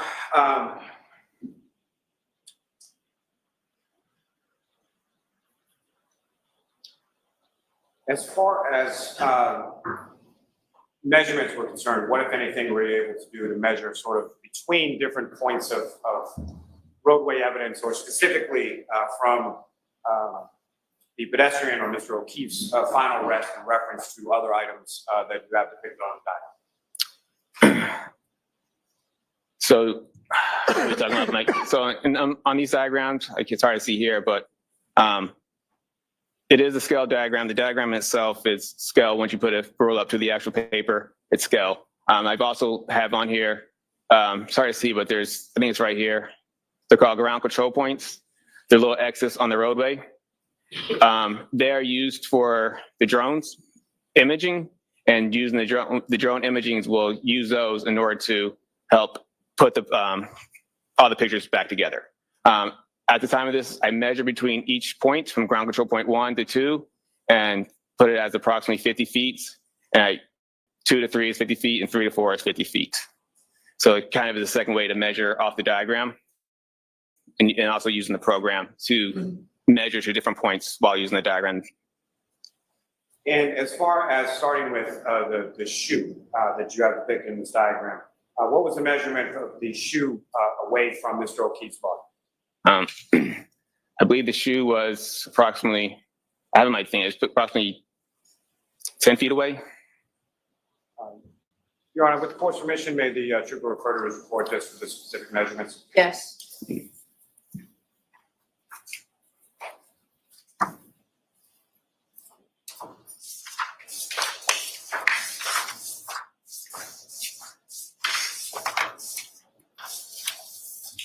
Okay.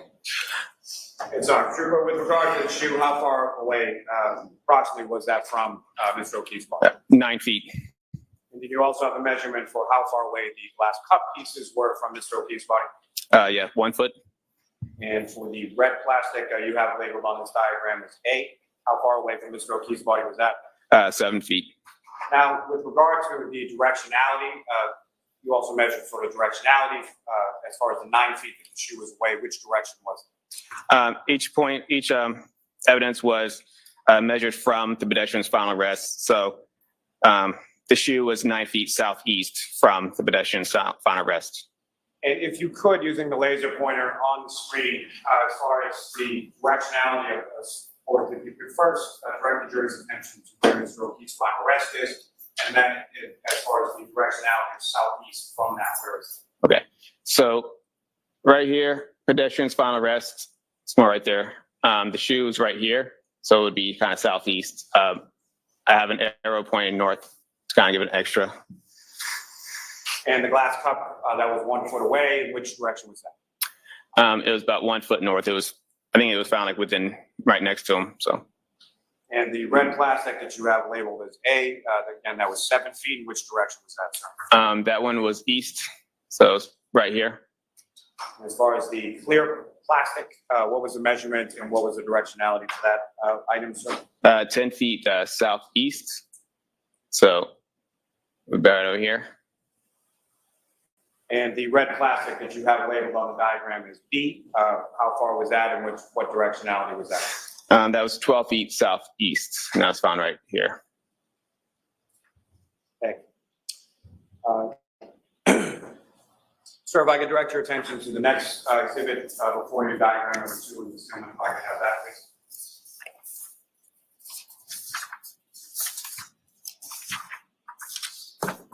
Sir, do you recognize what's depicted up on the screen? Yes, I do. And if you could, again, using the laser pointer, what, if anything, of significance to observe in this particular diagram in reference to the roadway evidence? It's just essentially the same diagram. It's just a closer up version of it. So you had, yeah. So you saw the pedestrian's final rest, glass cup, plastic pieces, the shoe. It's all still depicted in the diagram. And the red arrows that you had indicated, delineated, were depicted sort of from where the words are to where the items were. Is that present in this diagram as well? Correct. If I could direct your attention to the next exhibit before you, and if I could have diagram 3, please go.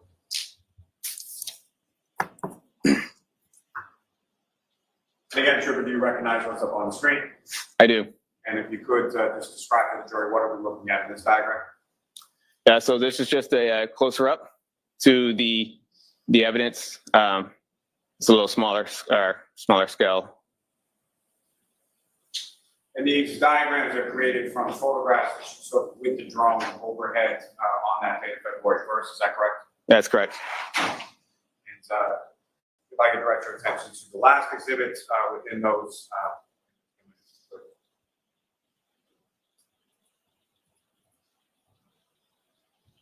And again, sir, if you could, you recognize what's up on the screen?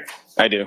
And could you describe to the jury again using the laser pointer to delineate what, if anything, is significant to observe in this drone photograph and diagram you have on? Yeah, so this is from my report. It's the same diagram. Has the same amount of evidence on here. There's a house, there's a light pole here. These lines here, which I mentioned earlier, were the edge of the road and the edge of the sidewalk.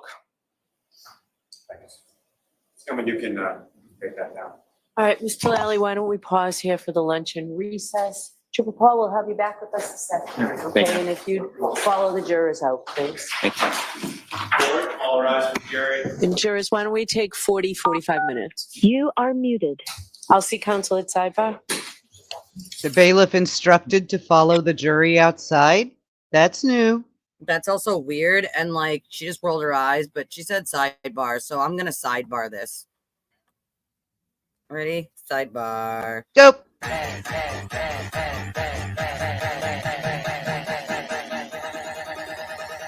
think we got a super chat. I think we got a super chat. So I'm not going to mention names, but you know who I'm talking about. There was an attorney last night that I listened to their recap. I thought that they were being fair for part of it, but then at the end, this attorney said, and I would really like to know how that car caused those injuries and how his body caused that damage. Now, I've been in this attorney's chat for several years. He and I have talked cars before. He's a plaintiff's attorney. He is, if I were ever to be called to testify in a drunk driving case or an accident, if I were ever to be called to testify, this attorney would be one of the ones questioning me, but he would be questioning my facts. And I sent him a super chat last night that said, I could tell you how that car caused that damage. So could any national general adjuster who works in transport or private passenger. And he got very, very snarky with me. Well, I know too. Well, that was kind of my point. You did know. And I knew you knew.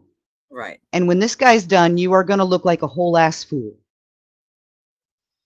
I was trying to warn you. And you chased me off. Like a whole ass fool. Like, what else did he say to you? Oh, just that I've seen a lot of accidents too, and and in that moment, I mean, he and I have had auto discussions. He knows his stuff. I'm not going to sit there and say he doesn't, but that was the whole point. He knows what that car is saying, You know just as much the as I stuff, do.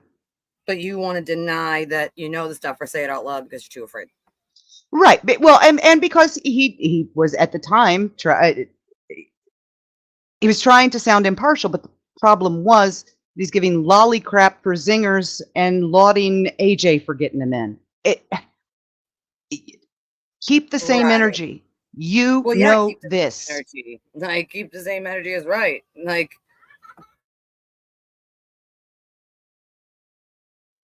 stupid. It's silly. Like, I mean, I'd be upset if I were her. Oh, beat him. Yeah. Yeah, what's up? Tell us all the things, beat him. Yes, go beat him. Tell us you hate us, first of all, because you didn't say that when you left this morning. Yeah. But I listened to it. It was a disaster. I feel like complete fucking disaster. The whole fucking time, everyone was like, what about the 227? And it's like, guys, it was just explained to you. You guys are fucking stupid. And now it's like, it wasn't that bad. She didn't check all the system. She was directed. So, you know, Tully is part of the conspiracy. Oh my God. He just directed her to look at things that would prove that. Okay, let me make this very abundantly clear to people. She was directed to look at that, but she was allowed with whatever she needed to do for these tests to do it. Okay? She was allowed to do whatever it was that she needed to do to make sure what time those happened. Period. I mean, No you ifs, got, ands, you or got the buts glare. about it. You got the Glares chat saying that she looks like a white Aunt Jemima for some reason. For the love of God. And I'm like the witness. I'm like, everyone's making fun of her looks. And I'm like sitting here, I'm like, guys, you are like literally what's wrong with the society that we have today. It's like the ignorant fools, the masses of ignorant people. Like, honestly, I wish we could just send you all to a motherfucking island and just like continue society with free thinking individuals. When they resort to that and trying to insult people, it's because they can't argue the facts. And that's like, this is what it boils down to, is you can no longer argue the facts. So now you resort to trying to make fun of and insult people. So we know what you're about. You guys do it every damn time because you can't actually argue any facts that come with this. She made it very clear that Google search did not happen at 2:27. And she said exactly what I've been saying for months to you guys, which is the DB wall file is what time they opened or closed the tab, not what time the Google search happened. And no one has ever tried to use a DB wall file to explain a timestamp for a Google search. So Turtle Boy's whole, oh, well, all of Google searches and all trials are up for debate now. No, they're not, because no other defense has ever been stupid enough to try to use a DB wall file to make a damn timestamp. You idiot. Please educate yourself. You sound like a moron. Also, it was like a misinterpretation of the Green report. Like this whole fucking, a lot of stuff is misinterpretation of that guy's report, or, you know, my understanding. But she's not smiling now. She's not giggling and smiling now, this bitch. That's for sure. Hey, but Yannetti scored a point because he got her to admit that she couldn't rule out something that didn't happen. I mean, just That like you didn't can't exist. rule out panda, just like you can't rule out pandas. Can't rule out You pandas know? because pandas was never typed. Yeah. I think it was just a very weak attempt at trying to refute her testimony, and it failed miserably, actually. Not only did it fail miserably, I think they should have just never crossed her. Like, why even cross her at that point? You know that you can't debunk it. Yes, she can rule out because there's no other timestamp for a Google search, and there's no timestamp for a Google search at 2:27 a.m. So even though she was instructed to look at one part of it, in order to look at that one part of it, she had to look at many other parts of the system of that phone, and she was able to look at whatever she needed to look at to look at that one part of it. I don't think people realize when she says, when the Yanetti's like, oh, well, they instruct you to just look at this one part.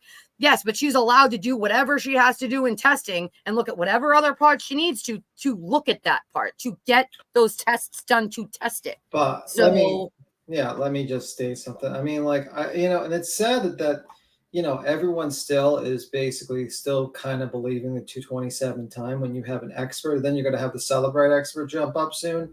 And it's really sad that you guys, these people are still, there's like Turtle Boy is still saying, is this supposed to disprove this? I'm like, yes, sir. But he's an idiot and has no idea what one word Jessica Hyde said. He can't interpret one single word that very intelligent woman said because he has no idea what he's talking about. So he can't interpret something he will never understand. So that's all he can say. For an unintelligent person who has no idea what's being said, that's all he can say. It's not supposed to disprove. Yes, it does disprove it. It's not supposed to. It does, definitively.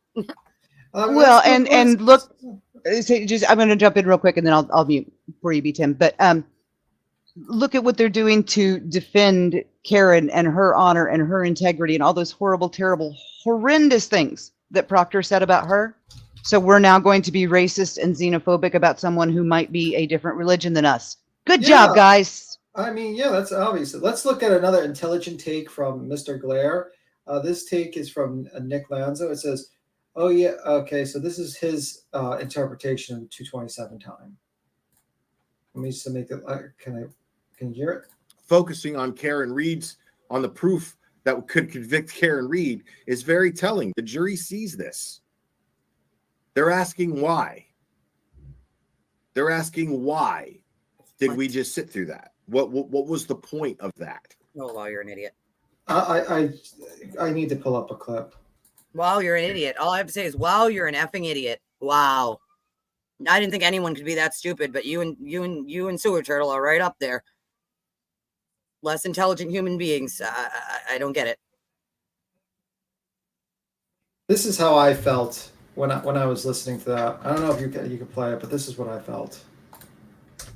Let's see. When the Glare said that, this was exactly what was going through my mind.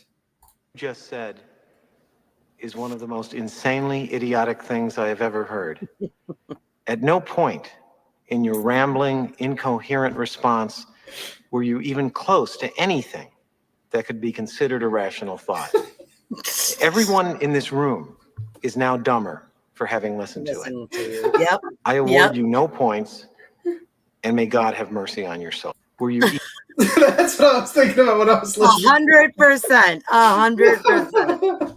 Oh man. I guarantee the jury is not questioning at all why they just had to sit through all that. I guarantee the jury was there with their notebooks writing down every They know why they point had that to hung sit out. through that. They know why they had to sit. They're not idiots like you, bud. They know, and they also could. The jury clearly is more intelligent than you, sir, since they seem to understand the information that was given, and all you heard, and all you and Sewer Turtle heard was wah wah wah wah wah wah, because you can't form an intelligent thought or listen to an intelligent person speak because it's well over your head.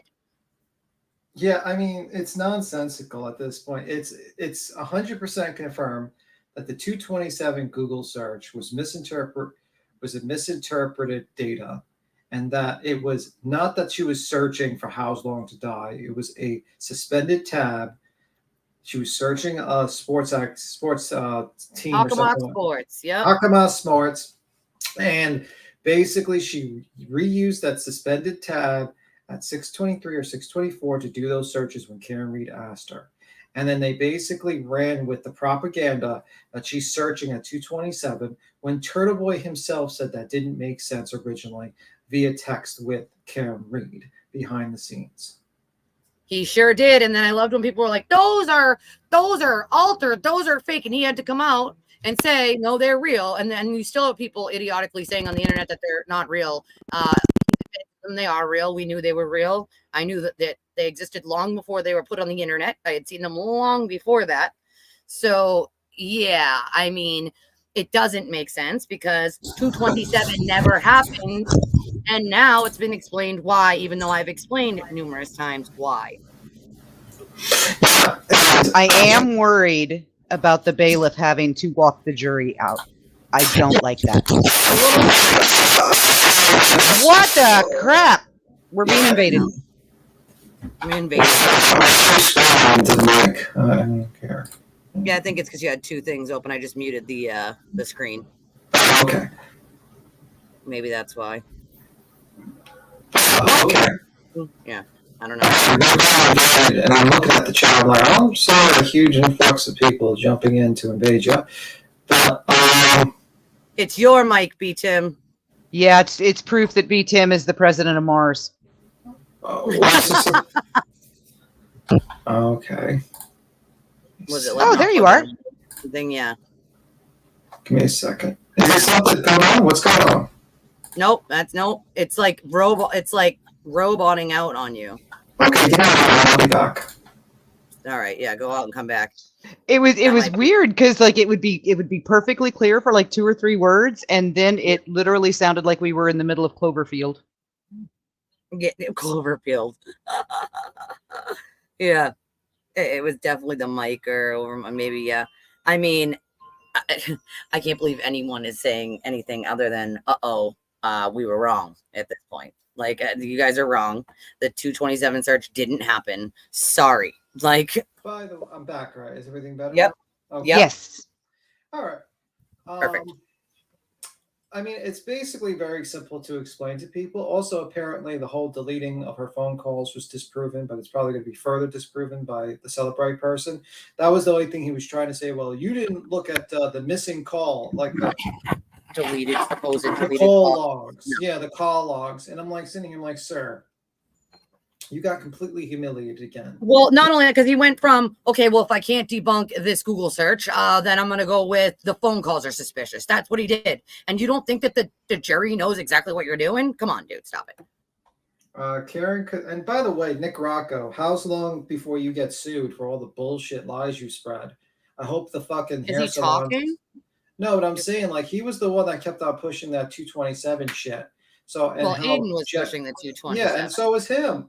And so is him. So it's like a lot of people, you better fucking, if I was you, you all better start fucking buckling up and seeing if you try to talk to a civil attorney to see if you're going to get sued or not. Well, I can Turtle Boy. Turtle Boy. Sewer Turtle's definitely being sued in a flurry of lawsuits, so he might want to buckle up. Yeah, I mean, he should follow Dolly's advice. Dolly Vision gave him the best advice ever. And usually he's dumb as a bag of fucking hammers, but he was absolutely right. He said, bro, you better switch all your properties and everything to your wife's name. Well, he can't do it now. He's getting a divorce, not allowed. He's getting a divorce. So he has your mother's name, someone's name, because you're going to get a flurry of fucking lawsuits. You better do a fucking, Can't hide assets in a divorce. Well, I mean, the thing between Tom and Aiden and Dolly and JLR. No, we don't like JLR. No, we don't like that. I don't like Dolly. I don't like JLR. But the thing is, Aiden and Tom are trying to step into an arena that Dolly and JLR helped create. They probably should have listened to those two.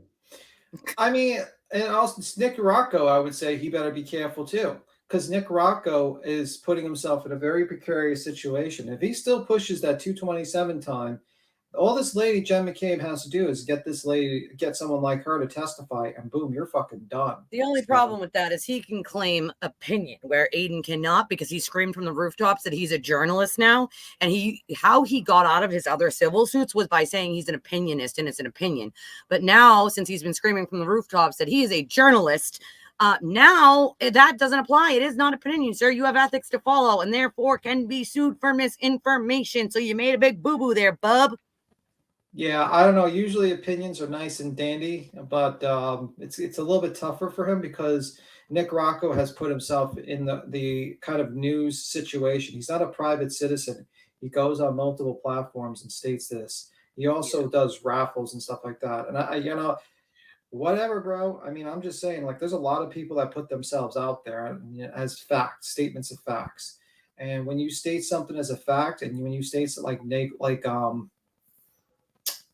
basically something that is false, and now it's been testified through an expert and a celebrate, and you still state it, and you still keep saying it. That's when it's a problem. If you keep saying it after an expert testifies to the fact that it's not a thing, now a reasonable person would know that it is not true, and now you're saying it knowing that. So like now, if you keep saying it after that, yeah, you can be sued. Like, so I suggest everybody take the advice of not saying it after the expert testified to it, because you can be sued after that.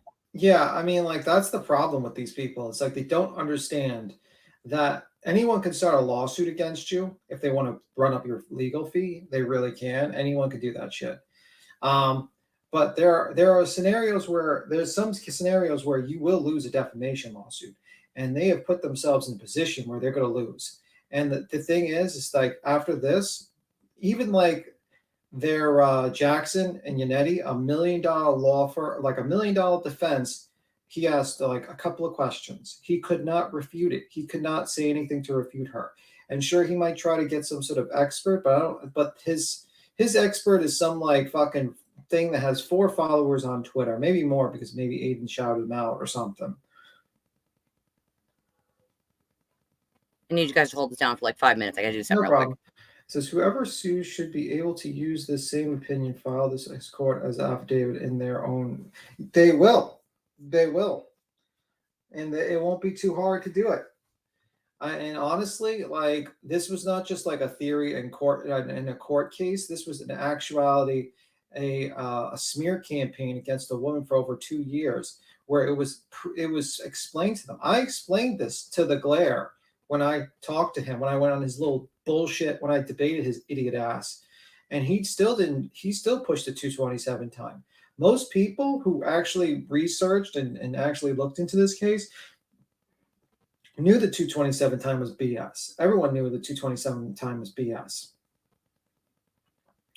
And they pushed it because it was part of a propaganda campaign pushed by the defense, pushed into social media to try to poison the jury and try to make their idiots give them more money.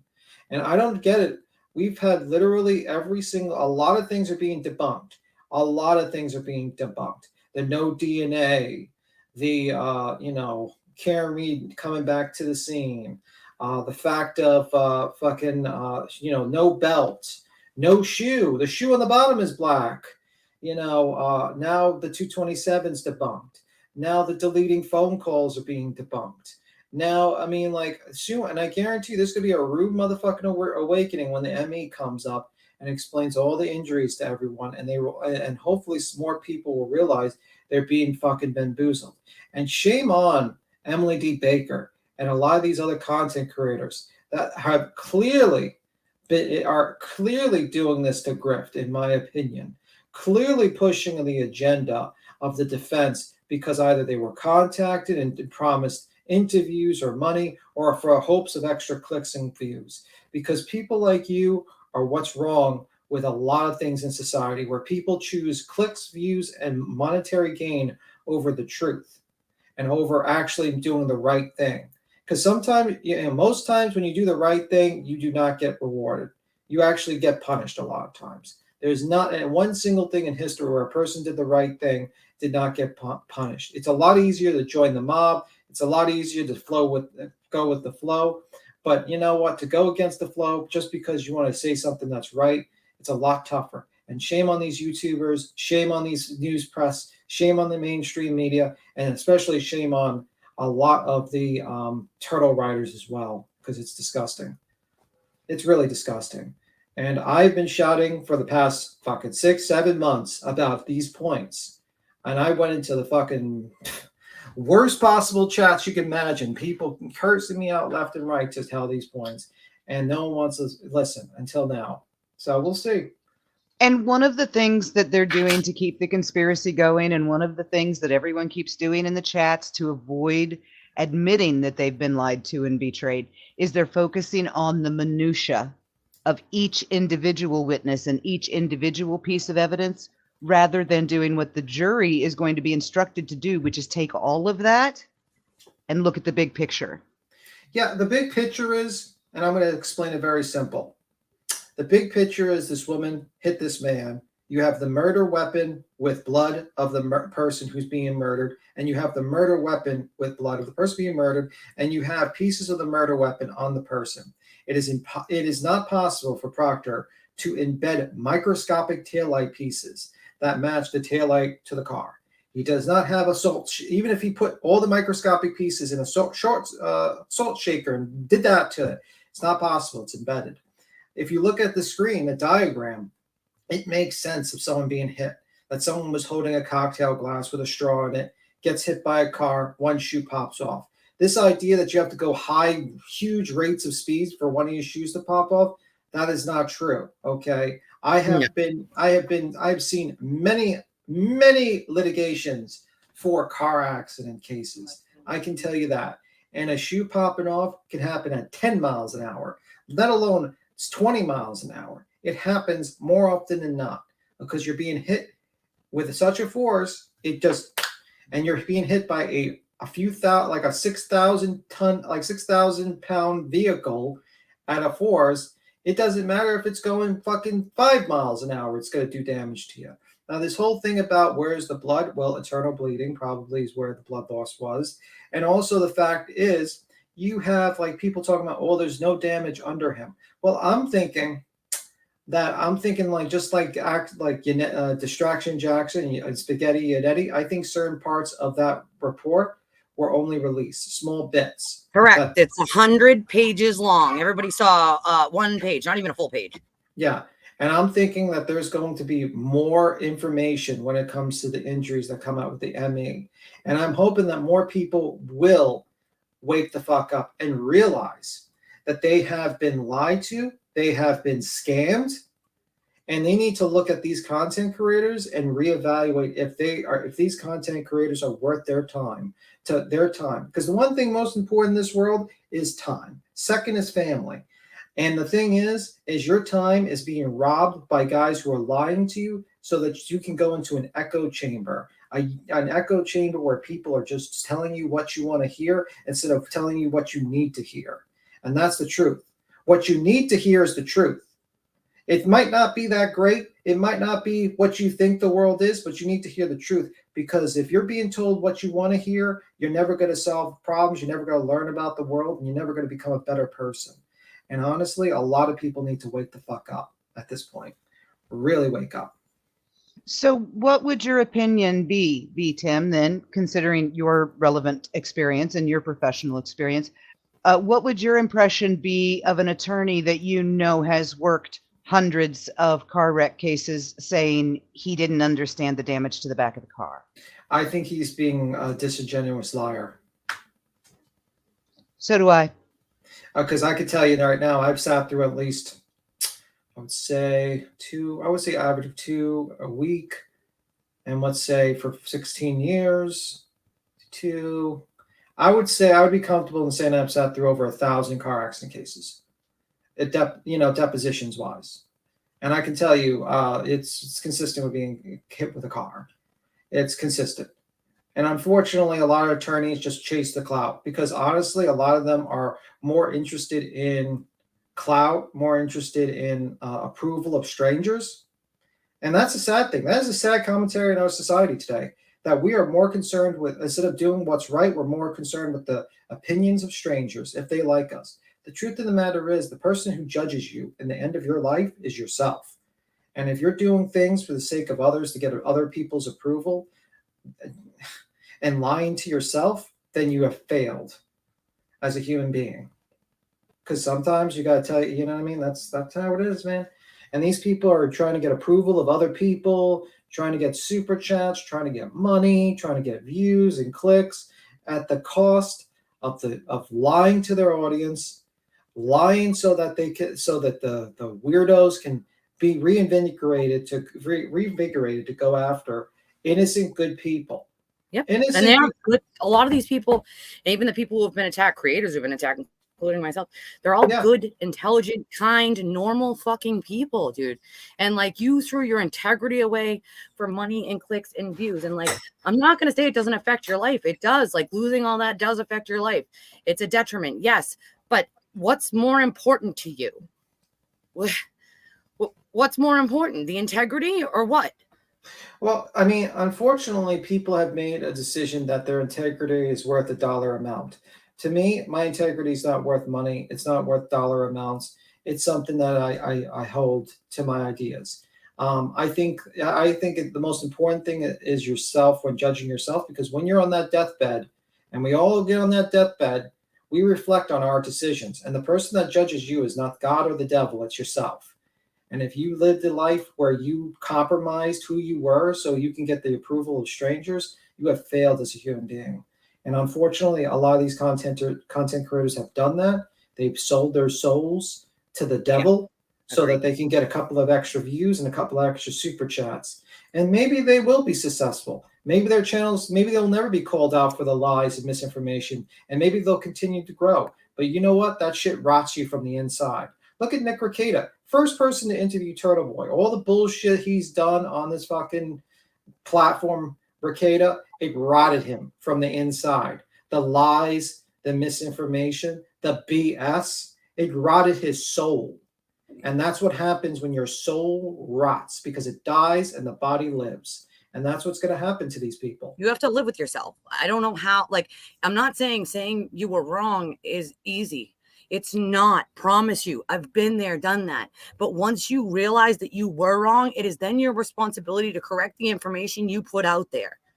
And yeah, you got to swallow your pride. Okay. My ego is not worth more than my integrity. Sorry.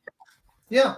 And unfortunately, this case is a tragic case because you have a good police officer, Officer John O'Keefe, who died a very, very tragic death and left alone in the darkness, buried alive. Leaving behind 2 of his adopted kids. And unfortunately, instead of Karen Reed owning up to her mistakes, taking 16 months in jail and maybe apologizing to the family and apologizing to people around them for what she's done, her arrogance, her cruelty, and her pride made her think that she can buy herself out of this as well. And so she decided to not only go after every single person that was around that scene, but also John's friends and family and police officers, just so she doesn't go to jail and serve for 1 month, 1 year and 5 months. Well, I mean, she was offered 16 months at the beginning of this and didn't take it. And then, like, I realized once she sent people to, message me while I was live and tell me not to talk about Proctor and Buchanan DNA because it wasn't public yet, and someone clearly in the chat knew, and they were asking what my opinion was on it, and I gave it. And I'm getting these messages that Karen is sending someone else like, oh, well, she doesn't want you talking. I don't give a fuck what she wants me talking about. It's not her show. It's mine. So you can go right ahead and fuck off. You don't get to run my show. You want to run everyone else's show? Sure. But you don't get to run mine, Karen. Sorry. Oh, and by the way, you could just share the screen. I'm just sharing it. Following up on what B. Tim said real quick, I hope to God that when she knocked him out, he never woke up. Yeah, Because I can't imagine laying there like that and knowing that the woman you thought you were in love with put you there. Well, you know what the sad thing is that he was in the darkness and he couldn't even be able to cry for help or help from people, and help was over there. And just a feet. Yeah. And he just slowly but surely froze to death and was buried alive in snow with no means to fight, just slowly buried alive in snow. And instead of Karen Reed doing anything to try to at least attempt to own up to it or try to help him earlier, decided to take her time out of her day, instead of rushing back to try to save that man, decided to figure out how to cover it up and figure out how to scheme and manipulate to cover up her crime. And that is why I think she deserves the maximum amount of time in jail, because she didn't just hit him and then say, oh my God, I made a mistake, come back and try to save the man's life. Right. She decided to take that extra time to cover up her crime. Every minute could have been a situation, a changing point where that man could have been saved. And he could have lived. And those two adopted kids could have had a father. And you know what? And he could have continued his life. But now these two kids are with their grandparents suffering another tragic loss. And as they lovingly called him, their funkle. Yeah. And that is the saddest thing. That is an incredible sad thing. Okay, it says that MA knocked him out immediately. Well, let's hope. But here, this is the scene. Now, does this look like he was dragged from over here and brought over here into this area? What, did they grab pieces of glass and also broke it there? Or they just put a shoe on this side? Or they put a straw here? Or put the taillight, Proctor came by and put taillight pieces in his DeLorean to travel back in time. What is going on here? This is clearly a scene. If you showed this scene to people, was a car accident case, a DUI case where a woman hit him. You got idiots saying, how could this be possible? 60 feet backwards and 20 miles, 23 miles. Velocity. That's how it's possible. Velocity. How fast does a train come into a fucking station? I guarantee you what's going to happen. If you stand in front of a train going 2 miles an hour, you're probably going to die. Okay. Because the weight and it's very silly, and it's very sad that people still don't understand this. And I get angry because I sit here and I explain that this woman could have saved this man, could have attempted to save this man's life, but took the extra hour to attempt to cover up her crime. Maybe she knew she hit him while she called up her daddy at 12 something in the morning. And then right around the time she hit him, which is the most harrowing. It's literally around the time she hit him. Maybe she called her daddy and said, Daddy, I think I hit him. Remember he said that during his interview? I think I hit something. Yep. I think I hit something. Struck something, yeah.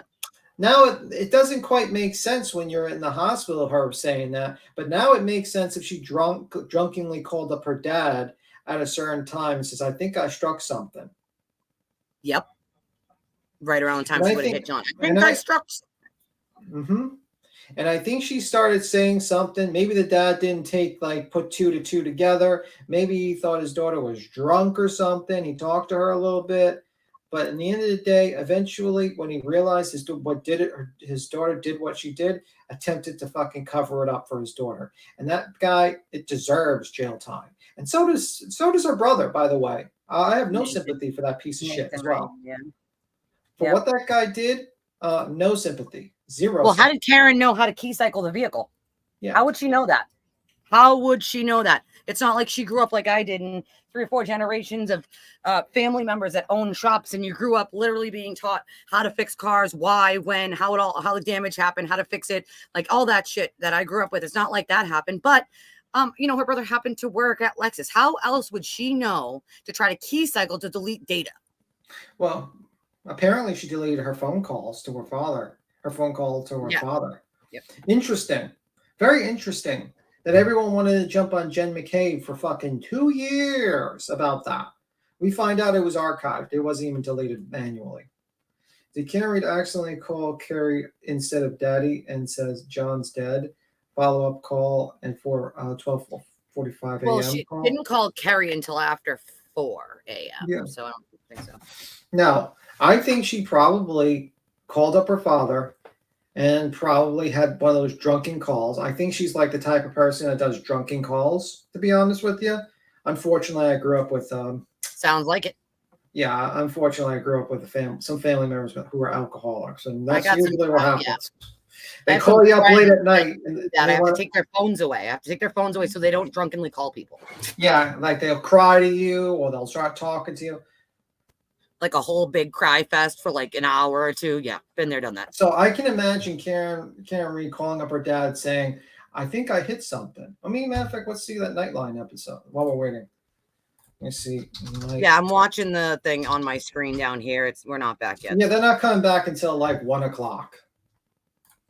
Yeah, it's 1:36 here. So it's closer to 2 before they're gonna come back our time.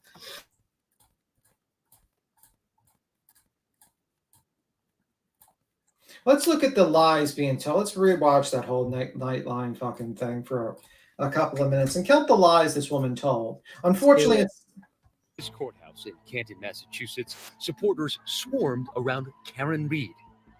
Her defense, bare-knuckled and bold, is making national headlines. Her lawyers alleging in court documents that a fellow police officer was involved in O'Keefe's death and colluded with other people in a cover-up. You're alleging that law enforcement officials in this state committed murder and that they're covering it up. Why would they want to be involved in this? Because he's dead. I think things went too far. It was late. There was alcohol involved, but they're all family. And there's many of them involved. After posting bail, Reed has spent much of the past. this woman here was the one that was looking at the taillight, the broken taillight, because in the snow. And then her brother, Karen Reed's brother, told her to pushed her away. And then when she walked away, walked over to the other side of the taillight and cleaned up the unbroken taillight on the surveillance ring camera, just to let you know what's going on here. Past 18 months in and out of court, awaiting a trial date. And me and my family and my attorneys and my team have marshaled every resource to get to the truth. It just feels like no one else wants it. Prosecutors allege that Reed hit O'Keefe with her car after getting into an argument earlier in the day, leaving him to die in the middle of a snowstorm in January 2022. But Reed says she had no reason to harm her boyfriend. I would call him the patron saint of Canton. He was just very selfless, frugal, and I think you'd Look at the jump cuts in this. My God. be hard pressed to find anyone that didn't care for John. The couple How first is- dated in their 20s. How is him being frugal not only saintly, but also a way you describe your dead boyfriend? Well, she's lying right there that she's not going to break up with them when they were talking about breaking up the entire time. And reconnected more than a decade later in the middle of the pandemic. So how did you meet up again? He had reached out to me on Facebook and he said, "Hey, blast from the past, how's things?" And when I saw his picture, his profile picture was with several young children. And then it triggered my memory that his sister and his sister's husband had passed away. And he told me, yeah, I have the kids now. I admired that. I thought that was amazing. Soon. Look how she does the crazy eyes when she says, "I thought that was amazing." I have the kids now. I admired that. I thought that was Does that look like she thought that was amazing, or does that look like she did not like that? Just Yeah, a right. micro expression here. Yep. It is a micro expression. It's what she was thinking before the words came out of her mouth. I thought that was her face like contorts. No, ma'am, you didn't like the kids. You wanted to stay single. Nothing wrong with that. But you know what? What did you expect when you went with a guy who had 2 kids? He was going to dump his kids for you? People seem to expect that like you're going to like give the kids to another family member, so it's like easier for you or something. Even kids that are with parents, like a guy or a girl dating them newly, seems to think that they take precedence over those children. And FYI, I'm here to tell you, you don't. amazing. Soon, Reed says she became part of the family, often sleeping over at O'Keefe's house and helping take care of the kids. He would go to work and I would stay with his niece and nephew. All of the breaks that the kids had, we did something. But their relationship also had its struggles. Reeve says O'Keefe had been relying more on her to take care of the kids. Nanny with benefits. And that he criticized some of the decisions she made with them. We had an argument. Like arguing about what the kids ate the morning of the morning of the Dunkin' Donuts. Yeah. You know, ate in the morning Nail of the salon. Yeah. that they were about to die, like Keith was hit by a car. On New Year's Eve, we were away on vacation, and he became incoherently drunk. And I ended up ringing in the new year with his niece and nephew. John didn't come back to our room till after 3 a.m. He was mad at you because So you act like that a was psycho. rough. I felt That's why. What? He didn't come back to the room because he gave someone a hug he's known for a lot of years, and you freaked out as if he was making out in the middle of a lobby with another woman. God forbid he give a hug to someone he knows. If my husband acted like that, dude, oh my God, we would not be together. Well, what's ridiculous is this, like, she's supposed to talk about the conspiracy of the cops killing him, but, you know, and all these people, but what does she do? She shits on John's memory. He's frugal, he's a drunk, he's like, and does this tell you a little bit about something about her feelings about this man? very much taken advantage of. He apologized profusely for what happened on New Year's Eve, and he said, if you can't get over it, then you need to spend some time at yours. I can't. So he apologized on New Year's Eve, but then it says, if you can't get over it, she can't even make her fucking line straight while she's being prepped by lawyers. Keep apologizing. I don't want to keep. Carrie, please go on the motherfucking stand. Keep rehashing this. A few weeks later, they were invited to meet up with some friends at the Waterfall Bar in Canton. And there, they ran into... No, he was invited. You tagged along, bitch. Brian Albert, a fellow Boston police officer who Reed says O'Keefe looked up to. Albert had led the city's gang unit before commanding the Fugitive Apprehension Team. It was the elite squad responsible for taking down some of the city's most dangerous criminals and featured in the 2013 TNT show, Boston's Finest. 1 minute we're walking around, everything's fine, and then 1 minute it's not fine.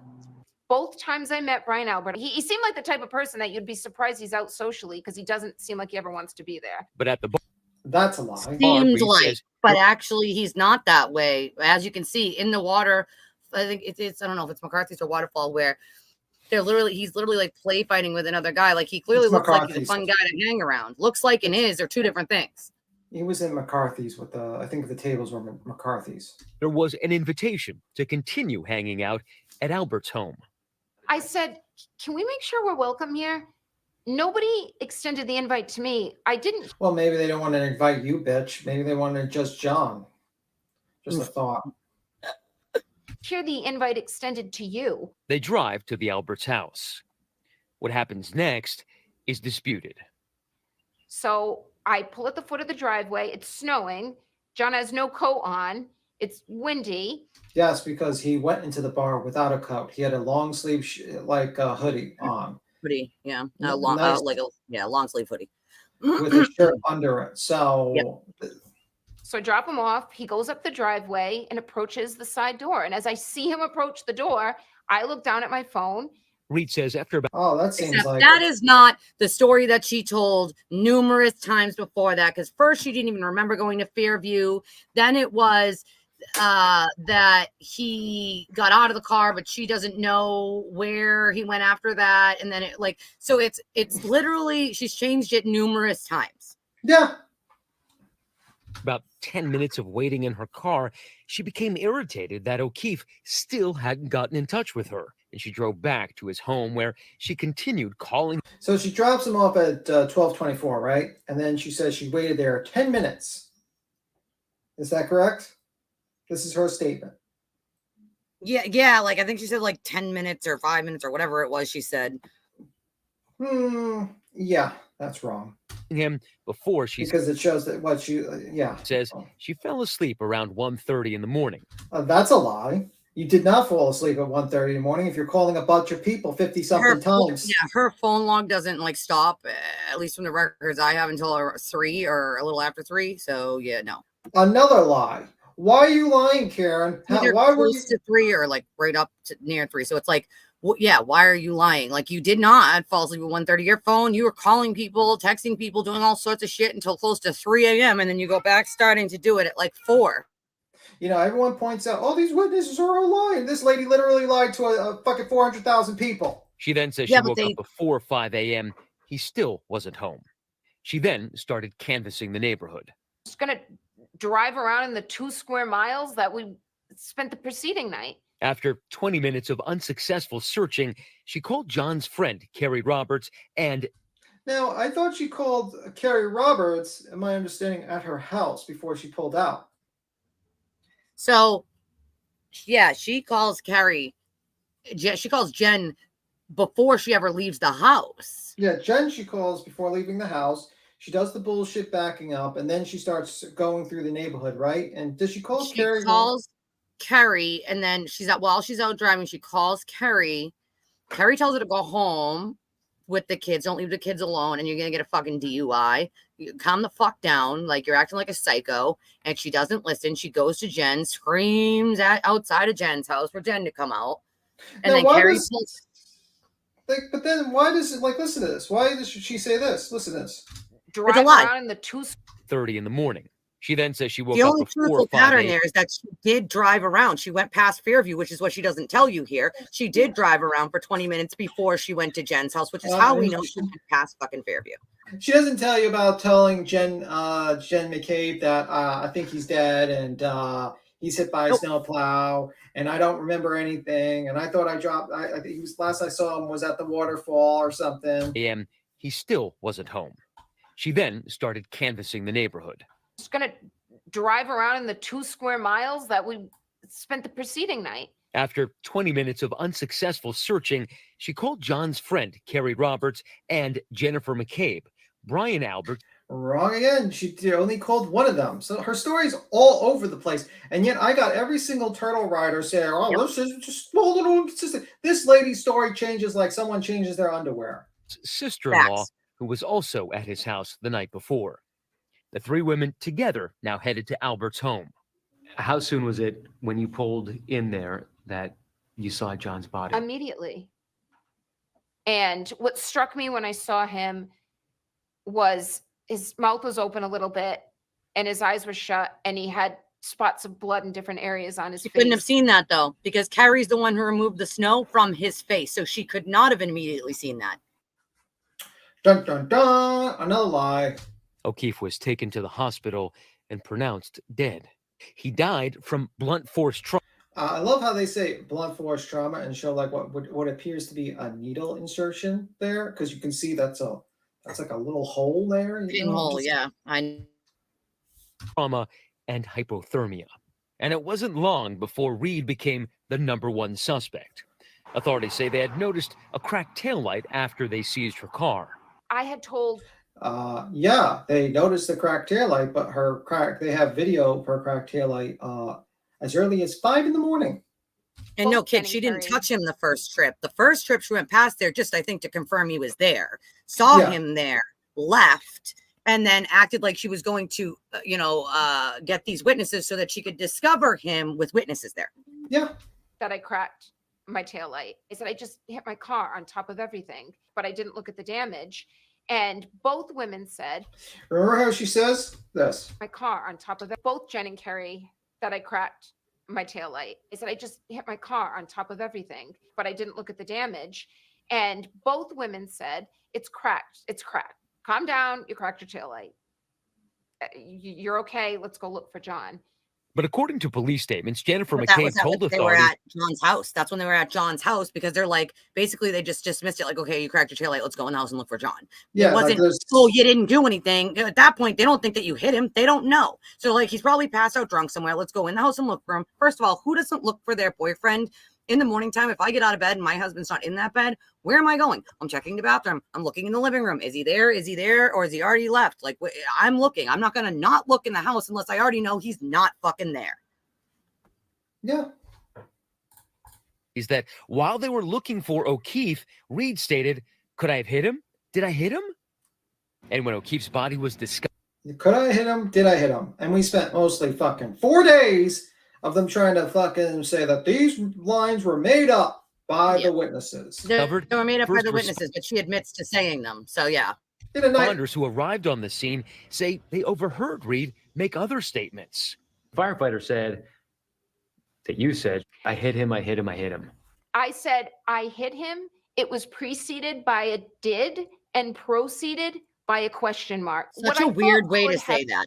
Such a weird fucking way to say it. I'm sorry. Look but at like, that face. That's that's completely scripted. No one is going to say that naturally in that way. Okay. But look at this news guy's face when he looks he's at like, her. yeah, what? That's the face everyone And has then at this she time. goes on to victim blame John here in his drunkenness. Have happened was that did I incapacitate him unwittingly somehow, and then in his drunkenness passed out? When you walked out, Isn't that just like an admission that you hit him with the car? Yep. I mean, like at this point, this is what is wild to me. You have a woman who has literally admitted that she could have incapacitated him. How did you incapacitate him, ma'am? You don't weigh more than 120 pounds? You're telling me you're taking down 6'4" men?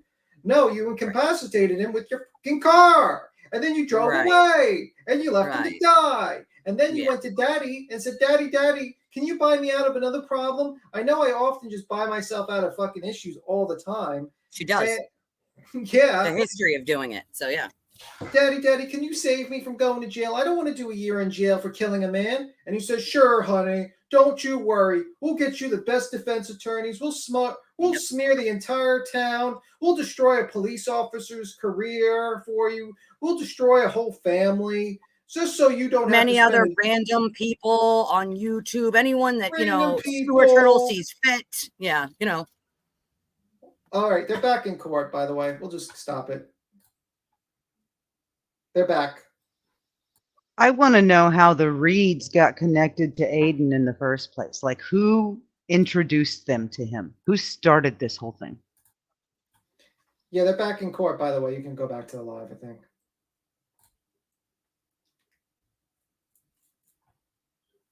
When you were there in the daytime, what, if any, note did you take as to sort of overhead lighting? Jen or Altman did. I answered that question. Jen street Altman. lighting in the area? Yeah, so on the top corner, I'll try to right up here, there's a light pole right there, overhead light pole. And with relation to where you've marked as far as the final rest position of Mr. O'Keefe and the other areas of items of evidence that were recovered from the scene, was there any lighting in that particular area? There wasn't. Ms. Gilman, you can take that down. Mr. Officer, we can have lights back. Thank you very much. Now, turning your attention, sir, back to February 1st, 2022. At some point, you were at the Canton Police Department, correct? Yes, And where specifically within the Canton Police Department did you go? to the back in the garage area. And within the garage area, what if anything did you do in the garage area? In the garage area is where we imaged the airbag control module. And so, I'm sorry, it's fair to say the vehicle, the defendant's vehicle was located in that garage area? That is correct. And you imaged that vehicle, and what, if anything else, did you do with respect to that vehicle that day? At that point, we just analyzed the damage to the vehicle. Now, at some point,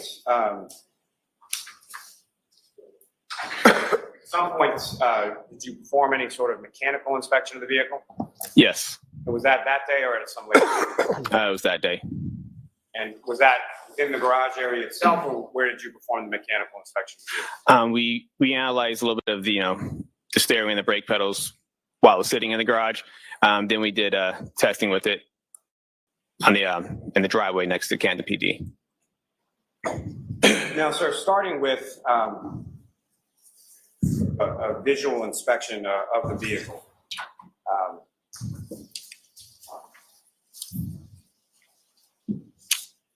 Your Honor, may I approach? Yes.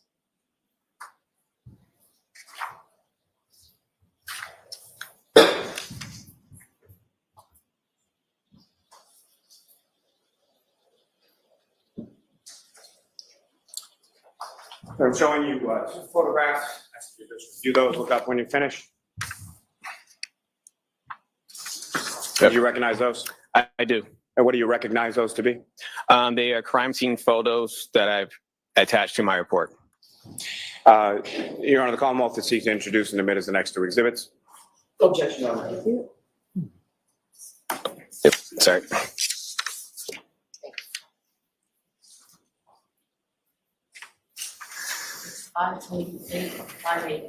Thank you. Your Honor, may I return those to the witness? Yes. And Your Honor, with the court's permission. Yes. Thank you.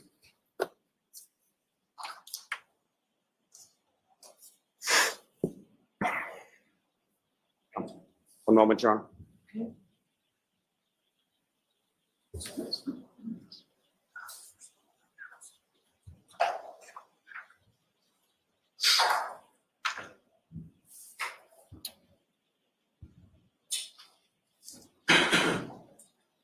And Trooper Paul, do you recognize what's up on the screen right now? Yes, I do. And what do you recognize as? That's one of the crime scene photos that I attached to my report. And what's contained in this, is that a fair and accurate portrayal of sort of the front of this vehicle, looking at it from the passenger side? Yes. And Ms. Gilman, if I could have the next photograph, please. And Trooper, do you recognize what's up on the screen now? Yes, I do. What do you recognize as? That's a crime scene photo that I attached to my report with notations that I made on it. And what's contained in this photograph, is that a fair and accurate portrayal of what you observed in the rear passenger side area of the defendant's vehicle in the garage on February 1st? Yes, it is. Now, step back a little bit here. With regards to what you've noted within this, if you could, using the laser pointer before you, just direct the jury's attention to what, if anything, of significance you observed in your inspection of this area of the Lexus. Okay. So on the left side here, I put down that scratches and there's a dent there. The broken taillight here was here. There's some scratches on the bottom right rear bumper here. And there was glass from a cut back on the bumper. As far as the glass on the bumper, what, if any, observations did you make of that in relation to the vehicle itself? Yeah, it appeared to be from a cup as opposed to any glass that came from the vehicle. Objection. So I'll strike the first part of the answer, but the second part will stand. I have no objections to the second part. Thank you. Now, with regard to the dents that you've delineated within this photograph, did you take any measurements from the ground as to where that was located? Yes, I did. And how far did you measure the dent to be approximately from the ground? Approximately 48 to 50 inches from the ground. And what, if any, measurements did you take as far as from one part of the vehicle to the other, as far as where the dents were located? Yeah, so it was approximately 19 inches from the right side of the vehicle. Now, the scratches that you were talking about before, where were they in relation to the dent? Right above the dent. I can see right there. As my hand shaky. Now, as far as you obviously also made observations of the driver's side taillight as well. Yes. And so, from what you observed in the driver's side taillight versus the passenger side taillight, what, if any, observations did you make as far as the color of the pieces that you found missing from the passenger side taillight? As compared to the left side of the taillight? Yes. So on the left side of the taillight, there was red and clear plastic pieces. Now, the scratch marks along the bumper, did you take any measurements with relation to them? Yes. And specifically, did you take measurements from the ground to where they were located? Yes. What did you measure those? They were approximately 27 to 28 inches from the ground. Okay, just come in, you can take that down. I think I've decided they keep saying plastic just because polycarbonate, they don't want to confuse people. Right. When we talk about a mechanical inspection of a vehicle, just first in general terms, what is it that you're doing with respect to the vehicle in order to conduct that mechanical inspection? So when we do mechanical inspections, we're obviously checking the steering, make sure the steering moves properly, the brake pedals, make sure they are firm, make sure the accelerator pedal moves back and forth. Just generally looking at the tires, make sure there's no issues with the vehicle. And what, if any, observations did you make of the vehicle itself as far as any defects or anything to do with the braking, the tires, or any of the other areas that you expect? We didn't observe any mechanical defects with the vehicle. Now, with relation to the weight of the vehicle, what, if any, analysis, or what, if anything, did you determine as to the weight of the Lexus? The way the Lexus item man was on an analysis was just based on I think I have the gross vehicle weighting for the vehicle. And how much did the vehicle weigh according to the gross weight? I think it was approximately 7,000 pounds. Now, 74.95. with respect to the lights of the vehicle and being the tail lights and the headlights, what, if anything, did you determine those to be as far as what type of lights were they? They were LED. Both they were headlights and tail lights were both LED. And if you could just expound a little as far as LED lights, what if any significance does that have to you, or what kind of lights are LED? How bright are LED lights? LED will most comparison to what most people think in car and tail lights, where I have the bulbs, where they have the filaments. LED is more electronically controlled. There's a sensor that will light up, as opposed to a bulb type headlight and tail lights. Now, are you familiar with an organization called NHTSA? Yes. And what does NHTSA stand for? It's the National Highway Traffic Safety Administration. And what, if anything, did you do with regard to NHTSA in respect to this vehicle itself? We run the vehicle through NHTSA to see if there's any recalls on the vehicle. And what, if any, recalls did you discover when you ran this particular vehicle through NHTSA? There were no recalls. And to be specific, we're talking about this specific vehicle as opposed to just Lexuses in general, make and model, correct? Correct. Yeah, we put the VIN into the system, and it will tell you if this vehicle has any recalls to it. Now, That's where Carfax gets their info, is from At some NHTSA. point, you did some testing with the vehicle. Is That's that why correct? they do the cause report, y'all. And where was that testing done? Make sure that and what they it can't is? argue there's a defect. It was done in the parking lot of Canton PD on the same day. We did a forward braking test, a reverse braking test, and a reverse acceleration test. Now, the parking lot of the Canton Police Station where you did this, what kind of roadway surface was that? It's an asphalt surface. Similar to the asphalt surface at 34 Fairview Road, is that correct? Correct. And what was the condition of the roadway as far as how dry or wet was the roadway when you conducted these acceleration and braking tests? It was wet at the time. And with respect to your understanding of January 29th, 2022, with the asphalt surface in front of 34 Fairview Road, what was the condition weather-wise as far as that roadway surface at the time of this collision? At the time of the collision? Yes. What I understand is it was snowy, so the asphalt road had been fairly wet from snow. Now, when you conducted these acceleration and braking tests with the defendant's vehicle, what, if anything, did you, what, if any, tool or what, if any, implement did you use in the course of that testing? We use a device called it's called a V-Box. This one's V-Box Sport. The device is attached to the windshield, and then it's also attached by an antenna that goes to the roof. And then basically V-Box, do you want to explain what V-Box is? Please. Okay. So a V-Box is it measures performance for the vehicle. It uses GPS data to measure the speeds and its location. And use that it'll give us how fast we were stopping, a drag factor for the roadway for that specific vehicle and type of road, and acceleration factors.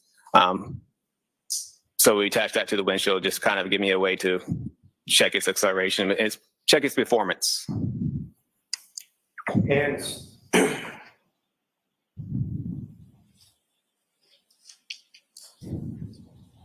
And he keeps saying collision because he can, because he knows, just like I knew, just like you knew, Peter, that car was in a collision. so the V-Box is attached to that vehicle, so it's what specifically is it measuring? So yeah, it's using the GPS data to apply its location, and so it's measuring its speeds and using the speed and the location, putting that together. And once you so you use the app through the V-Box and set certain parameters as like, you can go, I want 30 miles per hour, 20 miles per hour, 10 miles per hour, and it'll set your vehicle. So when you go to 30 miles per hour, it'll tell you what you're doing at 30, what you're doing at 20, what you're doing at 10. And then it'll know if you're doing braking or acceleration tests. So use those numbers that you have to give you, your acceleration factor or braking factor for the vehicle. And so from the V-Box Sports device that you use, and you've received training as it applies to using that device? Yes, I have. And certification as well? It's usually just training on it. Now, with respect to the V-Box Sport as it's attached to that vehicle, that's measuring specifically from that vehicle with those tires on that roadway surface that day, correct? That's correct. Now, with regard to that testing on that day, you did some acceleration or reverse acceleration tests, is that correct? Correct. And how many of those tests did you conduct? 2. And describe to the jury sort of how you conducted those tests or what speeds you were using or sort of that process of the 2 reverse acceleration tests that you conducted that day. So the reverse acceleration test we conducted, we set the parameters up to 25 miles per hour. So what we did is we try to come from a stop at 0 and then press the accelerators all the way about as hard as I could press it and try to go back and see how fast I can get to 25 miles per hour and see what the performance it did at that time. And what, if any, kind of data did you receive with the V-Box Sport using during those 2 reverse acceleration tests?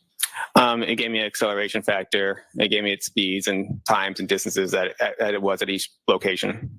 And if you could explain to the jury, sort of when you say acceleration factor, what is an acceleration factor? It's just a number of how fast the vehicle could travel from an acceleration. And it could be a light acceleration to a medium acceleration, a hard acceleration. They all have a different number that you can use to kind of relate it back to what the acceleration is for that vehicle. And what was the acceleration factor that you were able to obtain with those 2 reverse acceleration tests? I believe this was I had 0.317, I believe. Now, during the course of those the reverse acceleration tests that you conducted on that day, what, if anything, did you know? Well, let me ask you this. As far as the operation of the vehicle, who was actually physically operating the vehicle? I was actually operating the vehicle. And what, if anything, did you know during your operation of that vehicle during the reverse acceleration test that you conducted? We also noted the accelerator pedal moved freely. There was no binding. There were no interference from anything on the floor. Nothing interfered with the accelerator pedal. It worked as it's supposed to. And when you're doing this reverse acceleration test, how are you, if at all, are you manipulating the steering wheel at all, or is it a straight line test, or how is the test? How is the vehicle directed during the test? So I try to keep it fairly straight. And when you accelerated in reverse in a fairly straight fashion with the steering wheel, what, if anything, did you note about that? They kept the vehicle fairly straight. It was fairly easy to keep control of. Now, in addition to the 2 reverse acceleration tests, what, if any, testing did you do with regard to reverse braking? Yeah, so we conducted 2 reverse braking tests. And again, similar, can you describe to the jury, this is also with the V-Box Sport attached, is that correct? Correct. So you're obtaining data from that as well? Yes. And during the course of the reverse braking test, what, if anything, first as far as data is concerned, how fast were these tests being conducted? What, if anything, was input, and what, if any, data did you receive from? Yeah, so the reverse braking one, we try to get up to about 30 miles per hour. And then once we get up to that speed, that's when we apply the brakes, try to brake the brakes fairly hard to try to get the vehicle to stop. And are you also familiar with the term known as a deceleration factor? Correct. And can you explain to the jury what that is? It's just essentially the opposite of an acceleration factor. This is a number for how fast the vehicle would slow down. And with regard to the deceleration factor from the 2 reverse braking tests that you conducted on that date, what, if any, figure did you receive from the instrument from the V-Box Sport?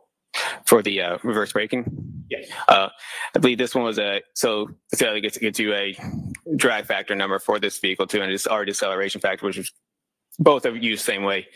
This one was a point, I think it was 7.1. Now, with regards, again, you're operating the vehicle during these 2 reverse braking tests, is that correct?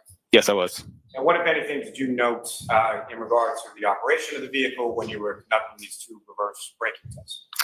Yeah, the brake pedal was firm. There was no pulsation from the brake. Now, in addition, sir, were you able to conduct some forward braking tests? Yes, I was. And similar again, could you describe to the jury as far as how you were operating the vehicle during the forward braking test? Yes, essentially the same thing as reverse. If I was going forward this time, I got up to 30 miles per hour, and I would just apply the brakes about as hard as I could apply them to the stops. And again, are you receiving from the instrument some sort of deceleration factor? Yes, I was. Did you recall what that was? Yeah, it was a 0.69. And during the course of your operation of the vehicle during the forward braking test, again, what, if anything, did you note in regard to the operation of the defense vehicle? Same as before, that brake pedal was firm. There was no pulsation, no issues. Now, we talked a little bit about a ACM or an airbag control module, correct? Correct. You indicated earlier in your testimony that you had downloaded information from that. Is that correct? Yes. Now, when you download that information, what, if anything, do you get from the vehicle, or what, if any, how are you able to sort of read or interpret that data?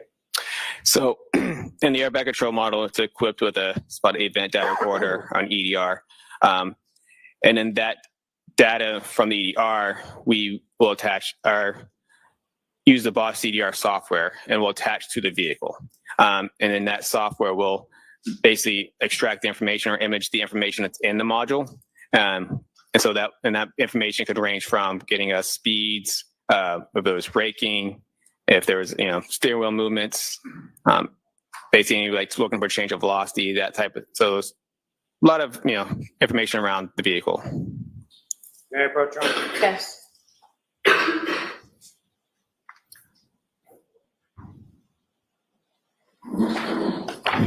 Going to the document, sir, 7 pages in length. Just ask you to review that when we finish.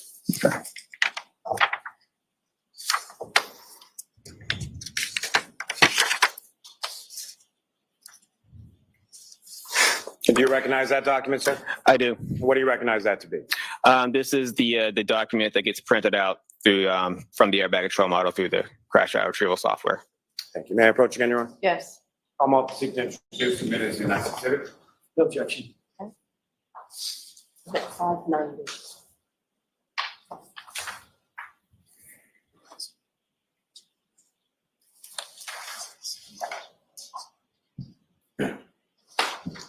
Dude, apparently even Nancy Grace is Now, off the sir, conspiracy when it train. comes to the CDR printouts, or let me ask Nancy you, Grace made a comment when the it other day about how comes to the airbag control module, who is that designed to protect or to apply to in respect to safety measures with the vehicle?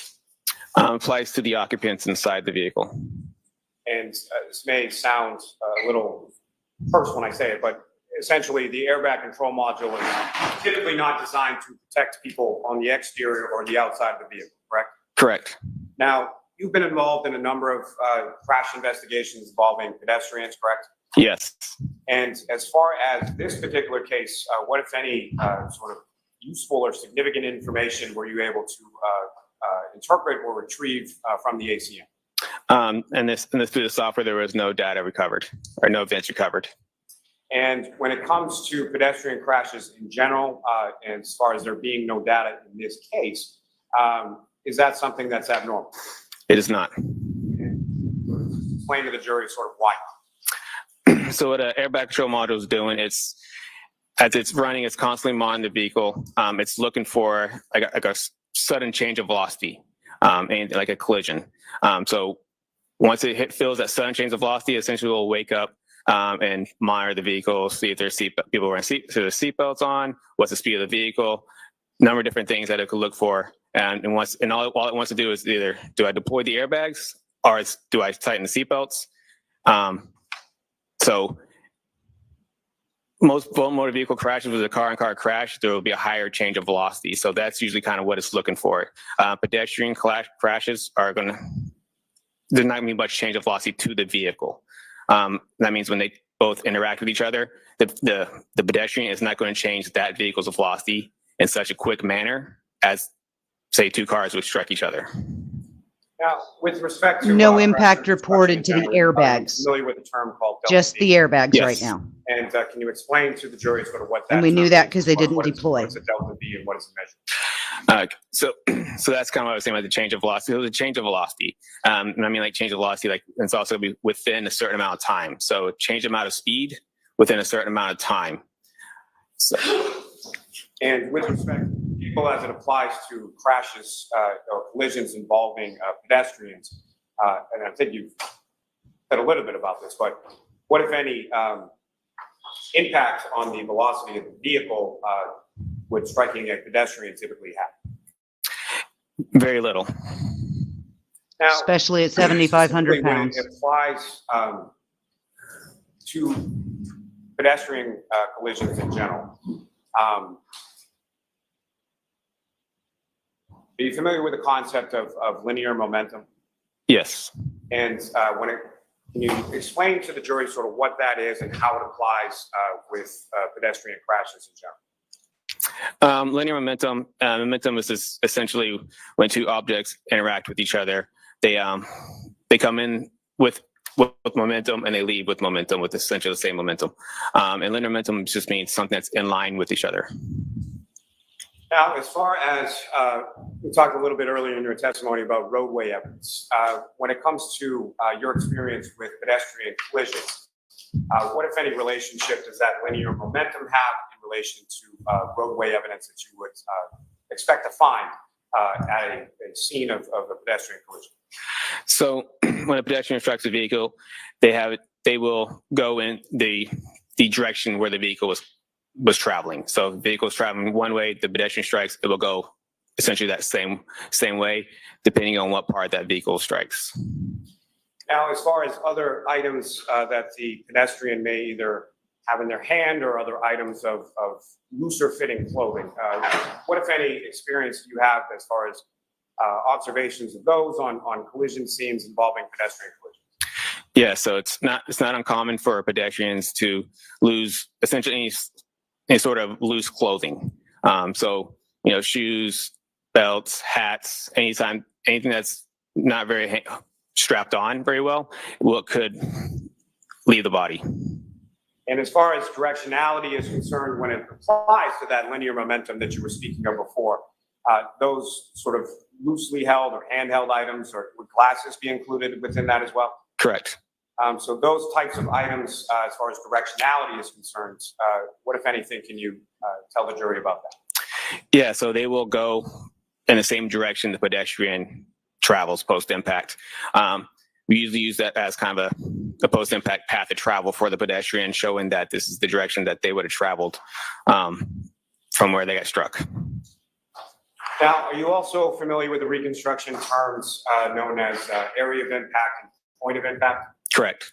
And can you explain what those terms mean in a crash reconstruction context for the jury?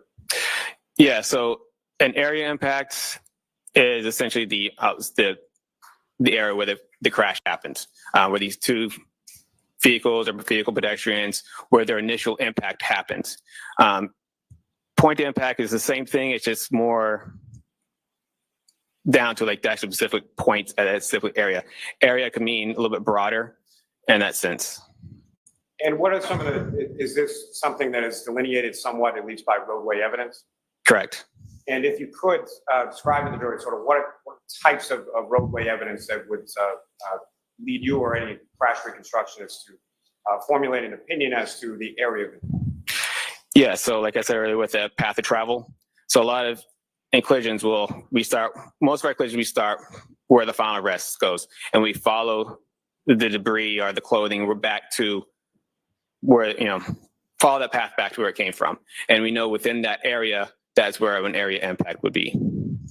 Now, with relation to the evidence that was depicted on the diagrams that were up on the screen before as the exhibits, what, if any, relationship would the taillight pieces and the shoe that were recovered from the street in front of 34 Fairview Road have in relation to that area of impact?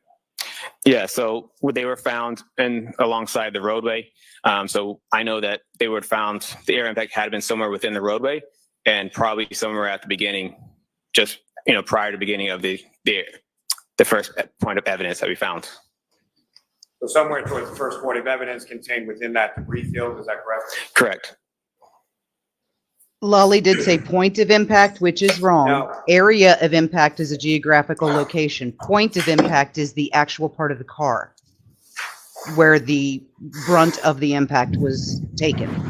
If you hit a deer, your Yes. point of impact is wherever that deer hit you. If you hit a telephone pole, your point of Now, impact sir, are is you also, where that dent is left. Familiar with a safety system specifically applicable to Lexus vehicles? Yes. And have you received training in regard to downloading information in regard to that as well? Yes. And what is that safety system? What is that called? It's called the Toyota TechStream software. And so the Toyota TechStream is a software similar to the crash data retrieval or CDR software that you're talking about, which is specific to a Lexus. Yeah, but it's between Toyota and Lexus has software. The TechStream it's similar in the fact that they both record data to the vehicle. TechStream was created by Toyota for their technicians to diagnose vehicles and use that information to help, any kind of mechanical issues that they would have with the vehicle that they can do when you bring your car to them. They can look at the TechStream and just kind of find out what caused the mechanical issue. Now, with respect to the Toyota TechStream data that's available, what kind of data are we talking? So TechStream, yeah, they obviously the diagnostic stuff. So they're looking for any engine defaults or anything else. But they also have what's called a vehicle control history in it. Sorry, I missed that. Called what? A vehicle control history. Thank you. And the vehicle control history it's basically monitoring people's driving behavior. So it has certain, they call it triggers that they have listed. And when those triggers are met, they will record data related to that trigger. And what type of data, in general terms, what type of data are you able to recover through the Toyota TechStream tool from the vehicle control history? Yeah, so each trigger, you can record, it's the same as you get your speeds, brakes, the accelerator pedals on, look for steering wheel angles, engine RPMs, all that type of the information that you have related to vehicles. Now, in addition, is it possible with vehicles that have, some vehicles made that are accessible through this Toyota TechStream, including Lexus, which I should say, I'm sorry, so Lexus is manufactured by Toyota, correct? That's correct. So in some vehicles, Toyota or Lexus vehicles are made by that manufacturer, are equipped with camera systems, is that correct? Correct. And again, in general terms, what, if anything, in relation to the camera system is it possible to collect from the vehicle controllers? The camera systems in certain vehicles can record photos, like little grainy black and white photos. And were you able to recover any black and white photos or photos of any kind from the defendant's vehicle in this case? I was not. Now, with respect to the sort of physical process of the downloading using this Toyota TechStream tool, can you explain to the jury sort of how that's physically done or what you're doing to the vehicle in order to download that information? It's the same process, just different software as we would for the airbag control module. As I said before, we plug into the DLC port and then up that software program, and we follow the steps and we extract the information from the vehicle. Now, the extraction of the Toyota TechStream data in this particular case, when was that accomplished? For this one, I believe it was February 2nd, 2023. So a year and a day after you had conducted the braking acceleration test and inspected the vehicle in the Canton Police Department garage? That's correct. And so as far as the timing of that being February 2nd of 2023, why was that? I was at the time of my initial inspection, I didn't really know much about TechStream at that point.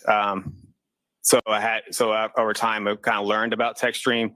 And so once I learned about it and I thought, is this relevant to our case? And I looked more into it and found that it is relevant. So. And the Toyota TechStream, as far as that applicability or that tool, is that a relatively newer tool in the area of crash reconstruction? It is getting fairly newer, as like it's getting spread out. It's getting bigger. It first got created on one vehicle in 2014. So it's been slowly trickling into the Toyotas and Lexus vehicles over time. But it's definitely gotten bigger within the past couple of years. With programmable windshields and calibratable everything. To this information, when you were then able to download that information, you received some data, is that correct? That's correct. And you mentioned that it goes, or it's measured sort of by triggers, is that correct? That's correct. And from the data that you were able to obtain from the defendant's vehicle, what type of data were you able to retrieve as it relates to the vehicle control history? Yeah, so I mean, this had like a page and a half full of triggers that over the vehicle's time span that it captured. And with respect to the triggers, how many triggers did it capture? It's like a page and a half. I don't know exact numbers of how many triggers that was on each page, but there was, it's at least a good page and a half full of triggers. Your Honor, may the trooper refer to his notes in regard to that? The trooper, if I could direct you, I think it's page 9 of your report. Okay.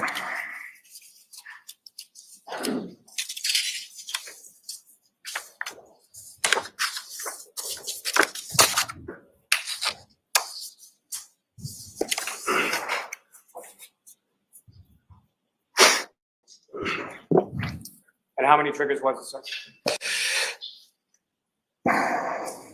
Can we count them? Does he have to count them, Mr. Lally?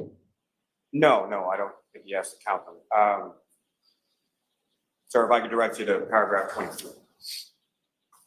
Oh, yeah, so 22 separate triggers. So in my report, it says 22 separate triggers that occurred on odometer mileage 12665 to 12666. And with regard to the mileage that you noted as far as being between miles 12665 and miles 12666, that's 12,665 to 12,666, correct? Correct. And what was the mileage that you observed on the vehicle at inspection? 12,665. And at the time that you conducted this Toyota TechStream download from the vehicle, what was the mileage at that time? 12,666. And there's also reference within the vehicle control history data in regard to something called a key cycle. Is that correct? Correct. And can you explain to the jury sort of what a key cycle is and what are the different things that could trigger a key cycle? Key cycle is essentially, so it's from the ignition cycle. Let's fix that. So a key cycle is essentially from when the vehicle's off, it's pressed on. It doesn't necessarily need to be running or turned on. It just needs to be turned on and then off again. And that'd be one key cycle. Now, with relation to your analysis Pushing in the regard button. to the vehicle control history, On and what, off. if any, role Key did cycle. the key cycle numbers or what kind of role did that play in your analysis? It shows me where, how far away they were from each other. The key cycles were. And how far away in what terms? So when I turned the vehicle on, when I did my testing, it shows me what key cycle was that I was on when I did those testings and then the odometer mileage in relationship to that. Your Honor, may I approach? Yes.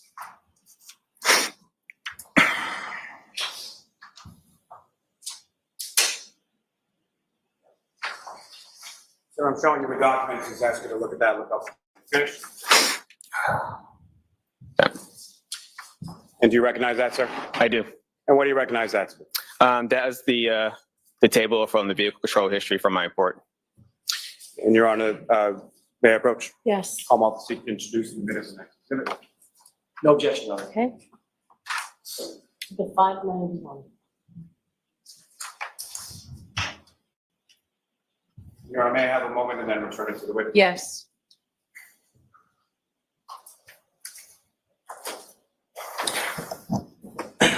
Your Honor, with the court's permission, if I could ask to publish this for the jury.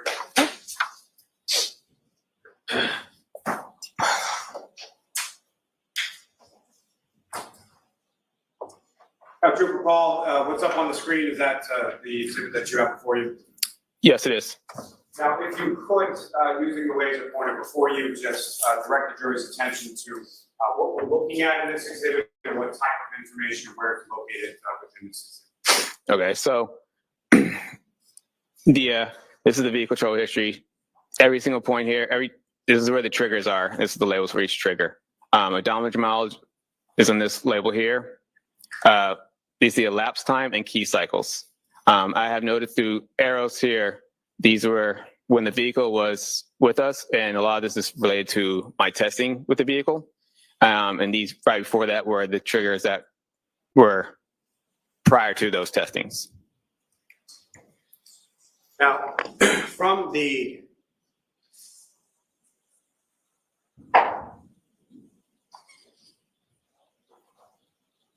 within this table, sir, there are two triggers reported at odometer mile 12,629. Yes. And what's the key cycle associated with 12,629? 1,162. Now, these triggers that are contained as far as the 12,629, that's prior to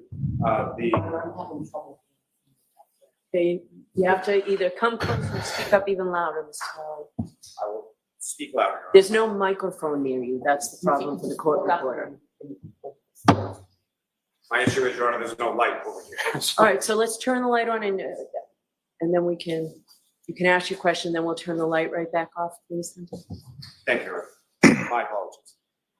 So that I hate to tell you guys, I odometer said mile so, as but far as, told ya. triggering events at 12,629, correct? Yes. And that occurs prior to the 12,665, 12,666 during the course of your braking and acceleration test, correct? Correct. And the mileage difference between those two, did you do that math? Yes. What was the mileage difference between the two? 36.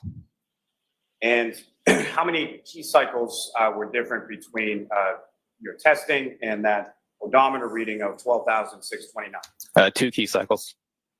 Now, as far as the, what if any information did you have and where did you get it in relation to the defendant's vehicle's path of travel prior to those odometer readings that you noted when you did your Yeah, so yeah, I was told that where she traveled afterwards or prior to that, I was noted their locations, and I used those locations through Google to get a mileage for them. May I approach her? Yes.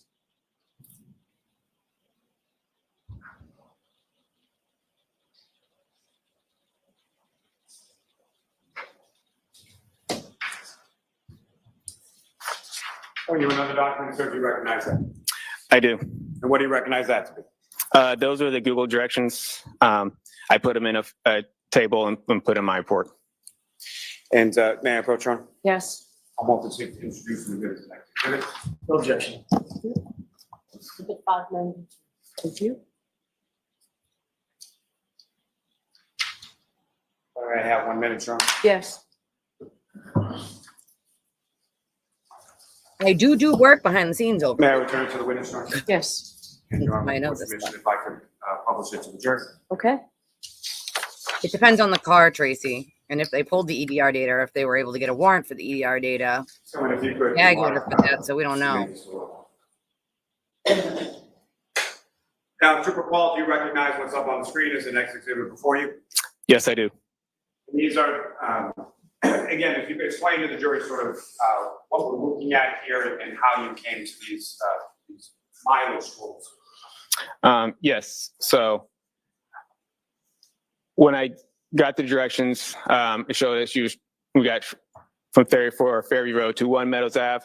And when I put that address onto Google, it gave me suggested routes. So I put each suggested route on there and the time it took. So I did that with every direction from 1 Meadows Ave to Waterfall to 12 Country Lane, and 12 Country Lane to 1 Meadows Ave, and then 1 Meadows Ave to 345 Country Hill Drive, North Dayton. So I did that for every single one and find suggested routes. So which is labeled in all these boxes here. And then at the bottom here, I did a total distance and I did a min and the max distance of, the minimum was 36.1 and a max distance of 38.8. All right, so I'm going to ask you to take that down for a minute and I'll see counsel at sidebar, please.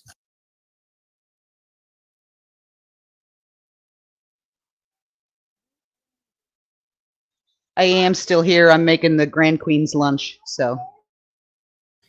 Okay.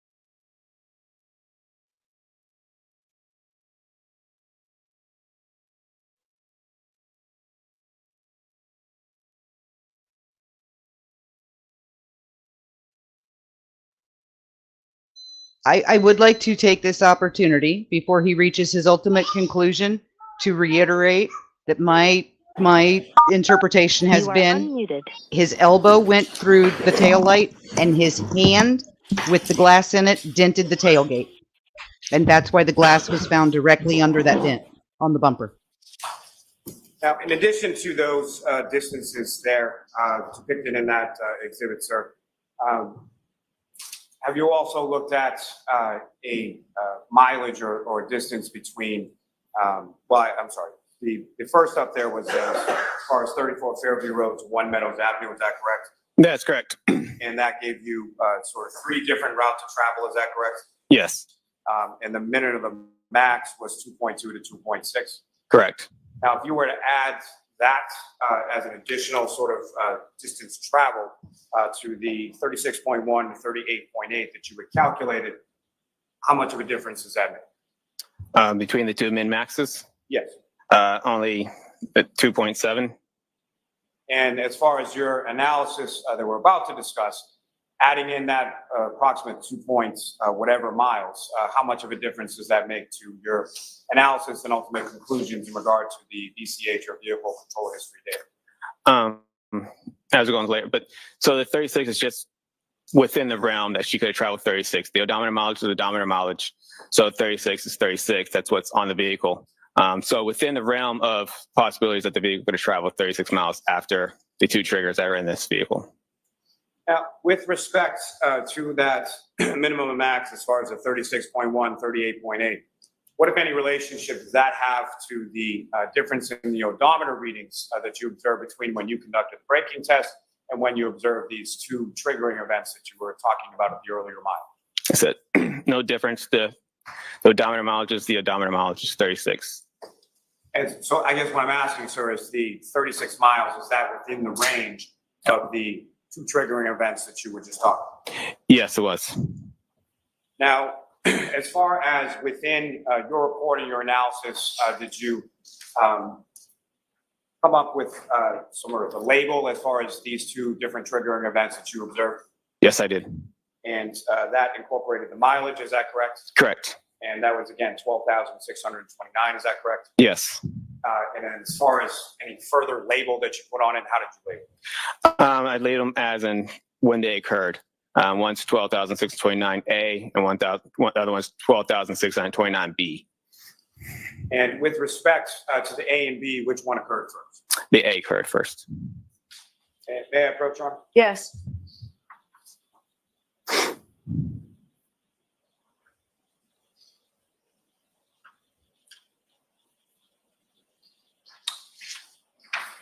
First, Your Honor, you have another document asking you to review that. Finish. Okay. And do you recognize that? I do. It's the data chart from the 12,629 miles A chart. May I approach again, Your Honor? Yes. Almost a seat to introduce. No objection. Okay.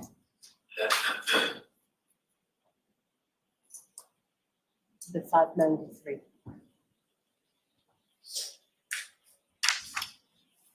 And again, if I could just have a moment, Your Honor. Yes. May I return this to the witness, Your Honor? Yes. With more information, may I? Yes.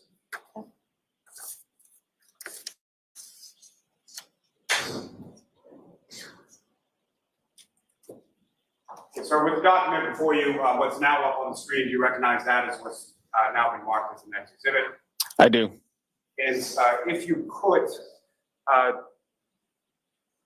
describe to the jury sort of what these rows indicate as far as what information is there, and if you could, using the laser pointer, direct the jury's attention to what, if anything, of significance you observed in this as far as 12,629 miles A. Okay. So each row starting from the top is the vehicle control history time, which is the time that's recorded in the module itself or in the software that gets recorded as each time, and it's recorded as seconds. This time is the time from the start of the key cycle. So it starts off with 652.8, and each one is incremented in approximately half-second increments up to, let me show it, right here where the trigger, this is what's called where the trigger happened. So right here is where it kind of goes from 4.5 to 4.6, and then goes up to 5. Then everything after that is about half-second increments from each other. Recorded 10 seconds of time, which is labeled in this one, total time of 10 seconds. And I'll just put time from trigger, just kind of label it back to, here's the trigger right here. And that's the time between each one. Sorry if I can read this right. So right here, this is the vehicle speeds. The blue is just labeled because that's the speed. Zeros are labeled as a light blue is 0. So if I could read this. So this starts from, shows that the vehicle is traveling at 9.9 miles per hour. It's slowing down to about 0 right here, and then stops for that time, and then increases back, speeds backs up to. It goes up to 6.2, and then slows back down to 0, and then back up to 1.7 to, I think it's 8.7. If I can read that right.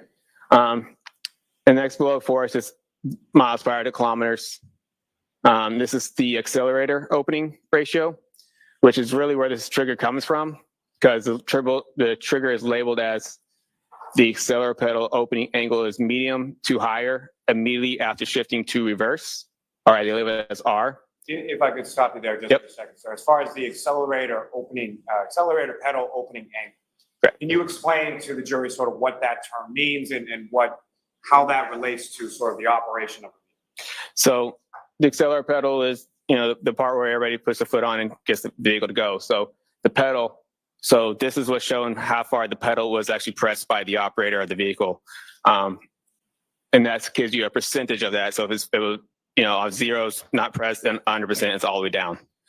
So they label the trigger, I think 30% is medium to higher in this way Toyota labels it. So then that's where you'll see the trigger is around 31.5%. And also shows from the beginning, goes from 0 and increases up to 50.5%, and that's 5 seconds. That's only, a little over a second past the trigger. And so up to 50% and then back off, and then back onto the accelerator again, up to 34%. Exactly, Kodo, like all those drunk and corrupt witnesses testified to. Data on the Toyota tech stream. What, if any, information are you able to glean as far as directionality, as far as forward, reverse, left, right, things like that from this data? So on this label right here, it shows the shift position signal. 1 is forward and 2 is reverse. So this right here is showing the vehicle was in drive and going forward, and then the vehicle got shifted into reverse, and then back to drive again. Now, from your experience and from your training when it comes to interpreting this type of data, do you have any opinion as to sort of what type of maneuver or what type of actions the vehicle was taking during the course of this triggering event? Yes, this appears the vehicle was slowing down and making a U-turn. Because also the other thing into it, it shows steering signal. And the steering wheel showed that she was driving left and then right and the back left again. And also when she's on the brake switch. Thanks. Ms. Gilman, you can take that down. And Your Honor, may I approach? Yes. I'm not worried about the jury because he's going to wrap this all up in his conclusion, and I write those conclusions every day. They will be layman's terms and very easy to understand. So, yep. A document that I've just handed you now, do you recognize that? Yes. And what do you recognize that to be? It's the one, the 12,000, the data chart from my report as labeled as 12,629 miles B. So that's the second triggering event within this same mileage reading on the odometer, same key cycle? Correct. Your Honor, may I approach? Yes. Come on, seek to do for minutes and next. No objection. Okay. Good 5 minutes. Again, just one moment, Your Honor.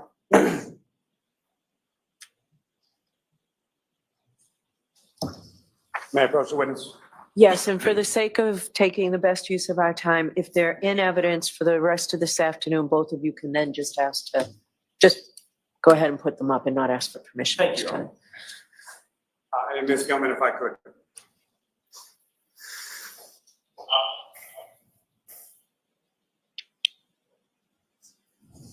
And if you recall, you recognize what's up on the screen now? I do. This is the VCH data chart from that same mileage or the second triggering event as far as 12,629 miles peak, correct? Correct. And again, this is in the same odometer range as well as the same key cycle as what was just up on the screen as far as 12,629 miles A, correct? Yes. This occurs after A, is that fair to say? Correct.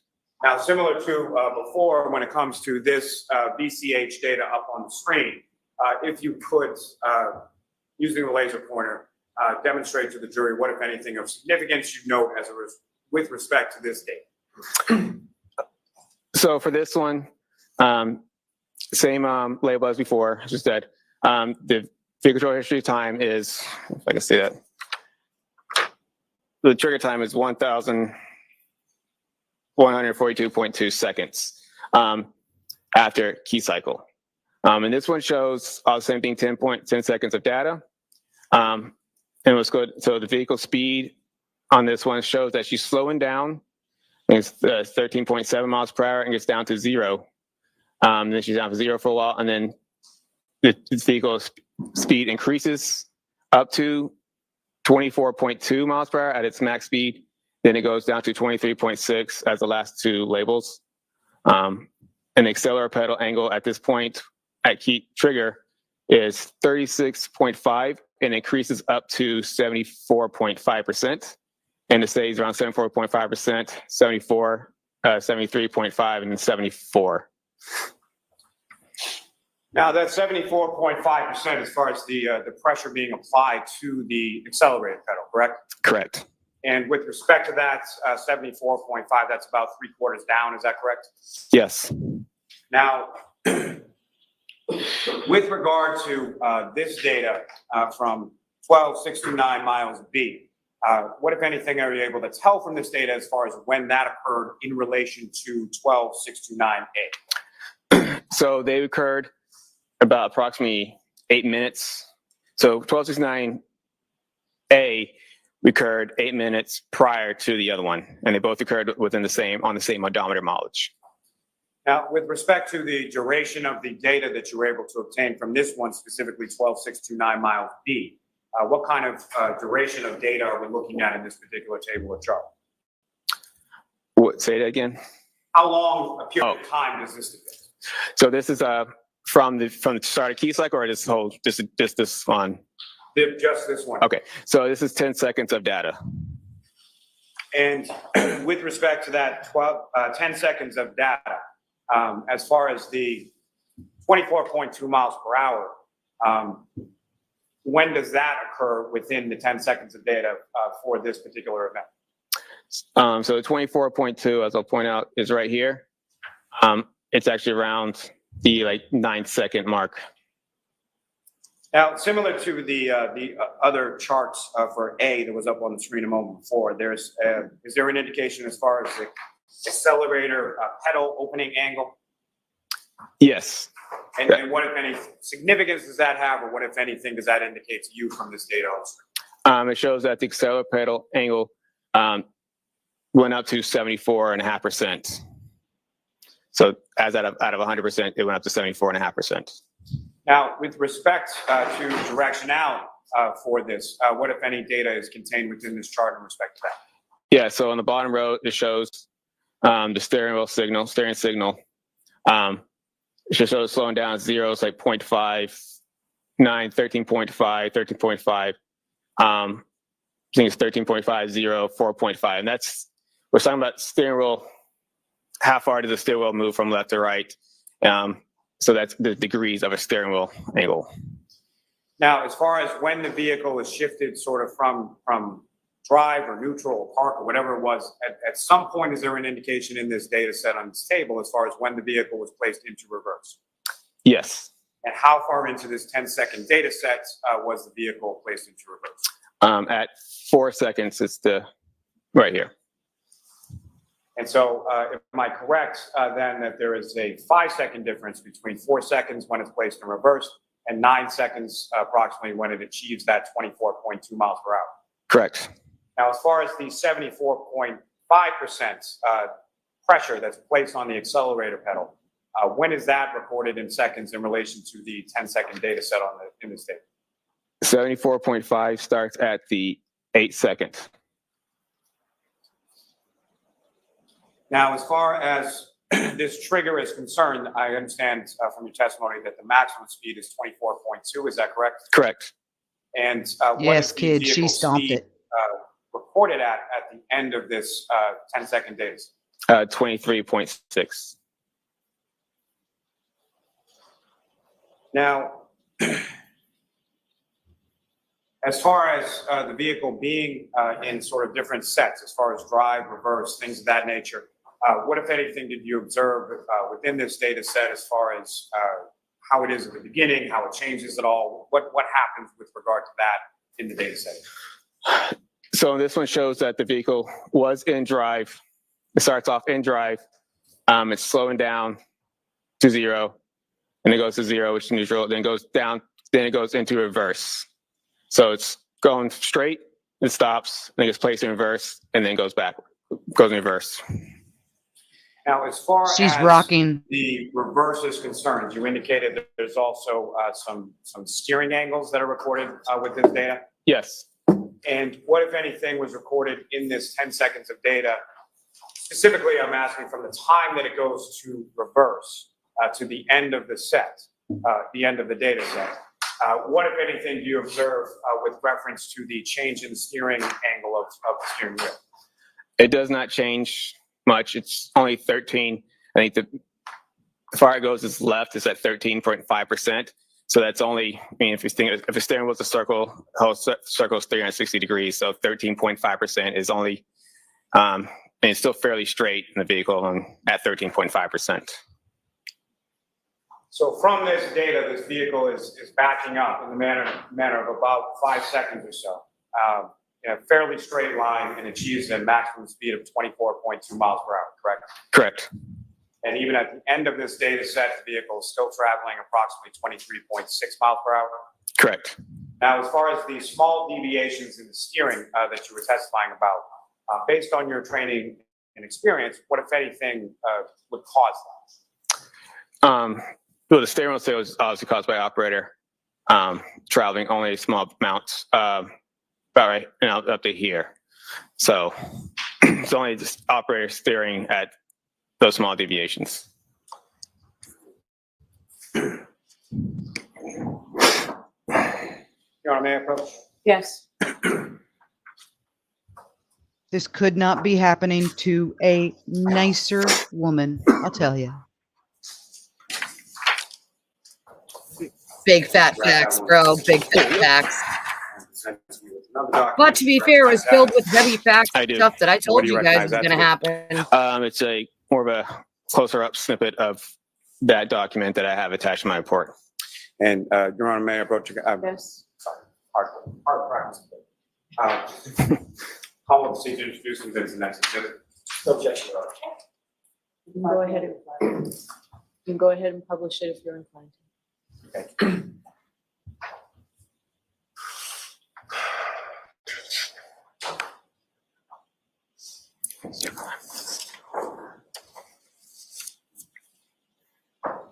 Trooper Paul, from what's depicted up on the screen as this next exhibit, if you could, using the laser pointer, just direct the jury's attention to what, if anything, of significance you observe in this portion of the data. Yeah, so I circled in here the drop from 24.2 to 23.6, and also the steering wheel signal went from a left at 4.5 to a right 4.5, so positive to a negative.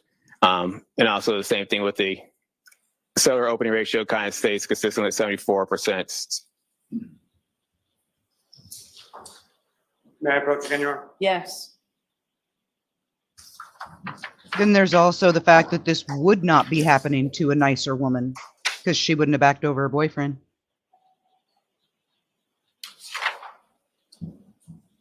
Follow that back. Yep. I'm showing you another document. Okay. Do you recognize that? I do. What do you recognize that to be? It's a vehicle control history distance chart I have attached, I calculated and attached to my report. And may I approach again, Your Honor? Yes. I want to see if you can produce the next exhibit. No objection. Okay. So go ahead and publish it if you're inclined. Yes.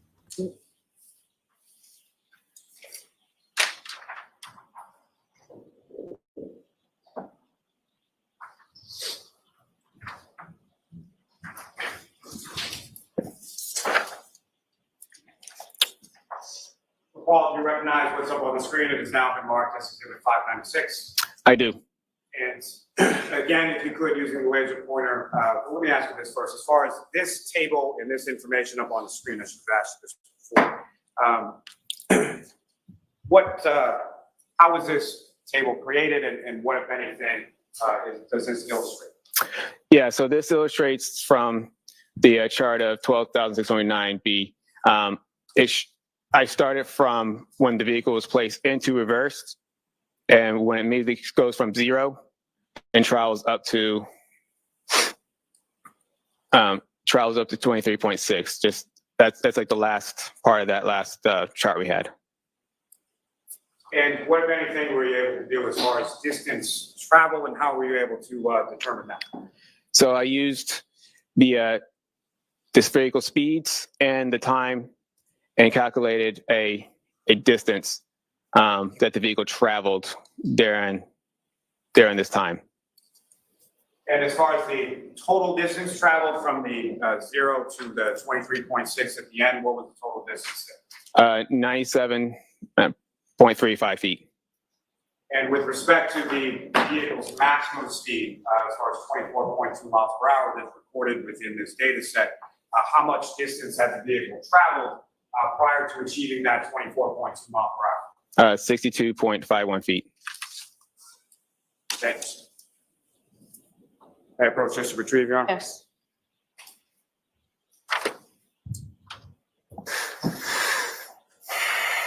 We knew that, though. I mean, well, I knew that. Now, Trooper Paul, with regard to, based on your training and experience, with respect to this type of data and crash reconstruction in general, this particular set of data from, who's the name again? From 12,629 miles B, what, if any, type of collision is that data set consistent with, and why? Yeah, there's a point there where it appears to be consistent with a pedestrian strike. And why is it that your interpretation of that data you feel is consistent with the pedestrian strike? It's the sudden change of speed at 24.2 to 23.6 and a half second, while the accelerator pedal is still at a consistent 74%. And also the steering wheel angle goes left at 4.5 degrees and also goes right to 4.5 degrees and then goes back to left after that. So right at that spot is something that's consistent with a pedestrian strike. Now, with respect to Mr. O'Keefe, the pedestrian in this collision, what, if any, data were you able to see or review in relation to your reconstruction analysis in this case? Say As far as Mr. O'Keefe, what, if anything, did you learn about his injuries? Like what types of injuries he had? Yes. Yeah, there were blunt force injuries. I believe it was abrasions or lacerations, and blunt force injuries. And the injuries that you observed or that you were informed about, you learned this from the medical examiner, is that correct? Correct. And with respect to the injuries that Mr. O'Keefe was recorded as having sustained, according to the medical examiner, what, if any, relationship did those injuries have to you in relation to a pedestrian collision? Sorry, say it again. As far as the injuries that you were informed by the medical examiner that Mr. O'Keefe had sustained, yes. What, if any, relationship did those injuries have in relation to a pedestrian collision? They are consistent with a pedestrian collision. And how so? Due to, we can break down each injury, due to the arm, the lacerations of the arm from the tail light, the dent where the scratches for his hand could be. Boom! Those are something that would be consistent with this in this particular case with striking the Lexus. Mic drop. Now, specifically with reference to this case, what, if any, analysis did you conduct with regard to kinematics? Yes, I did a kinematics analysis in my report. Kinematics deals with the aspect of motion. And I'm sorry, if you could expand upon that just a little bit and explain to the jury sort of what a kinematics analysis is. So a kinematics analysis is, like I said, it deals with the aspects of motion. Pedestrian crashes get labeled in certain types of how they interact. So in this particular case, I kind of labeled it as it's a forward projection crash with a side swipe. And what I mean by forward projection, it means that when a pedestrian gets struck by a vehicle, well, basically their principal impact forces are above the pedestrian center of gravity, as in this case where you get the higher back of the vehicle. When you get struck by something like that, it projects you forward in the direction of the vehicle. And in this situation where he gets more struck through the side of the vehicle along the taillight area. Said that too. That it projected him to forward and then to the left due to this more of a side swipe manner. Now, with respect to the, you mentioned the height of the vehicle, as far as the shape of the back of the vehicle, what, if any, relationship does that have in regard to you sort of labeling this as a forward projection / side swipe collision? Yeah, due to it being pretty flat, it's not the front of the vehicle where you have the hood and the pedestrian staying above the hood. It's the back of the vehicle. It's pretty flat and it's pretty higher up. Now, with respect, you also made aware through your review of the medical examiner's report that there was injury to the back of Mr. O'Keefe's head. Yes. And based on your training experience in particular with pedestrian collisions, what, if any, significance did that have in relation to your opinion as to how Mr. O'Keefe interacted with the defendant's vehicle? So when you look at the damage, he would have interacted with that left side of the vehicle. And when he got struck by the vehicle on the left side, it would have caused his vehicle to rotate kind of counterclockwise. And then when that rotation, he could turn it into his back, and his back could have struck the ground. I noted at the scene that there was asphalt curbing, which could have somewhere he could have struck his head in there, or somewhere along any of the pavement would have caused damage. Most forward projection crashes have damage on both sides of the body. Why is that? Due to them get projected forward, so they get hit from behind, they would have damage to the back, and then when they get projected forward, they get damage to the front. So, I mean, in this case, he got projected and got spun counterclockwise due to where he got impacted the vehicle.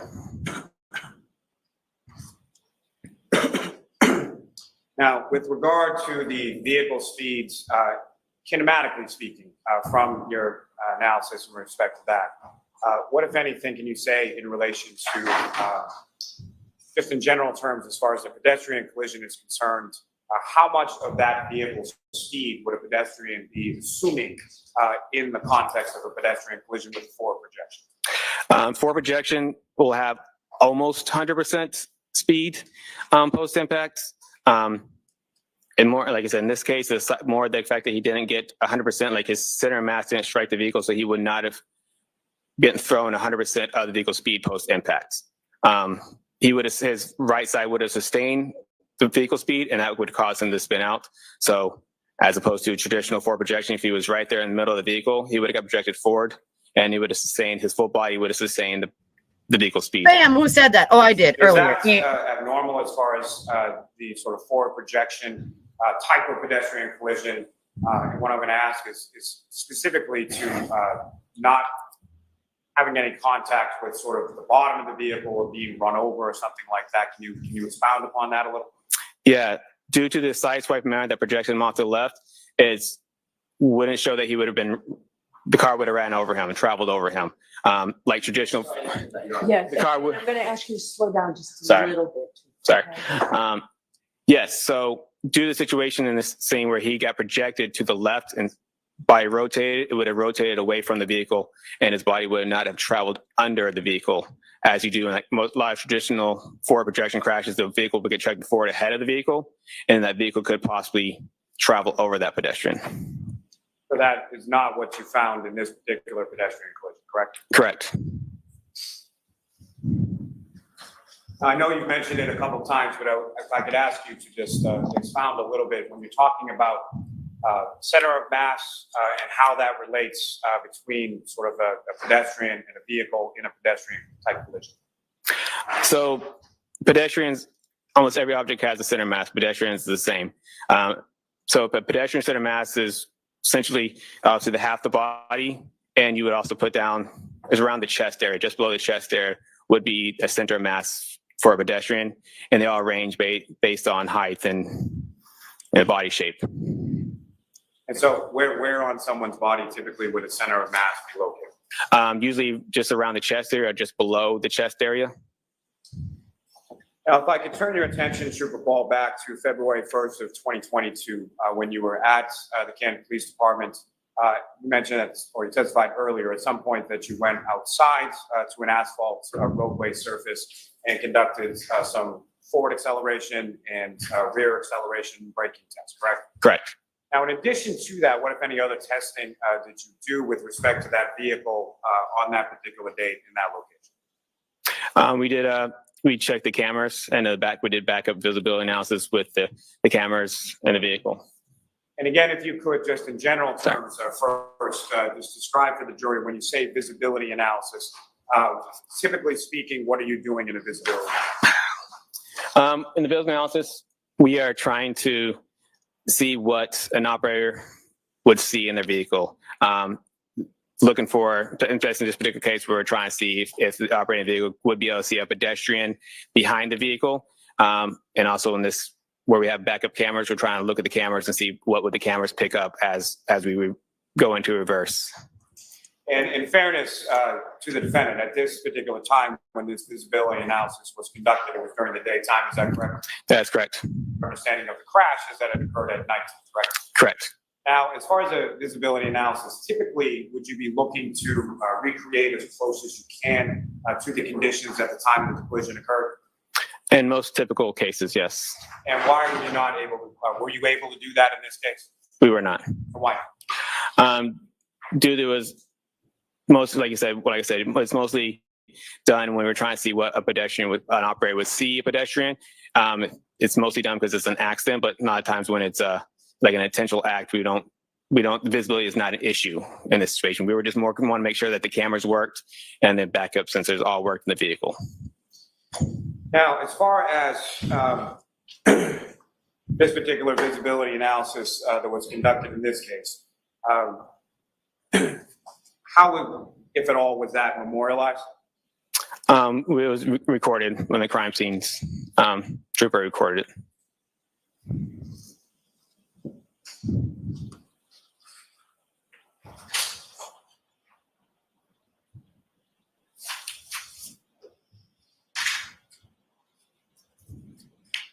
My apologies. Before I get to that, sir. Okay. I could turn your attention just back to the text stream just for a moment. And Your Honor, may I approach? Yes.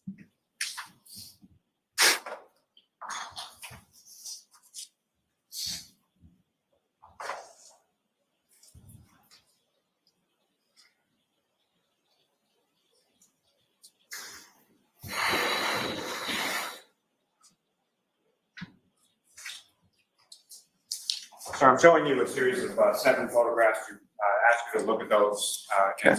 First, I'm just going to ask you generally if you recognize those.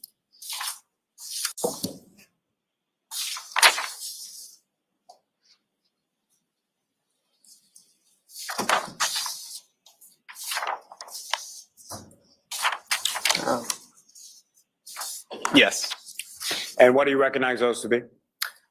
It's the inside of the vehicle. Appears to be taking out the, showing that taking out the infotainment system. The what system? Infotainment system. And the It's your radio and all your displays. That is the module for the infotainment system. Infotainment And system, y'all. what, if any, involvement did you have in respect to this investigation in regard to the infotainment system? I didn't have anything. That was Trooper Nick Marino's to the infotainment system in this vehicle. And you indicated earlier in your testimony that you had training as it relates to Burla, correct? Correct. And what, if any, relationship does Burla have with respect to the infotainment system? They had tools that to forensically diagnose the infotainment systems. And if you know, are you familiar with whether or not that was able to be accomplished in this particular case? It was not. And do you know why not? Because they had to go to, I think Burla didn't have the They used equipment. it so wasn't they went to updated. They used a different system. Your Honor, may I approach? Yes. Now, as far as the answer. those photographs, they were an accurate portrayal of what you observed in the vehicle during the time that you were conducting your testing. Yes. Your Honor, I'll seek to introduce the next 7 exhibits. Any objections, Mr. Jackson? I'm sorry, I was writing note. With those 5 photographs? 7. 7. No objection.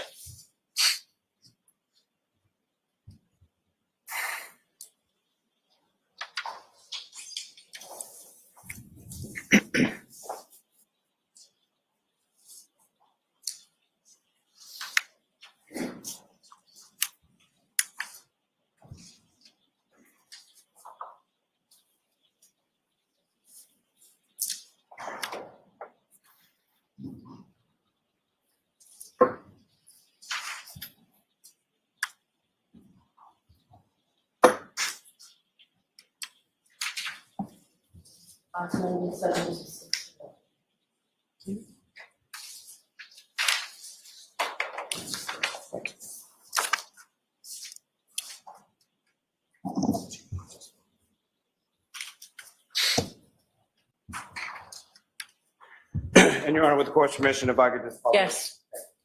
Now, Ms. Gilman, if I could have the photograph labeled BEP2. And Trooper Paul, do you recognize what's up on the screen? It is now been marked as Exhibit 597. Yes. And what part of the vehicle are we looking at in this photograph? That's the steering wheel. And Ms. Gilman, if I could have BEP3. And Trooper Paul, do you recognize what's now up on the screen and is marked as Exhibit 598?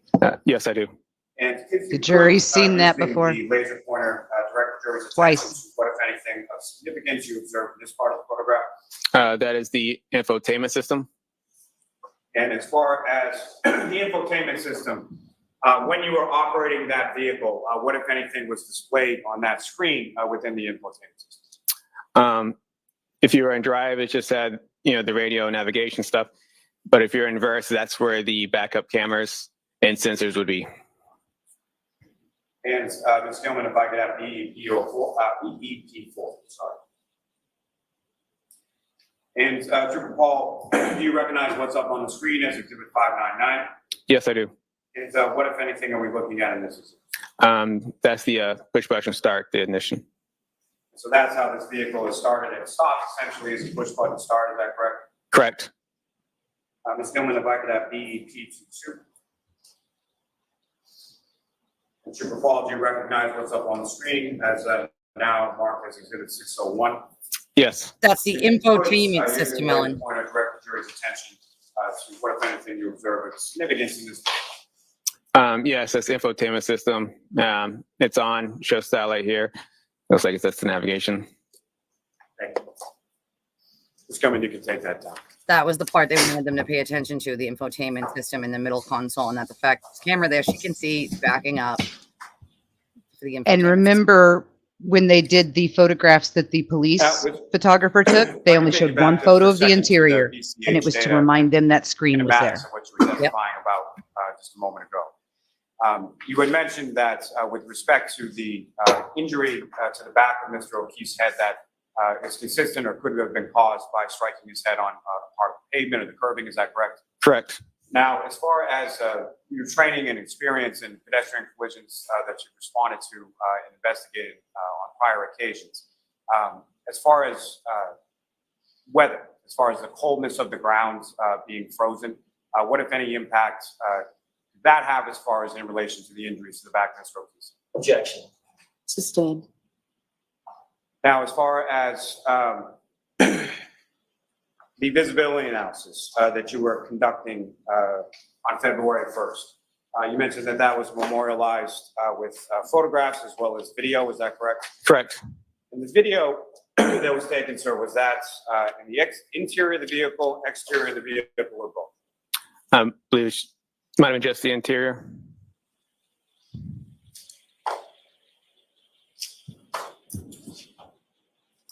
Approach, Your Honor. Yes.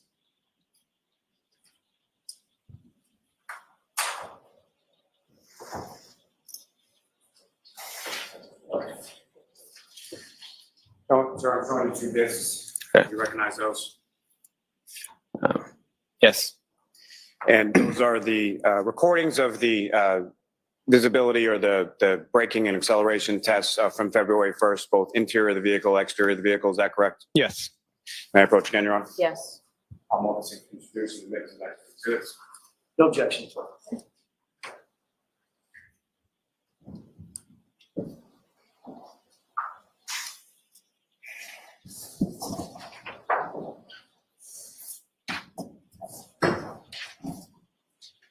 So formal.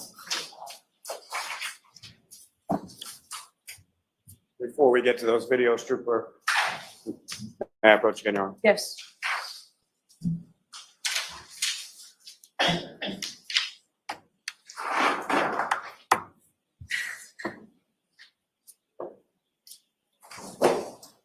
So I'm showing you another series of lead 8 photographs. Actually, I'll show them when you're finished.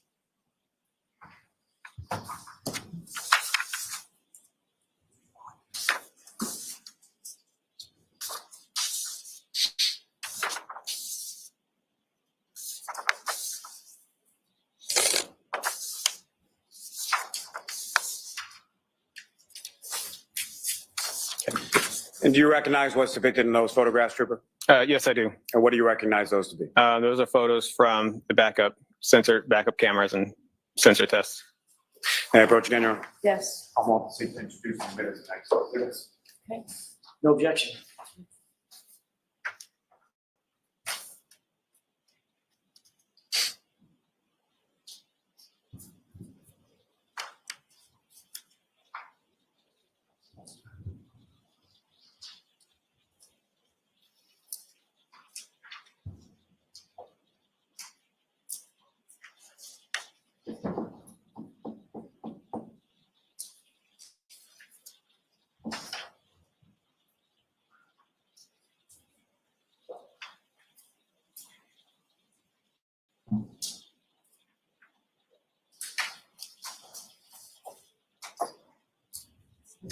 Thank you. And Ms. Gilman, if I could have from this packet, photograph 2612.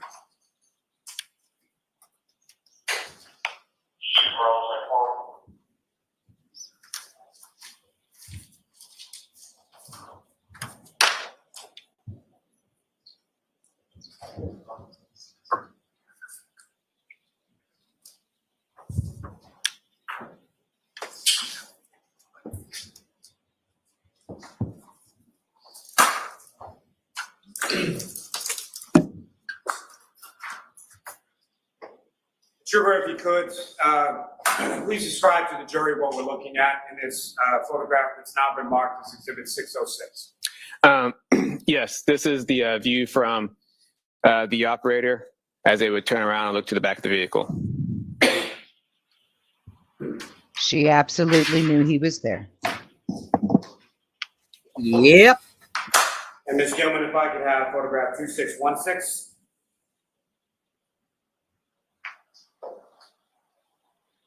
And Trooper Paul, do you recognize what's up on the screen and has now been marked as Exhibit 610? Yes. And can you please describe to the jury what, if anything, we're looking at here? Yes, that's the view inside the vehicle, showing the infotainment system and the backup cameras on it. Now, as far as the backup cameras on this particular vehicle, what kind of view was able to be portrayed, or what did you observe on the screen when you placed the vehicle on reverse? Yes, so this has this straight backup camera and also has a 360 overhead view of the vehicle. And as far as the cameras within this vehicle are concerned, are we talking about one single camera, or how many cameras are encapsulating this 360-degree camera angle view? It has the front and the sides and the rear cameras. Now, if you could, using the laser pointer, just draw the jury's attention, direct the jury's attention to where you're talking about as far as the screen is concerned, depicting that camera angle view. Okay. So the one on the left, that's the backup camera, and the one in the middle here would be the 360 overhead camera. Now, in addition to what's depicted on the screen right now, as far as the vehicle on the 360 overhead, as the vehicle travels, what, if anything, in addition, is depicted on that particular portion of the screen as far as the 360 overhead? It shows a sensor, and also when that sensor shows up in the area where the object that it gets closer to. And the sensor that you're talking about, how is that depicted on the screen? It's a little red like blip or a little bar that would show up on the camera itself. And is that something that appears as you approach an object from either in front or behind or something else? Correct. As you approach the object, the bar will, blink and will go get faster as you get closer to the object. Now, with respect to the system overall, in addition to the visual cues depicted up on the screen, what, if any, auditory cues are also part of this system? It will beep at you, and it will, as you get closer to the object, it will beep faster as you get closer to it. And as far as getting closer to an object, the beeping that you're talking about, it increased in speed or rapidity, is that correct? Correct. And how does it, what, if anything, does it do as far as the volume of the beeping that you? I guess it would increase as it would get faster. So it gets faster and it gets louder as you get closer to an object, correct? Yep. Now, with respect to sort of the middle of the screen here, up on the dashboard, what, if anything, do you observe there for the direct the jury's attention to what, if any, devices are up there right now? Yes, so that right here, this blue device, that's the V-Box Sport that attached to the windshield. So that's something that you attach to the vehicle. It's not necessarily something that was in the vehicle when you began to operate it around. Yes.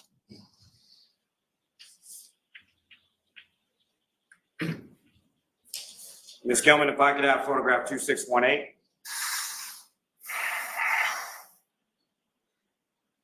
And Trooper Paul, if you could describe to the jury, or using the laser pointer, if you could draw the jury's attention to what, if anything, is significant to observe in this portion or closer up image of the screen in the center console. Yeah, so this is one on the left here is the backup camera. and the one in the middle is a 360 overhead camera. The bars and lines are showing the path of the vehicle.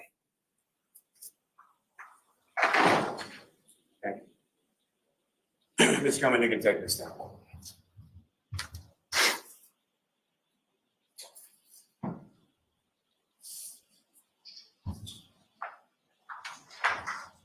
I may have a moment, John. Yes.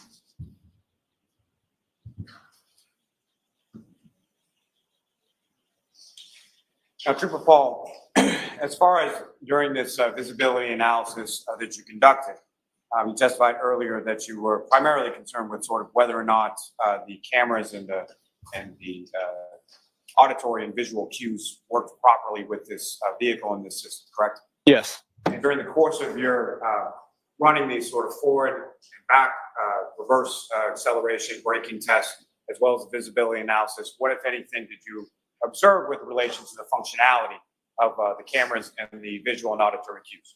Everything seemed to be working properly. Now, when you were operating the vehicle on February 1st and you shifted the vehicle into reverse, what would then sort of occur with the screen in the center of the dashboard? It would change from the navigation to the backup cameras.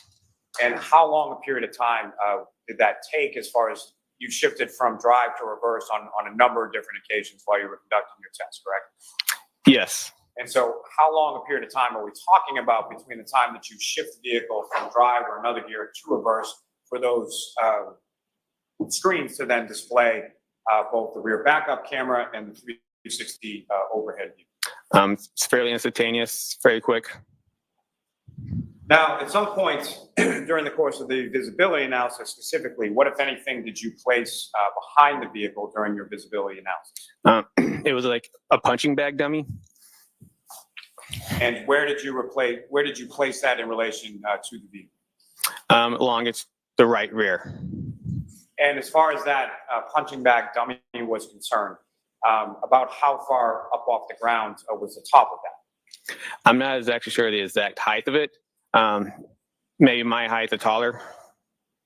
And with respect, your height, sir, how tall are you? 5'6". So it was at least 5'6", if not taller, is that correct? Correct. And with respect to that, placing it behind the vehicle, after it was placed behind the vehicle, at some point, were you inside of the vehicle? Yes. And when you were inside of the vehicle and that was outside of the vehicle, what, if any, visual observations were you able to make with respect to its placement? And it's in the right rear passenger side of the vehicle, is that correct? Correct. But what, if any, observations were you able to make with respect to that item or exemplar that was placed out there? It would have been invisible in the cameras. Now, with respect to the visibility analysis that was conducted with respect to that, let me ask you this first. When I say exemplar, so exemplar pedestrian, can you explain sort of what that term means and as how it relates to a visibility analysis? So an exemplar pedestrian is just like you said, we use a punch bag dummy. It was something that we used in place of a pedestrian to act like a pedestrian. Like Now, Buster on when Mythbusters. that exemplar pedestrian was placed in the rear passenger side area of the vehicle, what, if any, obstructions did you observe as far as just from a visual perspective, sort of turning your head or looking or cameras or anything else as far as where that exemplar was placed? There were no obstructions. Now, if that exemplar was placed directly next to the vehicle versus feet away from the vehicle, what, if any, difference did you note as far as the visibility was concerned? Yeah, so if it was placed right next to the vehicle, it'd be blocked by the back pillar of the vehicle. If you place it like 5 feet away, you would be able to see the dummy and the cameras and also in the side mirrors. So at a distance of at least 5 feet, it was fully visible from where you sat in the vehicle? Yes.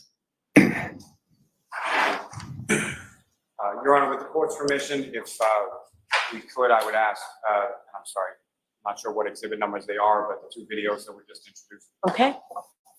And Ms. Gilman, if I could have the exterior video first.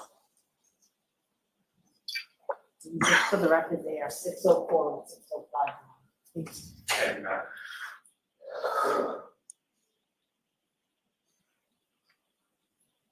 come in if you could pause there for a moment. Paul, with respect to, just for orientation purposes, if you could explain to the jury sort of where we are in relation to the Canton Police Department and where it was that you conducted these tests. Yeah, so this is a view from the back of the Canton Police Department. So as you look at the Canton Police Department, we'd be on the left side of the Canton Police Department. And as far as the vehicle in question, if you could, using the laser pointer, just direct the jury's attention to where that is and sort of where it's going to be in relation to the camera angle. Vehicle is right here. Ms. Gilman, if you could press one.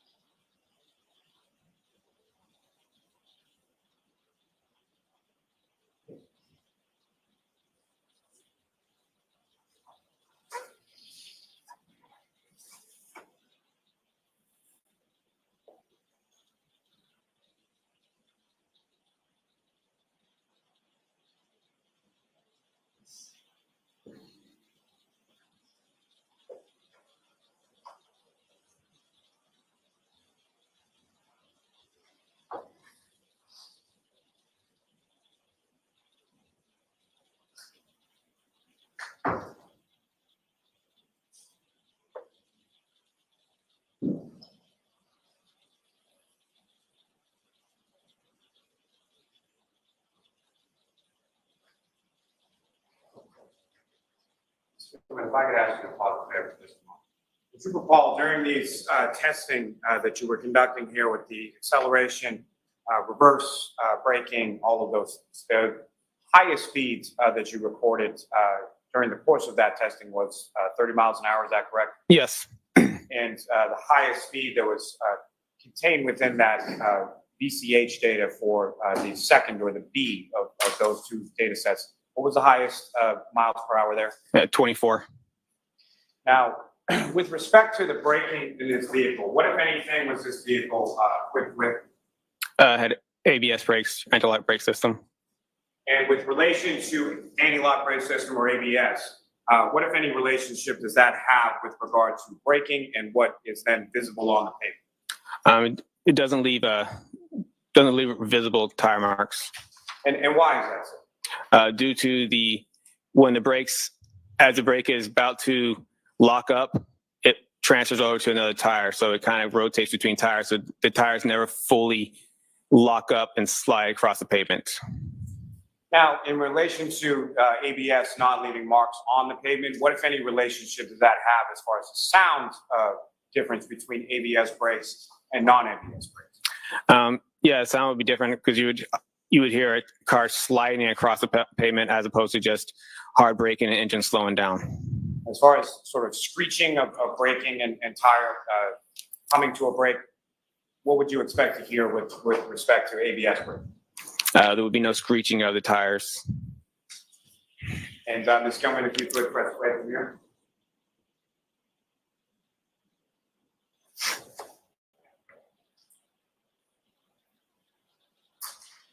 To everyone who wanted their My Cousin Vinny moment, this guy's Mona Lisa.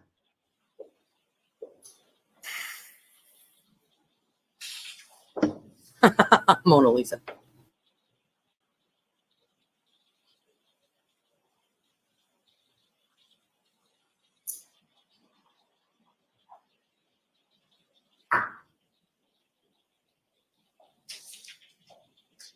I'm listening, y'all, but I'm in my house, so I can't read what you guys are writing right at this moment. So if there's good singers, I'll get them up in a minute.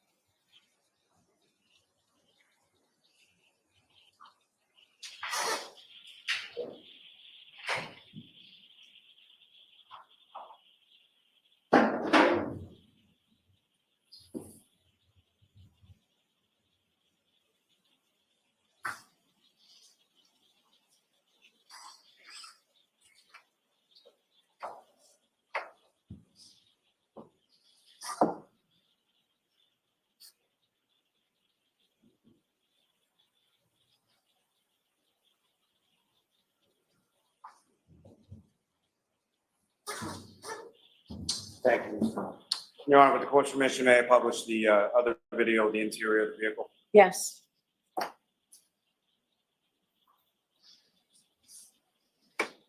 Please come in if you could just pause it briefly. Again, Trooper Paul, with reference to what's up on the screen, if you could, just using the laser pointer, direct the jury's attention to the screen in the center of the dashboard, and just as far as what different parts of the screen are visible here. So right here is the reverse camera, 360 camera. And as far as this particular portion of the interior of the vehicle, are we looking at what was done with regard to acceleration or braking tests, or are we looking at the visibility? This is the visibility analysis. Ms. Gilman, if you could please press.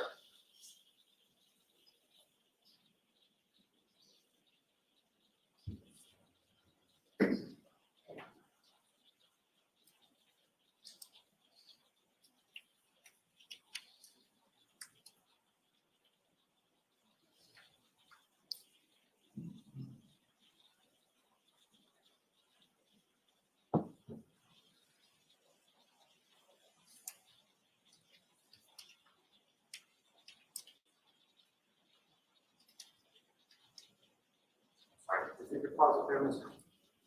If I could ask you to just bring it back just a couple of seconds.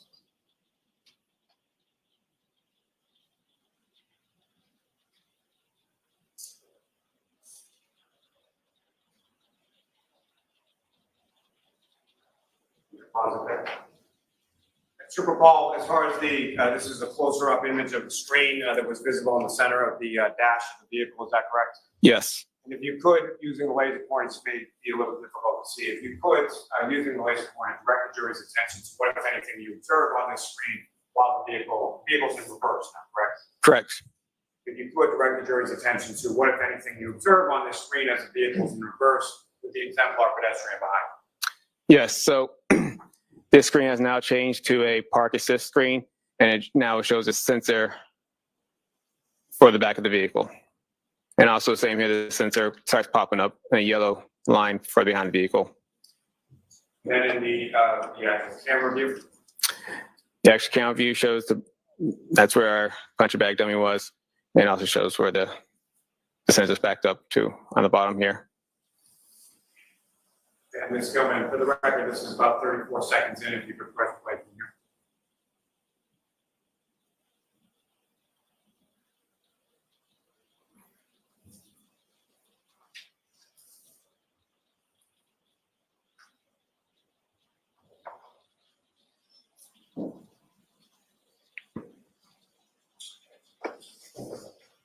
Now, Trooper Paul, at some point over the course of your investigation, over the course of this case, did you become aware of ring videos from Mr. O'Keefe's residence at 1 Meadows Avenue?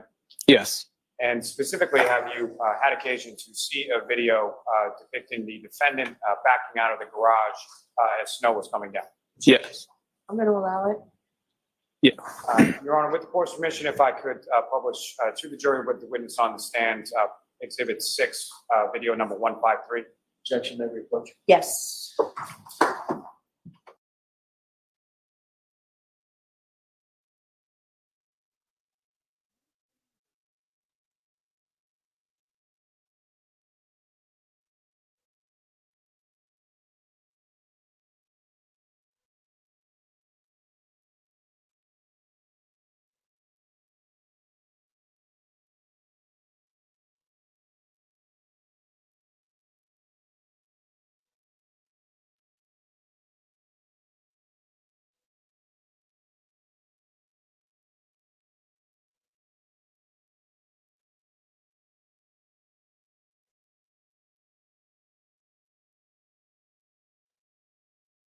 So it's real happy, y'all.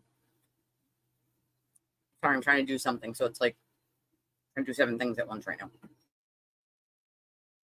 That's not the face of somebody who was laughing the other day, now is it?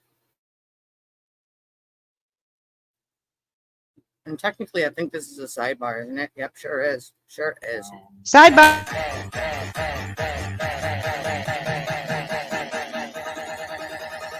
I think we got a super chat.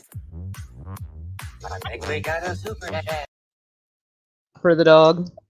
Yep. Thank you, Kitty, for the $5 donation. I appreciate you. I'm sorry it unmuted me. I was talking about Pot and my dog. We love your dogs.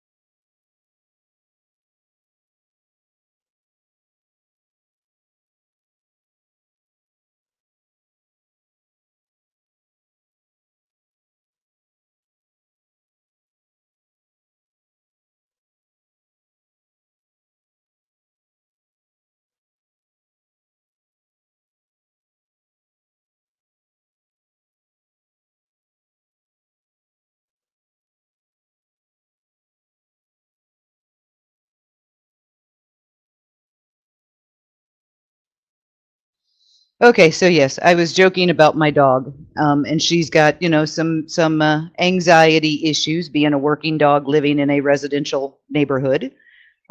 So she gets a little hyper sometimes, and I was like, we need some therapeutic pot for the dog. Which Yeah. in a dog, you know what my sister gives her? This completely blew CBD my gummies? mind.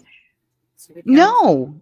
No, catnip. She gives her Roddy, or her Dobie, catnip for anxiety, and Right. apparently it's a sedative Hey, for dogs. what works? It might work, whatever. So I was just checking Twitter, and it looks like nobody understood a word that came out of Jessica Hyde's mouth on that side. She said she couldn't debunk that it happened. No, what she said was, you can't prove a negative. You can't disprove something that doesn't exist. AKA, Right, and there's then nothing to disprove. It doesn't exist. It didn't happen. I saw one of those comments, and the guys are right. person's Just legitimate admit thing you was, don't know. I can prove unicorns don't exist because they're not real. Okay, prove they're not real. Show me geometric, as we learned in high school, sophomore, junior, senior year, whenever you took geometry, write me a proof. Show me the logical steps you use to prove a negative. Can't be done, mathematically or otherwise. Right. Like, so I'm reading these comments, and I'm reading somebody legit just said, why didn't they use Celebrite? I bet the defense is going to call Celebrite. No. What the prosecution is, and they did use Celebrite and many other tools to confirm it. Genius. Well, maybe if you understood a word that Jessica Hyde said, you would know that. See, the problem is people are not understanding what was said. She's not intelligent enough to know what she said. Instead, they're pretending like they know what they I'm going to heard. send you home for the day because the lawyers and I are staying, and Trooper, I'm going to ask you to stay. Sometimes when we take these breaks, when I talk to the lawyers and then don't schedule you, it's because we have to do things in the case to facilitate getting this case to you now as efficiently as possible. Next week, we will be in session here Monday. Tuesday's going to be a full day of the lawyers and I with witnesses to make sure that the case is ready for you to wrap up. So Tuesday you will be off, we'll be working. Wednesday is a federal holiday, so court is not in session. For fuck's sake. We'll have a full day Thursday. Yeah, Juneteenth, she can't schedule on that. A little different than we looked Why at, a but I half am day assured Friday? that we are still on schedule to getting the case to you folks to begin your deliberations sometime that last week. Okay, so we appreciate everybody's patience. I appreciate the lawyers now really trying to work to get this case to you as efficiently as possible. So those cautions: do not discuss this case with anyone. Don't do any independent research or investigation into this case. If you happen to see, hear, read anything about this case, please disregard it and let us know. We will see you on Monday. Monday will be a full day. Have a great weekend. Thank you very much. All rise for the vote, please. It's Juneteenth. That's the federal holiday. You are muted. What are we about to voir dire him about? I don't know. I'm gonna wait until the jury leaves, but I'm gonna say, after this is like over, I'm gonna give like a few minutes of commentary, and then I'm gonna let you guys go because I'll be back later on tonight. So I will spend some time doing some other shit before I gotta come back here for the people on the West Coast that missed some of this stuff that want to talk about it later. So I don't know if there's gonna be a voir dire or what is happening right now. Like what? Well, they asked him to stay on the stand, so he's still up. All right. So, Trooper, we're going to have a voir dire. Yeah, voir Mr. dire, Mallory's going to y'all. ask you some questions. Mr. Jackson's going to ask you some questions. You'll be shown a video. Okay. Jesus Christ. All right, Mr. Lally. Now, Trooper Paul, as I was asking you before, with respect to, have you had occasion to see a ring video from Mr. O'Keefe's house on One Meadows Avenue, depicting a defendant or the defendant's vehicle backing out The broken of taillight. garage while snow was falling? Yes. Now, And whether or not it hit the car, you made observations of the defendant's vehicle in the Canton Police Department garage on February 1st. Is that correct? Yes. And Your Honor, with the court's permission, may we play the video at this time? Yes. Your Honor, to save time, I'll stipulate to the video. I want to see it for purposes of this voir dire. And in fact, I'd like to see the version that the defendants have with the focusing in on the tire. Understood.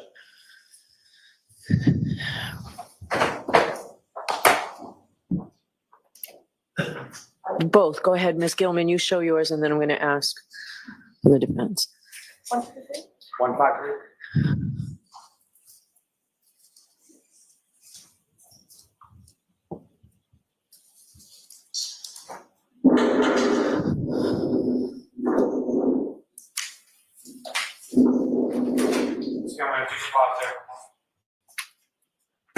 Now, Trooper, from your observations from this video, at some point, this vehicle either comes close or makes contact with Mr. O'Keefe's vehicle. Is that correct? Yes.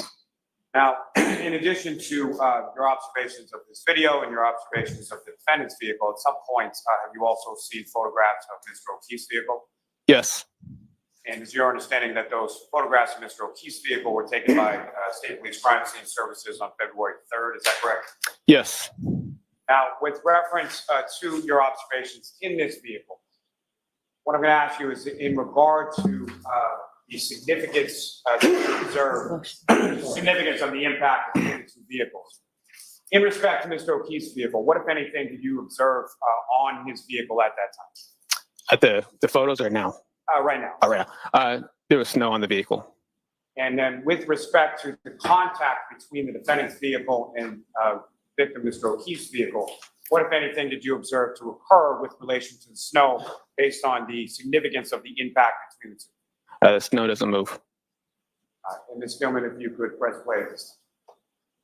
I can't wait for him to say there's no damage, or at most a spider crack in the paint on the bumper. Yep, me either. Not the same size. All right. Can I see the other video? Please.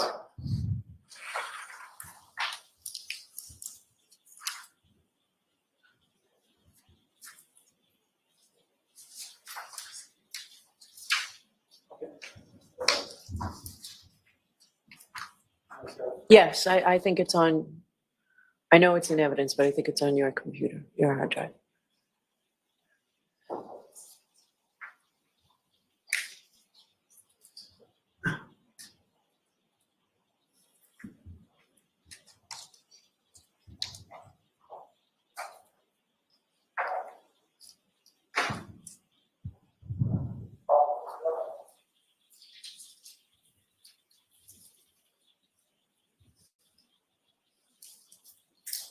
That's why I say she did hit it, because it does move.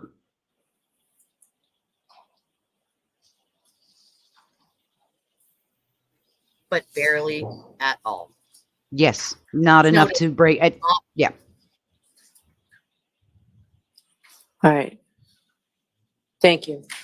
Okay, could you turn the lights on, please? Your Honor, if I could, there's just two photographs that I'd like to. Sure. Purposes. Ms. Gilman, if I could have what's now been marked as Exhibit 549. And before you do that, what is the exhibit we just saw through your IT person? What Your Honor, number? it's the same exhibit. It has not been enhanced in any way. It was just magnified for purposes of this of showing. In other words, the magnification is not embedded in the video. It's Okay. the same video. Okay. We just magnified it. Okay. All right, thank you. Go ahead, Mr. Lally.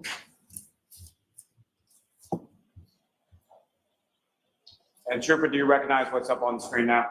Yes. And what are we looking at, and which area of the vehicle are we looking at? It's the rear, sorry, John O'Keefe's car. The driver's side, is that correct? Yes. And what, if any, relationship does this portion of the vehicle we're looking at here have in relation to the video that we just watched?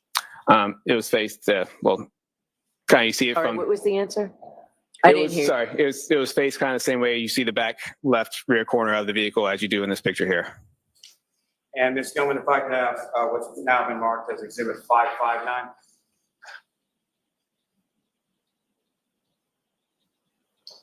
And sir, is this the same driver's side rear of Mr. O'Keefe's vehicle? Yes, it is.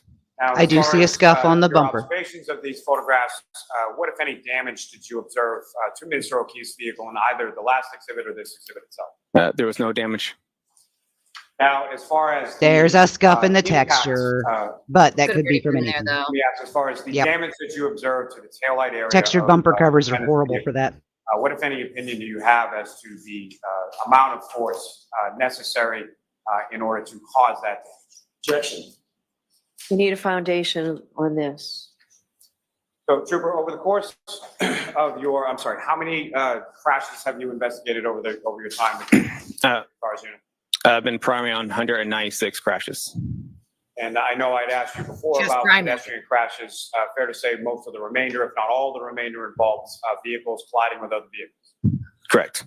Now, with respect to that experience in relation to vehicle crashes, what, if any, training or knowledge do you have in regard to sort of physical forces of vehicles in a collision sequence and what kind of damage you would anticipate? So obviously, the higher the speed, the more damage. The lower speed, the less damage. Low velocity, high velocity. And, Tori what, if said that any, too. From the observation that you made in that video and the observations that you made of the defendant's vehicle, what you observed in the video, is that consistent with the damage that you observed to the defendant's vehicle? Objection. So I'm going to allow this for voir dire. I just need to hear this information. Understood. It is not consistent with the tail light in this collision. And why not? For one thing, the collision, the tail light is, what I say, 42 to 50 inches off the ground. So that vehicle would have to have damage 42 to 50 inches off the ground, because they would have had to contact each other in the same distance from the ground. Bingo, boom. And there's no distance. That's why we measure POIs. Do it every So if the tail day. light breaks, it should leave some sort of scratching, maybe a dent, something on some sort of damage to that vehicle should have occurred. And Would have had to. The quarter panel would have been respect caved to, in. I think you just answered it. So as far as Mr. O'Keefe's vehicle, what kind of damage would you expect from an impact significant enough to break the plastic on the tail light of the defendant's vehicle? It would be probably higher speed than what we saw. For purposes of voir dire, I need to hear all of this. Go ahead. A higher speed than what we probably would saw in there. If it's not, it was minimal. Maybe it would crack a tail light or something like that, but it wouldn't. I mean, the damage is different. And also, you know, we have a bumper that's also in the way too. And to that point, Trooper, when it comes to a bumper, from a functional standpoint, what is a bumper and what does it do with respect to a vehicle and a collision sequence? The bumper is, you know, it's basically meant as another cushion to absorb the impact to another vehicle, from one vehicle to another vehicle. And it kind of sticks out to kind of also preserve whatever, you know, the tail lights and everything else and the damage on top of it. So in order, from your experience as far as responding and investigating collisions, specifically collisions between motor vehicles, the speed that you observed the defendant's vehicle traveling in that video, what, if any, relationship does that have specifically as to the bumper, as to the damage that you observed to the defendant's vehicle? So if you look at the defendant's vehicle, there is a scratch mark that is along the left side starts from her bumper around the rear. That could be consistently with his hitting his bumper. That would be around the same height level. He has a little ridge there on his bumper. So that bumper could have been hit that little ridge. And also the bumper in itself and here is a different material. Hers is a little lighter, like a glossy colored paint. This is more a duller flat finish. So it might have why it would show up on her bumper more than it would show up on his bumper. And finally, sir, in your opinion, the damage to the defendant's taillight is that something that could have occurred or could have been caused by the crash or the contact of the vehicles that you observed in that video? Objection. No. So again, this is voir dire, Mr. Jackson, going in here. No. And again, sir, why not? For one thing, the bumpers, you have to go push through the bumpers in order to hit the taillight against the other vehicle. And there's no damage to that, significant damage to a bumper in order to push back into the car. Didn't happen, bro. And again, there was no Which would snow on collapse the vehicle. quarter panel. And by Yep. that, I mean Mr. O'Keefe's vehicle that even came off. the That vehicle corner that would be you observed trashed. During the course of that contact between the two vehicles. That's correct. I have nothing further on. All right, Mr. Jackson? Did you ever put the two cars together? I did not. No, you didn't, did you? You never tested whether or not You can't make the comments, Mr. SUV Jackson. would match up with the Traverse, did you? What do you mean? You just said, Of course he oh, knows how look, high it one of is. them has matte finish, one of them has glossy finish, so it couldn't have happened, right? No, I'm confused by the question. I'm talking about the tail light. We're talking about the tail light. Yeah. Are we talking about tail light? Or are we talking about the bumper? Yeah, we were talking about the taillight. So one person at a time, you both are talking over each other. You started talking about the bumpers. Yes. You said, well, one has matte finish and one has glossy finish, right? Yes. You said, well, you'd expect one of them to like slide off of each other, and they could have done this and they could have done that, right? Not slide off each other. Just being You an were asshole. suggesting Not what he that said. the two cars wouldn't match up such that the taillight could make contact with any part of the Traverse. That's what you were suggesting. I'm saying it didn't Not match at up all. because there's no damage to the Traverse. You didn't test whether or not the lens, the right rear lens on the SUV could match up to any part of the Traverse, right? And make contact, physical contact. Can't because Right? the bumper. When I see a picture of the Traverse, No. when I see the You picture know, of the this Traverse, is a voir dire. I need the information. You're Mr. asking me a He's question? performing Yeah, for the when I- public no right question, now. Trooper. He's desperate. I don't think Yep. so. But Real desperate. Mr. Jackson, just for, there's no jury here. I This realize is, that. this is for purposes of what I have to rule on. The more information I have, the better off I am in being able to rule on. Let me take a breath. So this is you trying to keep the evidence out. So you want to give me the information. Understood. Did you Oh, or did you shit. not ever do He a called test his ass where out. You backed the Lexus up against the Traverse. we did not. Did you or did you not? You ever don't do a have to. test Where you put the two cars together and measured them? No.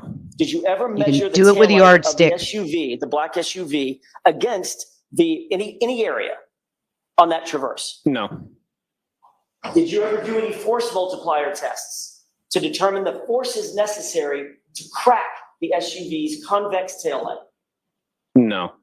Did you ever do any testing to determine whether or not a plastic taillight, under how much pressure a plastic taillight would need to be subjected before it would crack? No. Did you ever do any testing to determine whether or not if a plastic taillight came in contact with a metallic portion of another SUV, whether it would leave any mark? Haven't done any tests, and I've seen crashes where headlights have struck other vehicles. That's kind of where the experience It comes from. absolutely enough. does leave a mark, I'm guessing that those dumbass. crashes are probably different speeds and higher speeds. Not this, right? I've had multiple crashes at different speeds. So. have you Low ever velocity crashed impact is a thing. Where you've investigated, the Massachusetts State Police has been brought in to investigate a crash where the car was going in reverse at about a half a mile an hour. Half a mile an hour? Whatever that was. Are you saying the SUV Lexus is going half a mile per hour? Well, you're the reconstructionist. Give me an estimate of how fast you think that SUV was going at the point of contact with the Traverse. Maybe like 1-2 miles per hour? Okay, fair enough.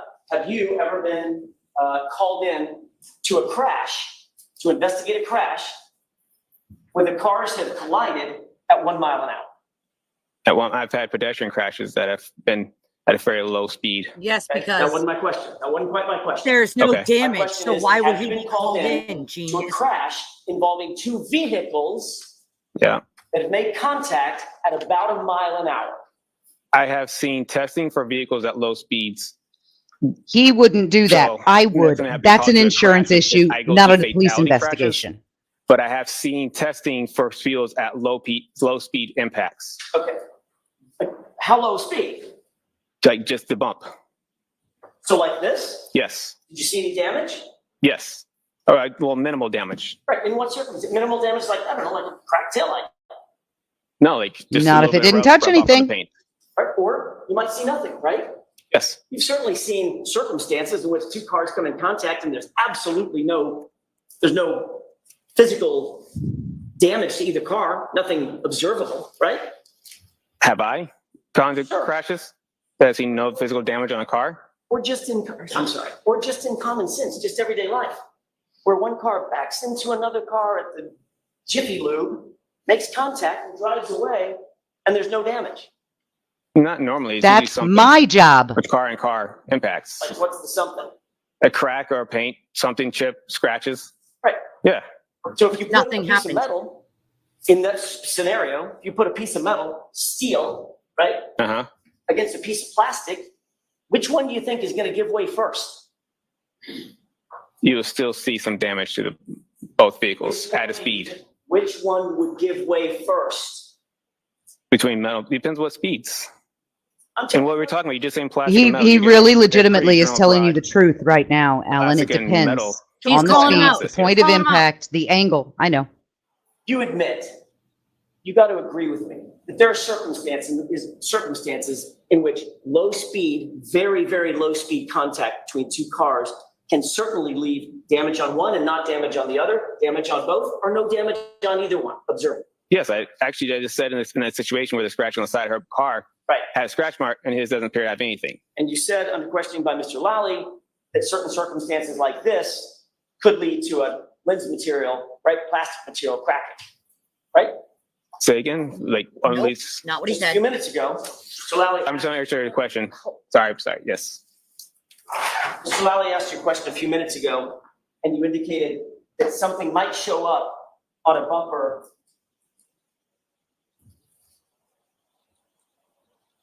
Something might, something might, like a taillight, might actually crack, correct? At a low speed impact. A taillight might crack in a low speed impact? Correct. Yeah, it might crack. Okay, now, Mr. Lally also said you saw this video where the cars come close to or make contact, right? That's how he worded the question. Remember that? Come close. Yep. Which one is it? Did it come close or did it make contact? I said it might. I don't know if that scratch from the side is. It's something that's consistent with the height of the bumper. Like I said, I didn't measure them from side by side, but you can clearly see there's a scratch on the side, and that's something that looks like that would come back. So as I look at the bumper, and I see the bumper, and it has that little divot, and I look at her side of her car with that scratch mark, that kind of lines up a little bit of why that could be where that was from. I thought you said there was no damage on that car, on the Traverse. There is no damage, and that's why I went to why there's the two different paint materials there, that why one could have showed up on her car because it's that flat, the glossy paint on there, and it could have scratched on it. While you have something that's a little more rougher texture with like a flat, flat color on there, so that wouldn't leave on there. So you just described the circumstance in which two cars come in contact. You don't see any observable damage on one. He's an you idiot. do on the other. That's what I just, and I, Jackson's an idiot. yeah, I suggested that when you asked me that a second ago. Yeah.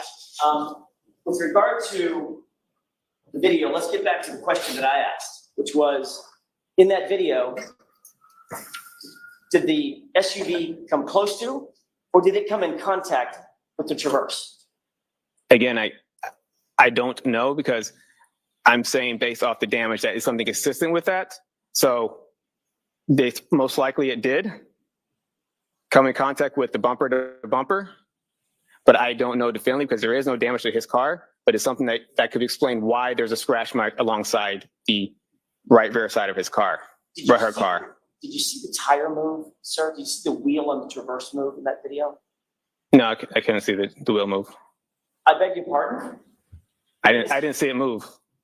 If I did, I didn't observe it moving. If it moved, it moved. I didn't observe it moving. I wasn't looking at the wheel. When was the first time you saw that video? I don't really know. It's been a little while. Well, I don't know what a little while means. Like a year ago, I think. Okay. So you saw that video a year ago. Did you put anything about that video in your report, which is wherever it is, right here? I'm looking at your entire CARS report. Did you put anything in this CARS report about watching that video? No, because I watched the video like after the report was done, and I watched it first time on court TV. So who on court TV during this trial? Like prior, no, when it was on TV at some point. When did you and Mr. Lally have a discussion about you testifying about this video? That was a couple weeks ago? I'm sorry, I couldn't understand. A couple of weeks ago? What's a couple of weeks ago? Is it 10 days ago? 2 days ago? 2 weeks ago? 2 weeks ago? Two. Where did you two meet? At the DA's office. Is that at your Chris, the request, car or is that at moving Mr. Lally request? It was a pre-conference hearing, or pre. is why I thought she did hit him. Or pre-trial conference, sorry. Done? So, yes. We're talking over each other. I'm trying not to talk over each other. I'm trying not either. Let's both try hard. Okay. Who set up the meeting? For my pre-trial, Yes. okay. Paul. Adam Lally. Who was at the meeting? Right, sitting right here, Lieutenant Tolley. Same people who are always there. Lieutenant Tully, Genius. you, Adam Lally, Laura McLaughlin.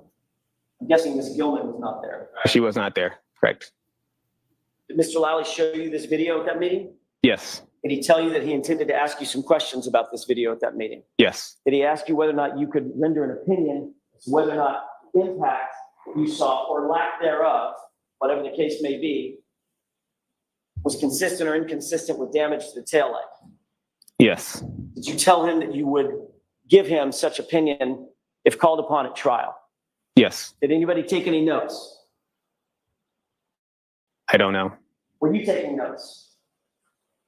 Yes, Where are those notes, Trooper Paul? I think I just, well, no, it's not on this specifically, but just, make sure I had, my everything checks and balance. And for what I want to talk about, what we're going to talk about. Make sure you had My what? checks and balances, sorry. Checks and balances? Just make sure we're on the same page of what we understand, what's going on in the trial. You want to make sure that you're on the same page with Mr. Lally? He had about what's questions. going on in It's the that trial? simple. He Yes. wrote down his questions. Did Mr. Lally take notes? I have no idea. You were watching him. He interviewed his witness. That's what you're supposed to do with I experts. wasn't paying attention to his note taking. Ms. McLaughlin was there. Was she taking notes? I don't know. You didn't see her either? I don't know if there were people who were taking notes, writing stuff He down, or wants so what they're badly for writing stuff down in someone relation to to say our, that they were all taking notes. They're hiding from him. Like, conference. Did you give him an opinion? We've asked whether or not you were asked to give an opinion, and you said, yes, yes, yes, I was. Yep. Did you give an opinion at that meeting about whether or not you believe, in your opinion, the contact between the SUV and the Traverse, the Lexus and the Traverse, could result in the damage to the taillight? Yes.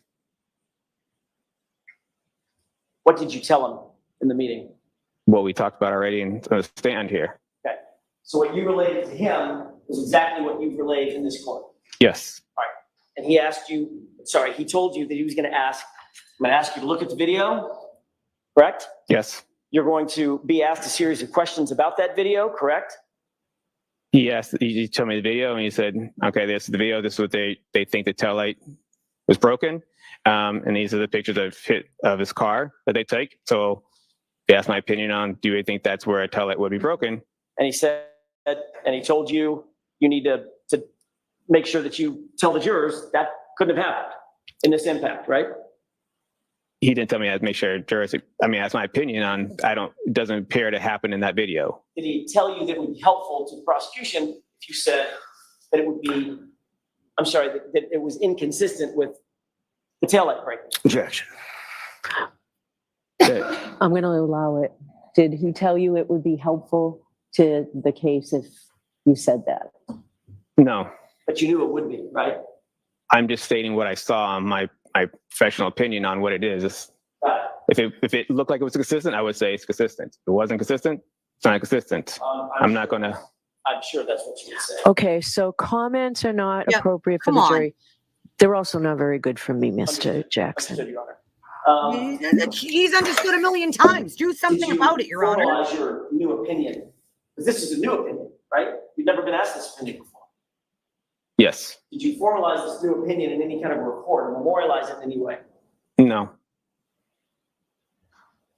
Did Mr. Lally ask you to create a report of some sort that you should then turn over to the defense so that we would know that you have a new opinion that you're going to testify about? No. Did you save those notes that you took about making sure that you were on the same page as Mr. Lally? Yeah, I saved mine. Where are they? They're in my report. They're in your report? Yeah, as I was writing a report, I just kind of highlighted the stuff that I want to make sure I memorize and remember my report. Okay. I'm talking about notes specifically about this video, seeing this video and rendering a new opinion about this video. No, I didn't have notes specifically about this video. I didn't write anything down saying I must do this on this video. That's what he was trying to get at. Did you write anything down? Bev needs to do about something the about it new though. 'Cause opinion She's said it 100 times and he that keeps you doing would it. come up with Nothing happens. related to this video? No, I did not. I'm just moving on. Because when you know what you're looking at, you don't have to write it down. And your opinion ultimately that you imparted to Mr. Lally in that meeting was that the car did not move and the snow did not move, correct? Correct. No, it didn't move. I didn't see any snow move. The snow doesn't move. All right. The Did you wheel wanna follow bumps up at all, a Mr. Lally? tiny little bit. Okay. That's it. All right, so Trooper, you are all set for today. Not sure if We it will was number see you 4. Monday morning. Thank you. Okay? Not sure.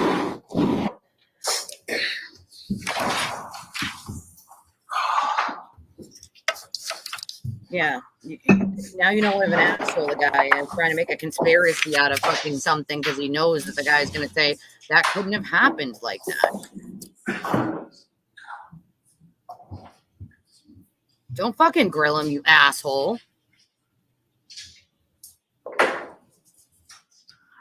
All right. So you're moving to exclude this. I'll hear you, Mr. Jackson.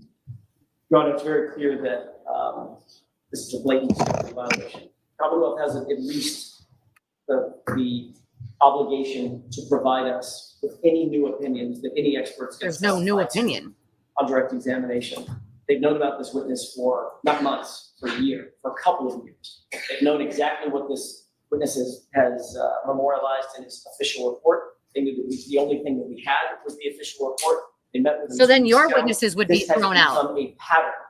All of your He is experts would be thrown arguing to exclude himself on Rule 14. We're finding these witnesses getting on the stand, He's finding out that they've arguing been to exclude a, himself on his other 3 sort of experts. preemptive strike in some sort of a prep interview where they're coming up with new opinions, new conclusions, new facts. It happened with Jennifer McCabe. It's a new fact about coming up, going to Michael Lank's house. It happened with Officer Sarah, coming up with a new determination about what was said or not said at the scene that we had never heard before. That was also a prep session of some sort, or I No, that's a believe it was. witness. A And then witness this gets to witness, say whatever they literally, heard or it's not said, even like not new. just, was it light out or was it dark out?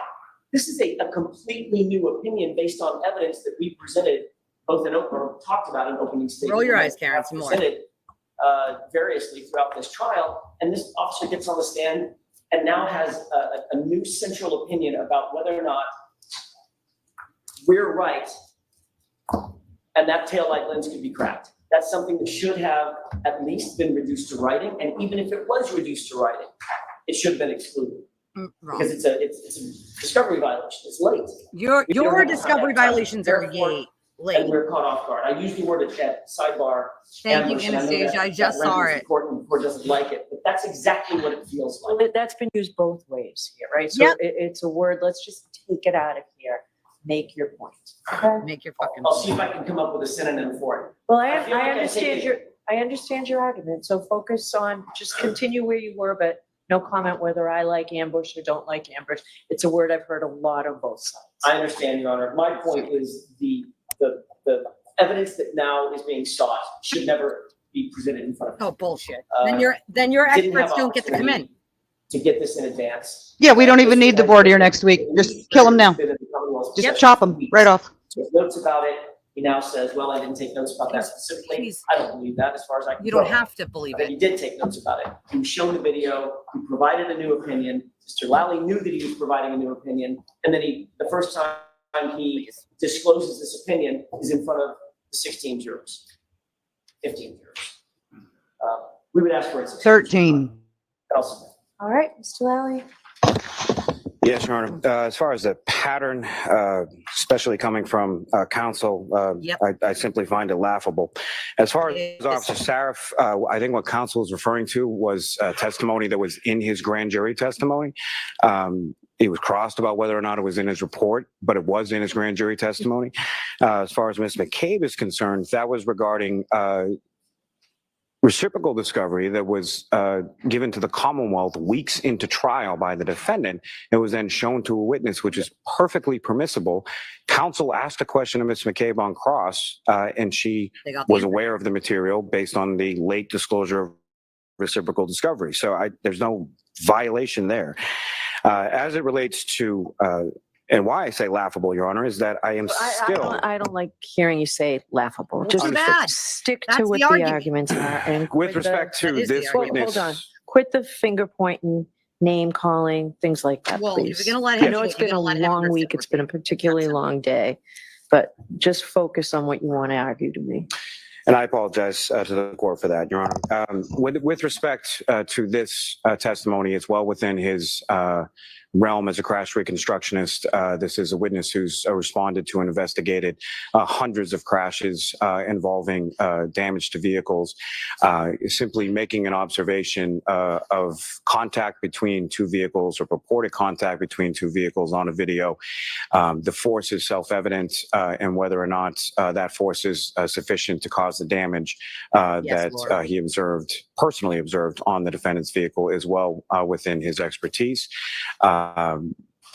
And should be permissible as far as for this witness to be able to testify to. What about the non-disclosure to the defense? So showing this video and asking for information, what about that? So, Your Honor, what I would say is I did not show this video and ask this opinion. This is a video that's actually the trooper mentioned to me that he had seen over the course of while the case was pending, probably over a year ago, that he had seen that video. What I showed him was the photographs of Mr. O'Keefe's vehicle and asked whether or not he observed any damage consistent with the damage to the taillight observing or popping up on Mr. O'Keefe's vehicle. Why wasn't that turned over? In hindsight, it should have been, Your Honor. All right. So it's late. I'm not ruling here. I want to review everything. I would like, I'm not obviously taking any of the evidence home with me. I would like, if it's possible, for what your IT person did on the expanding, like he did this second time, maybe I missed it, but I didn't see the tire move this time. So I'd like that. I'd like that video, and I would like, what's the exhibit number here? Yeah, So I didn't exhibit see 6, it either. Do you want just that video, Your Honor? And the pictures of the cars, whatever was shown during this voir dire, I would like those emailed to me so that I can look at them this weekend while I'm deciding, or put them on a flash drive right now. That's what I'm thinking. I think the reason she shut them both down is she's well aware that we have 3 discovery violations on the defense next week. Yeah, but if you're gonna let Jackson finger point for fucking 3 minutes before you shut him down, then you have to let Lally, give his. All right, Ms. Gilman, will you burn what you have for me Right. before we leave somehow? I doubt it will be. If I could, I just want to close one loop. Okay. What I was referring to with Ms. McCabe, I want to make sure that this is clear because this has come up a couple of times. The only thing I was referring to, or what I was referring to, is not the only thing, but what I was referring to with Ms. McCabe is after Ms. McCabe testified, days and days and days after she testified and she was excused as a witness. So then we got the report from Lieutenant Tully about the new information that she disclosed on the witness stand. In other words, she was cross-examined about it, etc. And then after she testified and was cross-examined and gone, then we got a report that predated her testimony that was in the possession of the Commonwealth, or at least in the possession. But you knew all the information. That's what I was talking about. So it doesn't matter. Dumbass. Is this the thing that they got April 24th Did and you want to add anything? Eliza to missed, lost? No. Yep. All right. So I'll see you Monday morning. All right. So that's a lie in front of the judge on record. I mean, here's the Because- thing. They had it. They just didn't know they had it, and that's on them. That's not on anyone else. And yes, we do have 3 discovery violations, which is why they have to voir dire their experts next week. It's literally why, because they didn't follow their rule 17 or 14, whatever it was. The defense did not follow it. And then they wanted 3 witnesses in with no idea of what they were really going to testify to. And the judge was like, well, I don't have any idea. This is not specific. I need to know, and we're going to voir dire them first then before I can exclude them or not, because first of all, you're asking for a woman who is a quote unquote pathologist who works in an ER to testify about dog bites. That's definitely not appropriate for dog bites. Okay. It's just not. Like, that's No, ridiculous. it's not. You need an actual, like, licensed, like, practicing Right. retired ME Well, pathologist. usually it's a retired ME, but since they don't seem to have that, and nobody who will testify to that, this is all they could get, I'm assuming. So, I mean, that's their own problem. But yes, thank you, Anastasia, for the $10 donation. I appreciate you. Please consider donating to the channel. We are tiny. We are a small channel. We only run on donations from guys like you, peoples like you, awesome peoples like you. There's a Cash App, a Venmo, and the PayPal is in the little thing at the bottom, the box in the bottom that scrolls. And I know it's tiny. I'm sorry. There's nothing I can do about it.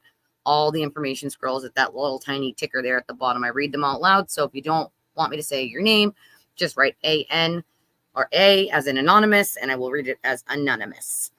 I get that the judge doesn't want to hear it, but the problem here is that if you're going to let Mr. Jackson go on and on and on for fucking a minute, 2 minutes about how it's so absurd, ma'am, and pearl clutch, while he's got 3 experts that he did not give any of the information to, or the bare minimum to try to like do a surprise pop up, like, he has no right saying a goddamn word. So if you're going to let Jackson sit there and whine about that for as long as you did before stopping him, then you need to give Mr. Lally his minute and a half before you fucking stop him. And it is laughable. Lally's not wrong. It's right. It's absolutely And he's allowed to show up at Courtney Proctor's school to interview Lucky Laughlin, but Lolly's going to catch crap for having his own expert come into his office? Well, he can't. You can do that. That's absolutely allowed. Mr. Jackson wants to prove. You never notice that every expert or every person, he's like, did you take notes? Were they taking notes? He wants someone to say, yep, they were taking notes. So he can say, well, where are those notes? See, they held notes from us. It's a conspiracy, because he's got nothing else. So he's got to try to latch on to something. Like, I appreciate you, girl. I do. I appreciate you. I'm a small channel, so I don't get many. So I appreciate you. One thing that I did find when Jackson's going on and on and on and on, when 2 vehicles come in contact with each other, the basic rule, the police won't even respond to take a crash report unless one of the vehicles is immobilized, or we're talking about bodily injury, They will or hear. something They will severe hear. like that. They will hear. But I mean, I do adjustments in Massachusetts too. Not every vehicle I get, most of them don't have police reports. Yeah. Most of the things I look at, yep. But the thing is, call the cops, but a lot of people just do, just for insurance purposes. So you don't have to. You can just exchange information with someone, even if your car is immobilized, and move on about your day. But Right. most hoity-toity people call them anyway, even if there's not even like a scratch on their bumper, because I don't know why, but they do. Exactly. And well, I mean, that's going to be the first question I ask you when I get you on the phone is there a police report?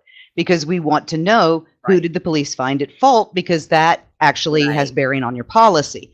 But the thing that I was accident reconstructionists don't get called to low velocity impacts. I get called to low velocity impacts. And one thing that I do wish he had said, because it would have shut the entire thing down, I wish he had pulled out 2 measurement photos. One showing the height of her tail light and the other showing the height of his bumper, because there it goes. Yeah, and then exactly. It would have been there it goes. I don't know why Lally doesn't have that, or isn't showing that. Like, Probably it should have been. Yeah, I don't know what he's objecting to, because it's a voir dire. He shouldn't be objecting to anything. The judge needs to know what the answers are in order to decide to let it in or let it out. So, I mean, the only thing I would object to in a voir dire like that is exactly what Lally did, which is objecting to the fact that you're trying to make a conspiracy happen when there's no conspiracy. Like that. Like, I would object to that, because that's just ridiculous. You're not actually doing the questions you're going to ask. You know what I mean? Like, come on now. We are a family. No, I can't imagine him ordering dinner. Absolutely not. Who rage quit an hour ago? Which one of the idiots? Which one? Pick one. Anyone? So if they had height measurements, and it's a collapsible, we call it a rod. It's kind of like a yardstick, but it folds up on itself, so you can carry it in your back pocket. And what you do is you extend that, you stand it up against the car perfectly perpendicular. And then you lower your eye level to the point of impact on the vehicle. And that's your measurement. That measurement at the most extreme damage, the most severe damage, that is going to be your point of impact 99.99% of the time. The point of impact on her taillight is nowhere near the point of impact to his They're bumper. not, and we have a picture of them back to back. They're not even close. Like her car is much higher than the Traverse is. Yeah, the game doesn't play well even in court. The jurors don't like it, especially when they can see through it. And I can't. So the sewer turtle apparently rage quit an hour ago. Shocker. He rage quit an hour ago. Well, because sir, there's the whole thing. It's gone. It's done. It's, I mean, there is absolutely no way. The car does appear to move. Is it the car moving? Is it the camera bumping in the snow? yeah. I don't know, but there is a slight jostle right behind the wheel. But I also object, or not object, but I would dispute him saying that their video was not edited, because their video is noticeably lighter. Right. And that's They what the point was, changed with the accident levels. It reconstructionist. is manipulated. That was his point, right? Like that was his entire point, is like, hold on a second, this can't be that I would not see that kind of damage for this and XYZ. Like, it's ridiculous. It's like, I am sorry, but like, if I would have rage quit an hour ago if I was him too, because like, sorry, but your whole story, your whole theory has just been crashed down upon. You were lied to. You didn't want to take it serious. You wanted to keep spreading lies instead of realizing that you were lied to, and you fed these lies to more people, because he knew a long time ago that these were all BS lies. He knew a long time ago that a lot of things he said were untrue, and he didn't correct a single one of them. He just stopped talking about them when he realizes they're not true. It's a theme. He won't go back and go, that was actually incorrect information. He'll just never talk about it again. He'll never answer another comment about it ever again. Like, I'd be annoyed if I was him too. He's going to jail soon, so I'd be quite annoyed. Just going to sit in jail for nothing.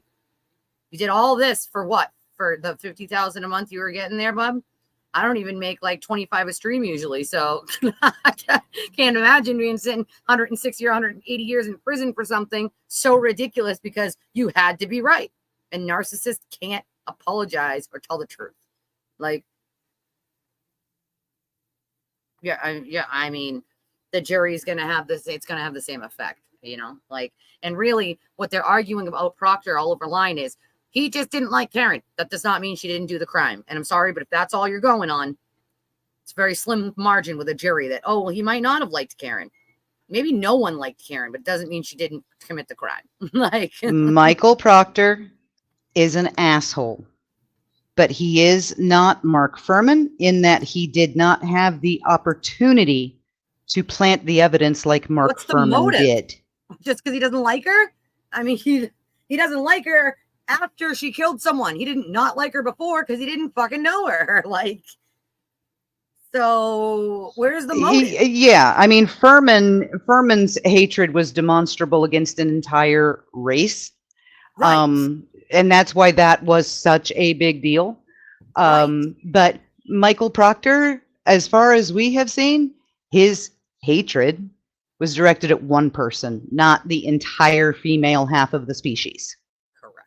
Now, does that mean he's nice to women? No, probably not. Because if that word comes out of his mouth, it's one that he thinks.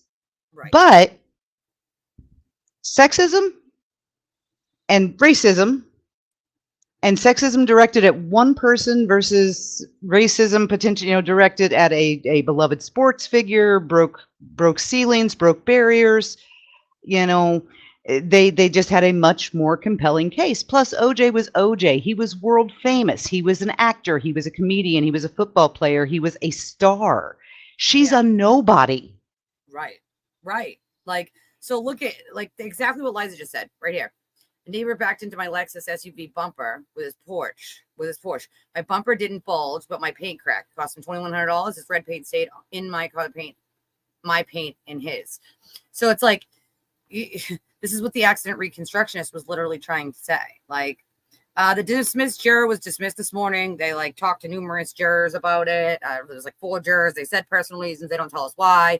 One was caught on camera. So then they only gave us like Zoom for like 2 hours, which is the stupidest thing because it was still video. I don't understand why they did it. I guess it was the judge just like poo-pooing them. Like, oh, you don't get to do the pool camera. We're going to give you Zoom. I don't know the 100% details on that. All I know is we gave him a second juror that's been dismissed for personal reasons, and now we're running out of goddamn jurors. So, but thankfully, that's why there's alternates sitting there.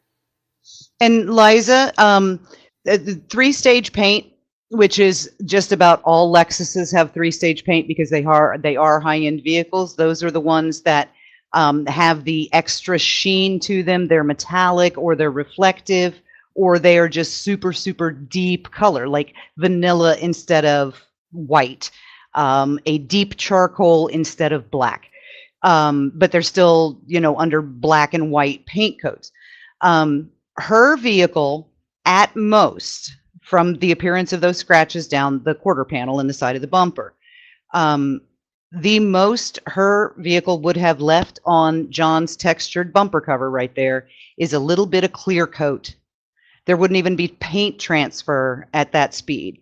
But the texture on his bumper could absolutely leave scratches on hers, and there'd be no evidence whatsoever that his car had ever hit anything, because clear coat is not going to be visible. No, it's not.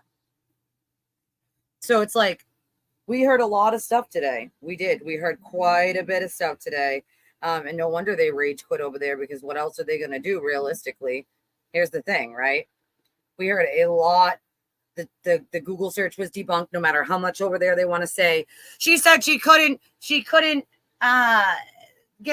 there. She couldn't say there was no probability. No, she did by saying, I cannot say there's not a probability of something that doesn't exist. AKA, that's like saying there's no probability that there's a possibility she Googled pandas when there's nothing there for pandas. Like, it's, you can't, and the very smart people on the other side interpreted that as her saying, nope, I can't. It's definitely a possibility. Nope, it's actually the opposite of what she said. Maybe if you don't understand the words that are coming out of her mouth, please don't act like you do. And half the problem was that was Sewer Turtle did not know or understand a single word that was coming out of her mouth. Not a single word. So instead, he rage tweeted that, nope, this does nothing. Nope, it did not prove it. No, it did. It did disprove it a billion times over, times 10. And then she told them it does not exist. And then you heard the accident reconstructionist tell you about the infotainment system and the EDR data that show that Karen hit John. And that she tried to key cycle it to delete the data, which I've been telling you guys for a while. We heard all that today. The not proving, not being able to prove a negative, the old adage is, what is it? Lack of evidence is not evidence, or absence of evidence is not evidence of absence. Yeah. Just because there's no proof of it doesn't mean it didn't exist. If it never, if it doesn't exist, there's not going to be proof that it doesn't exist. It just doesn't exist. You can't prove it. You can't. It's a truism. Something that just doesn't exist. If it doesn't exist, you can't prove or disprove it. It's not a thing. So what you can prove is if it never existed and it's not there, that it clearly didn't happen. Clearly didn't happen. So if you're saying like, oh, well, can you, is it a possibility the Google search happened? No, at 227. No, because a tab was opened at 227 and you can't use a DB wall file for a timestamp for a Google search. It is the time she closed the goddamn tab, not the time the Google search was made. I've been saying this for I don't even know how motherfucking long. It's not a thing. Okay, the bottom line is it's not a thing. Like, there's no 2:27 a.m. search. There isn't. It did not happen that way. Okay. It was a tab that was closed at that time from the Hockamau basketball team, Hockamau Sports. That is when she closed the tab. She did also get into, because Jackson on the stand accused Jen McCabe of deleting that search string, and she looked at him like he had sprouted 9 noses.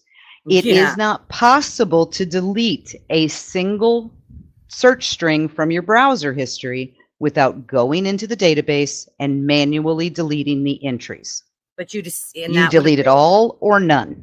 And that would have been in the data. It would have been in the data anyway. So it doesn't matter. It would have been right there to see that it was deleted.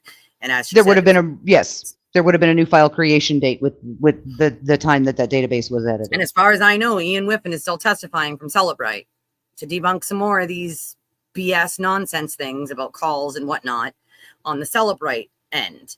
And people were like, she didn't even use Celebrite. She did. She used many other things, including Celebrite, to get the data. She double, triple, quadruple checked it with other data and then had someone peer review her while she was doing it.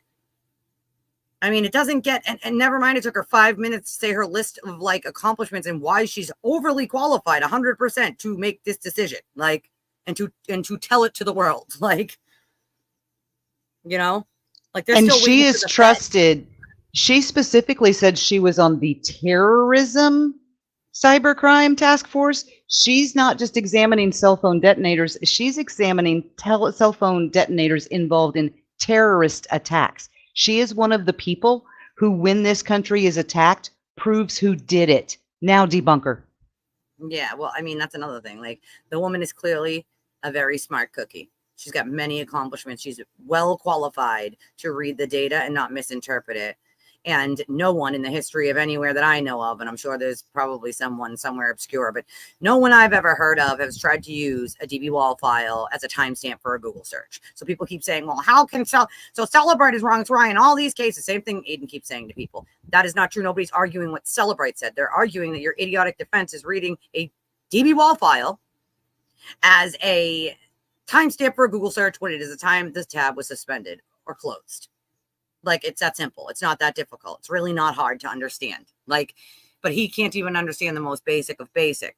Like, that's the problem. Instead of telling his viewers he doesn't understand a word that came out of her mouth, he acts like he does and then says shit to be like, well, no, that means nothing. Like, oh, okay, sure. But keep leading them along the yellow brick road to the end of doom. You do that. Yeah, and that's another thing, smarter than Richard Green. Like, what? Like, She's not saying she's smarter than Richard Green. She's saying he was wrong, and then she said why. She's a very smart woman, very smart. Richard Green's smart too, but what she's saying is he interpreted something incorrectly, or it was a mistake he made. Like, it's that simple. Sorry, not sorry. Like, bye, Anastasia. Bye. Be here later. Well, that's the thing, right? It's and that's the point, is that the defense was trying to have thrown out the fact that the crash expert can say, no, that taillight could have not have possibly made that much damage from hitting John's traverse. They want that out because that will tell the jury, I mean, not that they already don't have everything they need to know besides, you know, the ME coming and Ian Whiffen and a few other things. But besides all that, like, you know, they have a lot already. And I'm sorry, but if you expect this jury to believe some vast conspiracy, you better have something to show them. And right now, all they have is their own speculation and ridiculous questioning. That's it. That's all they got. And things that have been debunked over and over and over and over. But what we do have is the accident reconstructionist that everyone said they were waiting for told you that he was not directly behind the vehicle. He was to the left side of it. Like we've been saying. It was his elbow in the tail lamp. It was his hand and the glass that hit the tailgate. That's the dent. That's the glass on the glass on the bumper right under that dent. And I mean, he explained the specifics of all of it. And when did I start? Just based on the photos alone, 2-3 weeks ago. Oh, that was his elbow. There's so freaking many, though. There's so many idiots. Like, there's so many. And I'm, like, baffled to how, I mean, I guess if you live in an echo chamber like that, then I can understand it. But at the same time, I'm like, what in the F and F, dude? Like, and someone would have to be a fool to think that tap would do that kind of damage to a taillight. But then these are the same people who are saying that tap did the taillight, but a human body didn't. Make it make sense. Make it make fucking sense. Make it make goddamn sense to me. It doesn't. They're not of high intelligence. and him misquoting answers that the guy had given 2 minutes before. I mean, he's used in every witness thus far. Misquoting. Like, that's not what he said. Nope, not at all. He definitively did not say that the back of John's car could have cracked that taillight. Yep. He said that an impact with a corner of another vehicle could have, but that didn't. Correct. Like, that's the thing. Like, his main theme here, and I don't know, are they just like sitting Yannetti forever? Like, is he sitting out forever now? Is Jackson like, you can get in there for this one, buddy, for 2 questions, and you're sitting back down on the bench. Eliza Little, we don't need you. Just take notes. Like, I did notice the rearranged seating arrangement today. That's weird. the whole thing is weird. I'm sorry, but usually if you have that, like someone like Yannetti, you use him. You know, I think he's more effective than Jackson, to be honest. Jackson commands more presence, but I think Yannetti sometimes is more effective in the way he questions because Alan comes off as an asshole. I do wish Yannetti had not gotten up and tried to do the. I do, just because Why I did he have cross? so Why? much more respect for him. I Why? do wish that he did it because they're doing it. He's playing for the cameras too. Oh yeah, I they're don't all blame playing. him, but I do wish he hadn't, because Which he's is why classier than that. The judge was like, the jury's not here, Mr. Jackson. Like, you know, no more fucking, you know, stop it. Stop. He knew the cameras were still on. He had to perform. He had to perform. Like the performance artist he is. Them balloon knots and all. And if she hadn't stopped him, he probably would have. I mean, he was getting ready to bring he up would've the kept 3 going for- witnesses for next Yeah. week and Lucky again. First of all, it's pretty bold to get up there and complain about a tiny thing when you have 3 witnesses that you may have thrown out because you didn't comply. So I really think it's quite bold that he even attempted that. Like, come on, guy. Especially when she knows, because she knows what she's ruling on next week after they voir dire, and she knows why she has to voir dire them. She Well, told she him knows point if she blank a doesn't- week ago. Yeah, she knows if she hears certain things that it's going to exclude them. And she knows, you know what I mean? She knows that. Judges know, like, ahead of time, like, listen, if this lady can't say this or this, and if she says this or this, like, she knows. Like, it's that simple. She knows what she's looking for. That's why there's a voir dire. Like, and I think the voir dire is not going to be successful with the pathologist doctor with 100 and something patients that seems to be an expert on dog bites because she's seen a lot of animal bites in the ER. Like, what? You're a pathologist? What? What? Like, what the hell? Maybe they do want to separate them. I don't know. Like, he did. I mean, that's simple. He did. And he asked about Courtney. There was no reason for that. Like, you don't have to meet Lucky at the same school that Courtney works at and then ask about her. I'm sorry. And I don't care what they say on the other side. Oh, you weren't there. You don't know. No, we do know. We have the pictures and the video of him there with Lucky. Okay. But when you're asking for Courtney, you go out of your way to ask about her. You know what you're fucking doing, dude. Stop it. Right. And plus, I mean, Yannetti has admitted multiple times that, yes, he was there. Right. But for him to do that and for the impeachment of Lucky that followed after that. Now, Jackson kicked that door open, but they have to know that when it comes to putting Lucky Logren on the Logren, when it comes to putting Lucky on the stand, they have to know. Yeah, they have to know that they're taking a risk because the jury has already heard that his story evolved, and it wasn't just an interview with them. It was interviews with them. It was interviews with the defense. It was interviews on TV. It was interviews on Turtle Boy. It's everything he's ever said in public, and those accounts don't match. And if they want to push it, I absolutely see Lolly having that stuff all ready to go, lined up and going, okay, this is already in evidence. Can we introduce it now? Not only that, but even though the judge struck it from the record of all the stuff about, you know, you going to the school and stuff, like the jury still heard it. Like they still heard it. So even if they don't get to decide in their heads, like that, like, you know, out loud, that's something they're taking into consideration. You can bet your fucking ass they take it in consideration about what kind of character he has when they're deciding this. They already heard it. They can't unhear it. They cannot Don't sit there and accuse Lolly of impropriety for having a meeting with other people present in his office with his own expert, while at the same time justifying a parking lot at a witness's place of business. Like, come on, dude. It's not even a witness because Courtney's not even a witness, dude. She's just the trooper's sister. Like, come on. Right, the witness's sister. Right. Like, come on, man. Like, that's just in bad taste all around. And obviously he knew where he was going if he knew she worked there and asked about her. So I'm sorry, but that goes to intent, y'all. Like, stop it. All right, it's almost 5. I'm gonna end this this shenanigans. Yep, I'll hop down so you can play your intro, outro.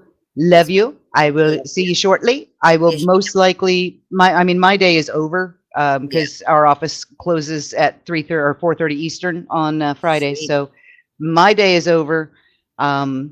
So I'm going to get a little therapeutics for myself, and I will be ready for the next one.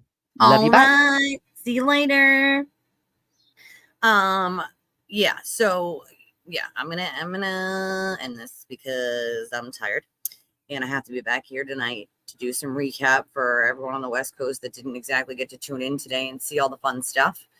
And I think Coda was making a video that we can play about all the greatest hits of today, which will be great. So I love y'all. Please think about donating to the channel. We're very small. We run on donations from peoples and guys like you. Cash App, Venmo, PayPal, you know, all that fancy schmancy fun stuff. But I will see you guys in a few hours. I love y'all. Thank y'all for joining me as always. And I hope you guys have the rest of your amazing day.